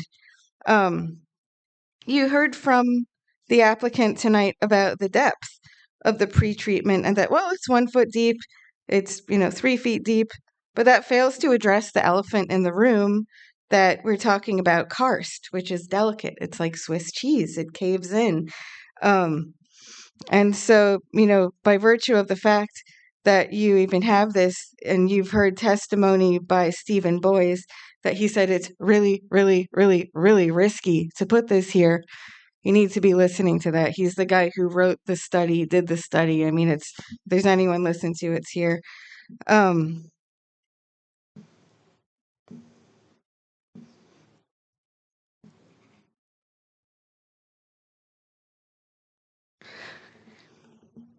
Finally, I want to talk about the city's role in this. This is something where critical thinking is important, and ask, why are we even here? If you approve this, you are opening the door to a vested rights argument down the road where they can say, well, we have our ticket, we have our special exception allowing stormwater treatment. Right now, they don't have that ticket. But if you approve a special exception, that makes it a lot easier for the applicant or a future property owner to come at the city in the future and say, hey, we have promissory estoppel, we relied on this. You can say no tonight, and that's what needs to happen. The other thing I'd say as far as the city's role in this is ask yourself, why did city staff pay for an outside expert? And, while he testified last week that, well, there are questions that need to be asked and it would be an outside person on behalf of the applicant to do it, there is also a cost for him to do that analysis on the front end. And so just, ask yourself, and I know that, sometimes things smell bad and you're like, where did this even come from? And that's kind of where we are tonight. So the applicant has the burden to show that they've met all of the criteria by competent substantial evidence. It's clear they don't do it. Put this to bed. It's late. Deny. Thank you very much. Thank you.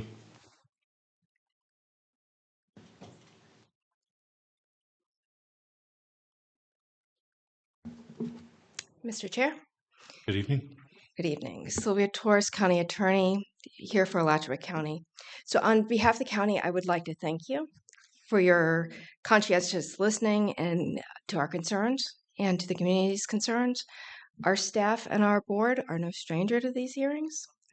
We know they run late. We know what the endurance it takes to give the time and the energy to these things that they deserve. So first of all, I'd like to apologize if I'm being repetitive to some of the things you've seen. I'm trying to be concise, but I will move quickly through the material. The county has been clear what we're asking of you. What we're asking of you is to require competent substantial evidence that this is the right place to put this development. First, there appears to be some confusion or some disagreement about what this board is doing and why we're here today.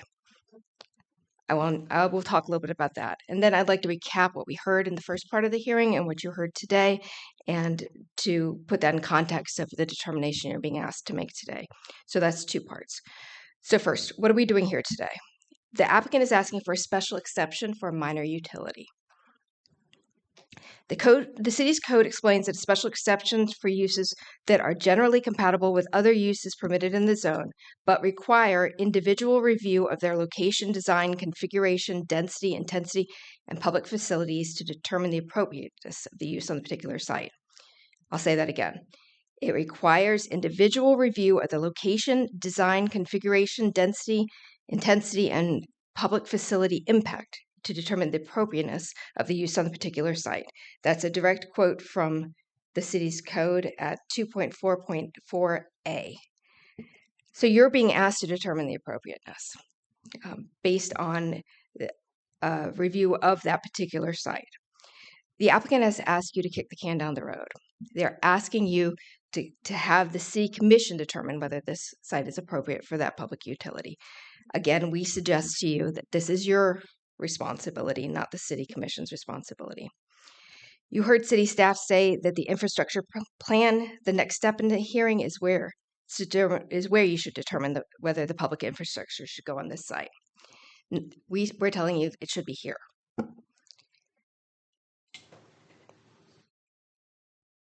So we say it's your job to determine whether the site is appropriate for this use, but it's the applicant's job to give you the competent substantial evidence to support your decision. The city code is clear that the burden of proving that this site is appropriate is on the applicant, not on the city staff, not on the affected parties.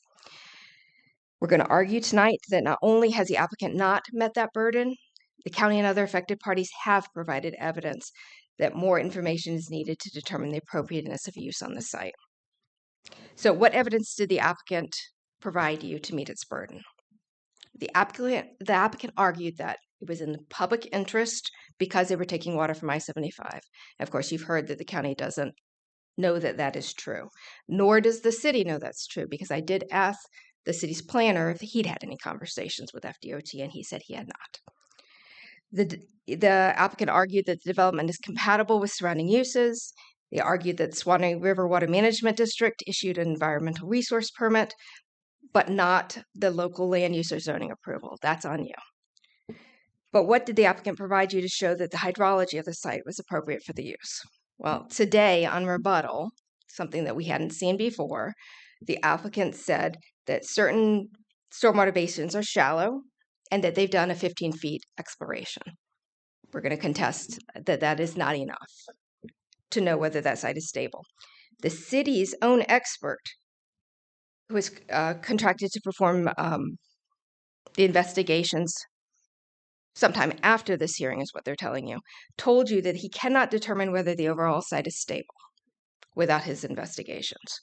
So we propose to you that that testimony alone is enough to deny this.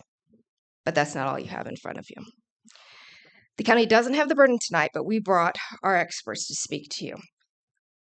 Their resumes are on file with in the record. You heard from Mary Zoka. She's a Florida professional engineer who holds a master's degree in engineering with a specialty in land and water resources.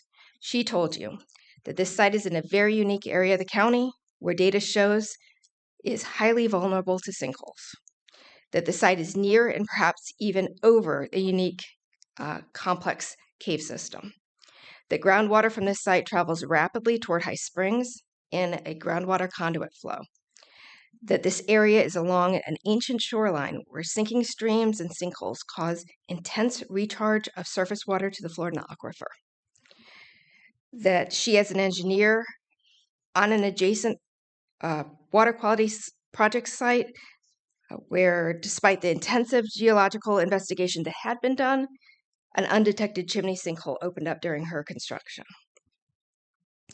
Ms. Zoka also shared with you her communications with FDOT, which stated that FDOT was not consulted on the project for taking water from I-75, that FDOT does not need the treatment for stormwater coming off I-75 because that stormwater is already being treated.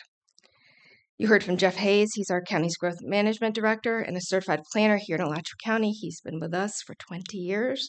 He told you that the Alachua code requires the applicant to prove to you that the proposed special exception minimizes environmental impacts and does not deteriorate water or natural resources. Mr. Hayes told you that in his professional opinion, the applicant has not provided adequate evidence that this special exception minimizes environmental impacts and does not deteriorate water quality or natural resources. Mr. Hayes also told you that the city's comprehensive plan requires the city to ensure that stormwater practices do not negatively impact the structural integrity, hydrology, biodiversity, and other natural functions of the significant geologic resources. Mr. Hayes told you in his professional opinion the applicant has not provided you with competent substantial evidence to find that. On top of that, the city's comprehensive plan has a similar provision about protecting water resources. So you have the significant geologic resources and you have the water resources piece, that the applicant has not met its burden to show that the site will not impact water resources. You also heard from Steve Hofstetter. He's our county's environmental protection director. He's worked on environmental issues with the county for more than 20 years. He told you that the applicant has not met its burden to show that this is an appropriate use for this site based on his professional opinion. The county urges this board for the protection of the shared water resources, public safety, residential drinking water, and the potential impacts to sensitive resources shared by us all to deny this special exception.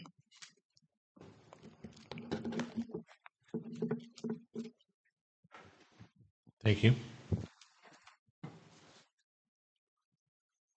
Hello, Mr. Chair, board members.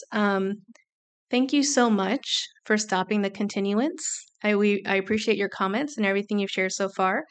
And I also want to remind you that you make the rules here.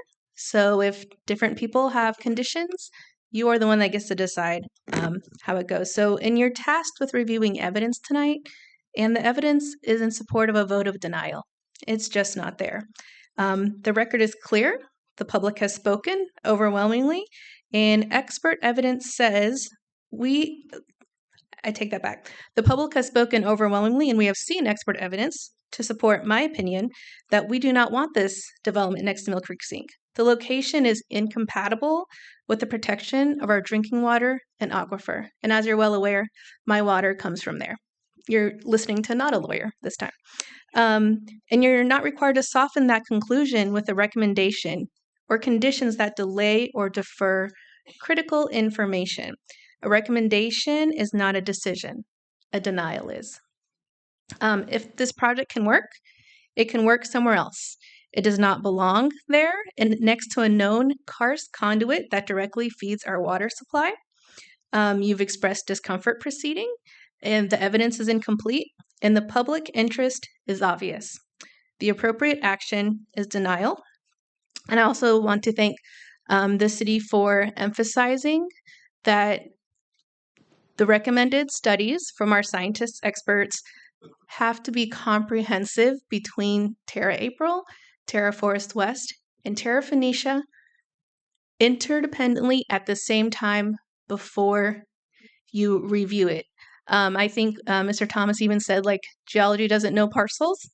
And the last thing, I know there's a lot of what I call code yoga about, well, it's a special exception, and you'll see the rest of the infrastructure plan. Member Manager, you brought that up. We know that they're all connected, and we're not here for what's pending. We're here for what you see. And thank you so much, honestly, for considering how much of an impact development by Mill Creek Sink is to our water. And it's not just my water. It's Alachua, High Springs, Santa Fe River, and even the new expert witness tonight said the western region of the county. So this is such a huge decision. Thank you for listening so intently and taking our concerns seriously. Thank you. Hi, Jennifer Appleby, City of High Springs. First off, thank you for your time. Thank you for listening to us. We're a very passionate community, and sometimes we're uncompromising stewards. The Parks and Recreation Department in the City of High Springs happens to be on the banks of the Santa Fe. I get to look out at the Santa Fe River every morning, every afternoon. Yeah, I believe that the burden of proof was met by the affected parties tonight, not the applicant. We implore you to vote in favor of the public tonight. Deny this permit. Thank you. Thank you. Is there any other affected parties that wish to speak? Having found none, members, we are past 11 o'clock. Mr. Chair, we have the applicant to provide closing, and I don't know if Mr. Thomas has closing. You do. So we have the applicant and Mr. Thomas to provide closing. We would like, we do need to do a motion to continue the meeting. Certainly. I'll move that we continue the meeting. Second. All in favor, say aye. Aye. Aye. Aye. Thank you, Mr. Chair. I won't be long. I appreciate your time over the last several days to listen to the applicant and to listen to the citizens, to listen to everybody else here contributing to the discourse. Your staff appropriately evaluated this application for what it was. It is a special exception application. And just by virtue of everyone showing up to try the case that the city commission has said is reserved to it, that the details of how this is constructed is something that happens at the infrastructure plan stage. And a special exception is not the location and the time to go to the depths of data and analysis gathering that has been suggested here. Whether we want to call it voodoo or delay or whatever it is, the city commission has said what happens is a special exception. And I think being confused about whether stormwater infrastructure is allowed on this property, that has to be clarified. Stormwater infrastructure is allowed on this property. The only question being posed is whether that stormwater infrastructure can serve a commercial zoned property neighboring.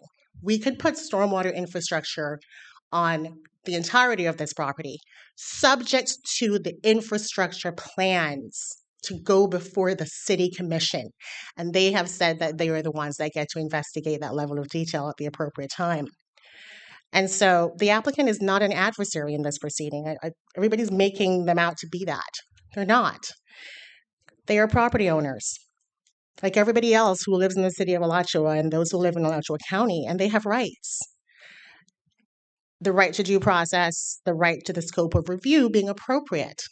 And so I have not seen another example of a special exception application, a land use type approval that required what is being asked of this applicant today. And to be clear, we have been consistent. We have not wavered. We are going to do the work. It will be submitted to the city commission as a part of the review that they have said is appropriate for them to review. So tonight, in effect, there is a new paradigm being created for anything that happens in this part of the city, perhaps, maybe the whole city. The rules are now changing because my expectation is if we are now going to be treating these types of land use approvals like the detailed construction plan type of approvals, that's happening to this applicant, then the expectation is that that's what's going to be happening to all applicants in this city. It ought not to be just this applicant because everybody has made this applicant out to be an adversary. He's not. The business owner in the city attempting to comply with requirements that are adopted in the comprehensive plan. And this discussion about what FDOT wants and whomever this FDOT person is at this district office, there is a comprehensive plan adopted by the city. It exists. It uses the terms Florida Department of Transportation Stormwater Runoff. It says it. There isn't a question of whether or not you have to comply with this plan. It is required by law. It is the law.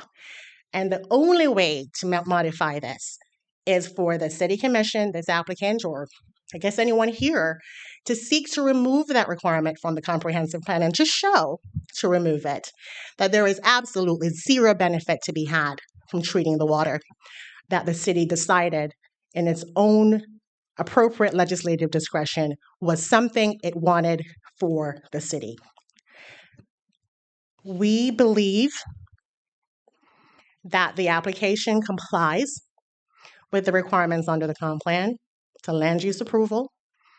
The data analysis is significant. No one wants to consider ERPs.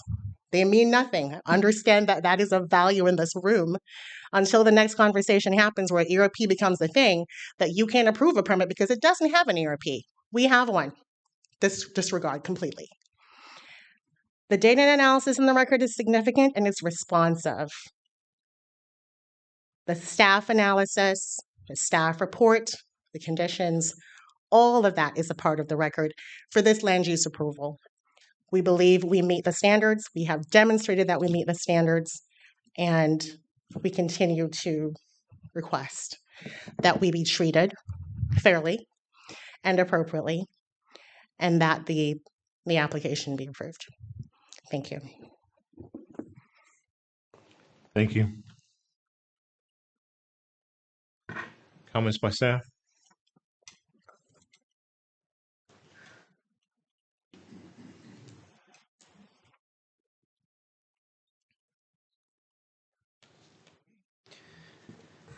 Thank you, Mr. Chair. We've heard quite a bit of testimony, both from experts and non-experts. Unfortunately, in my opinion, the vast majority of that testimony is not pertinent to the special exception application before you. Rather, it is appropriate for subsequent infrastructure plan applications that will come before the City Commission at a future date. I say that testimony is not pertinent to the special exception because the special exception has a very limited focus, while most of the testimony presented against it was focused on the larger terra developments as a whole. The special exception, if approved, does not allow for the development of the 2 stormwater basins depicted in the applicant's conceptual site plan. That's because actual development of the stormwater basins is wholly dependent upon approval of a subsequent infrastructure plan. To further ensure that the special exception, if approved, is designed appropriately for its location, staff is recommending 2 additional conditions. First, the development order will not become active until the geological evaluations required of the applicant by the City of Alachua are complete. And second, if the results of the geological evaluations indicate the need for it, the 2 basins contemplated in the special exception must be designed to accommodate those results. As I stated before, you've heard a lot of testimony from both sides of this issue. I am neither disputing nor agreeing with most of that testimony. As your professional staff, I am not invested in the board approving or denying this application. What I am invested in is providing you with enough information to make a decision based on the standard of evidence for a quasi-judicial hearing, which is competent and substantial evidence. Based on the competent and substantial evidence presented during this special exception hearing and pertinent to the special exception, staff confirms its initial assessment of the application as complying with the City of Alachua comprehensive plan and meeting the requirements for a minor utility by special exception in the city's land development regulations. Thank you. Thank you. All right. Members of the board, what are your thoughts?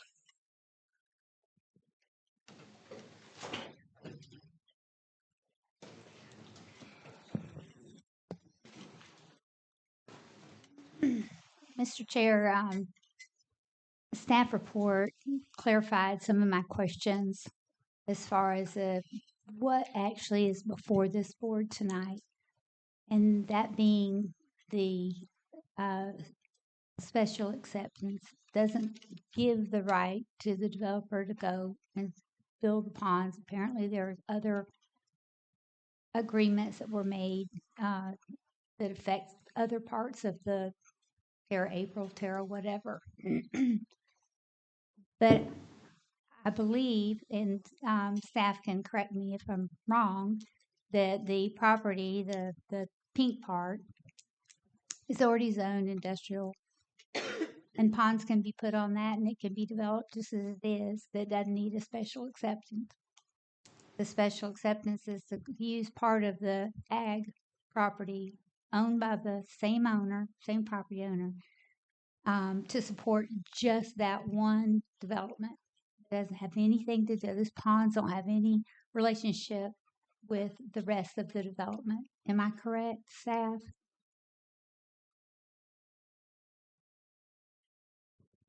That's a correct assessment. Thank you. Therefore, I'd like to make a motion. Member John, I would suggest that we go through a couple of questions first before you put a motion on or you vote. First of all, you weren't here at the last meeting, so have you had any ex parte communications about this matter, which means that you received comments or you had evidence that was presented to you outside of this hearing? Only at this hearing. That's step number one. Number two is, and based upon the Supreme Court case that Ms. Boyes read earlier into the record, the criteria is, have you become familiarized with what went on at the last hearing? Because you can only make your decision or your motion on the evidence that has been presented. So have you had an opportunity to review the tape from the recording from the last meeting such that you were able to receive the expert testimony and the evidence that was presented at the prior meeting? I have not reviewed the tape, but there has been a lot of information given at tonight's meeting regarding the expert testimony that was provided.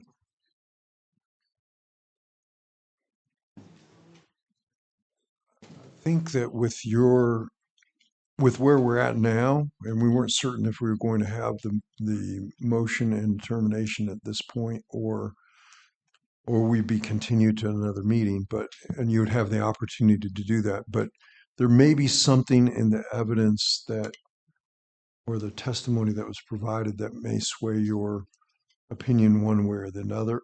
And so I would suggest, based upon the advice I'd have as counsel, for you not to make the motion and not to vote, because you don't have the full panoply of all of the evidence and testimony that you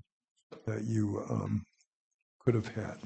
I understand. Do I need to file a recusal then with the city? Yes. I will do that.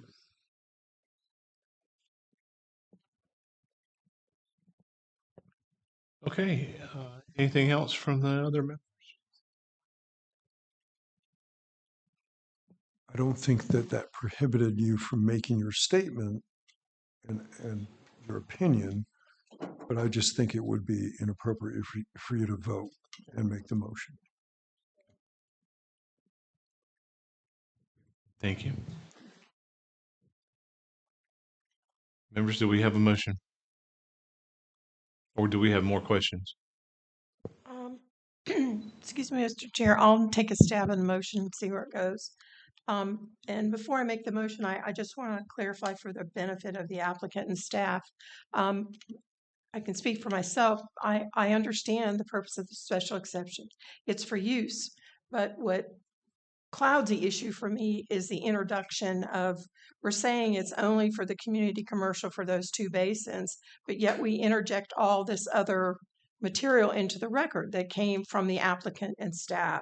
And so I won't say anything else, but in any event, be it as it may, I move that based upon the competent and substantial evidence presented at the hearing this evening, that being January 20th and January 13th, 2026, the presentation before this board, public comments from affected parties, that this board finds the application to be inconsistent with the City of Alachua Comprehensive Plan and its land development regulations, and that application number PSE 22-0002 to add the placement of a minor utility and stormwater management facility in the ag zoning district on a portion of community commercial parcel 03020000000 should be denied because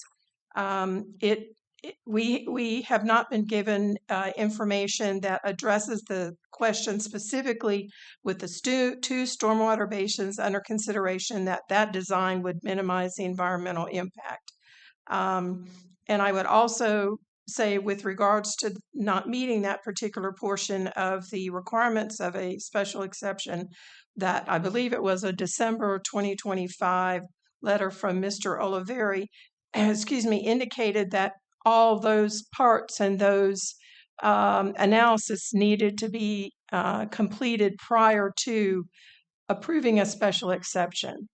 So that would be my motion. And I don't think I can repeat it again. I've just been reading from the materials, but that would be my motion. Thank you. Very well. Is there a second?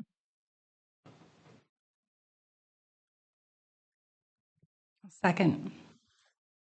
Okay. It has been properly moved and seconded. We do comments on this motion, public comments.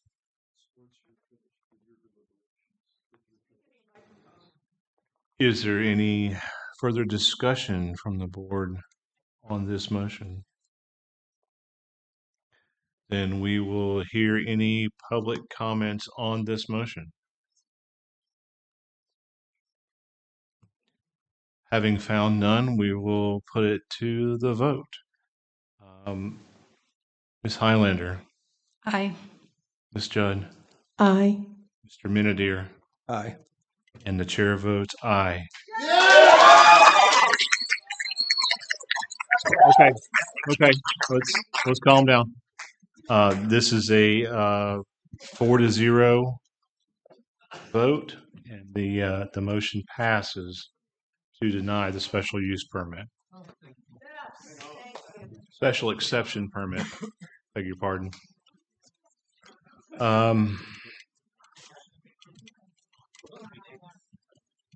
Any other discussion from the board? I'll motion to adjourn. Can I get a second? Second.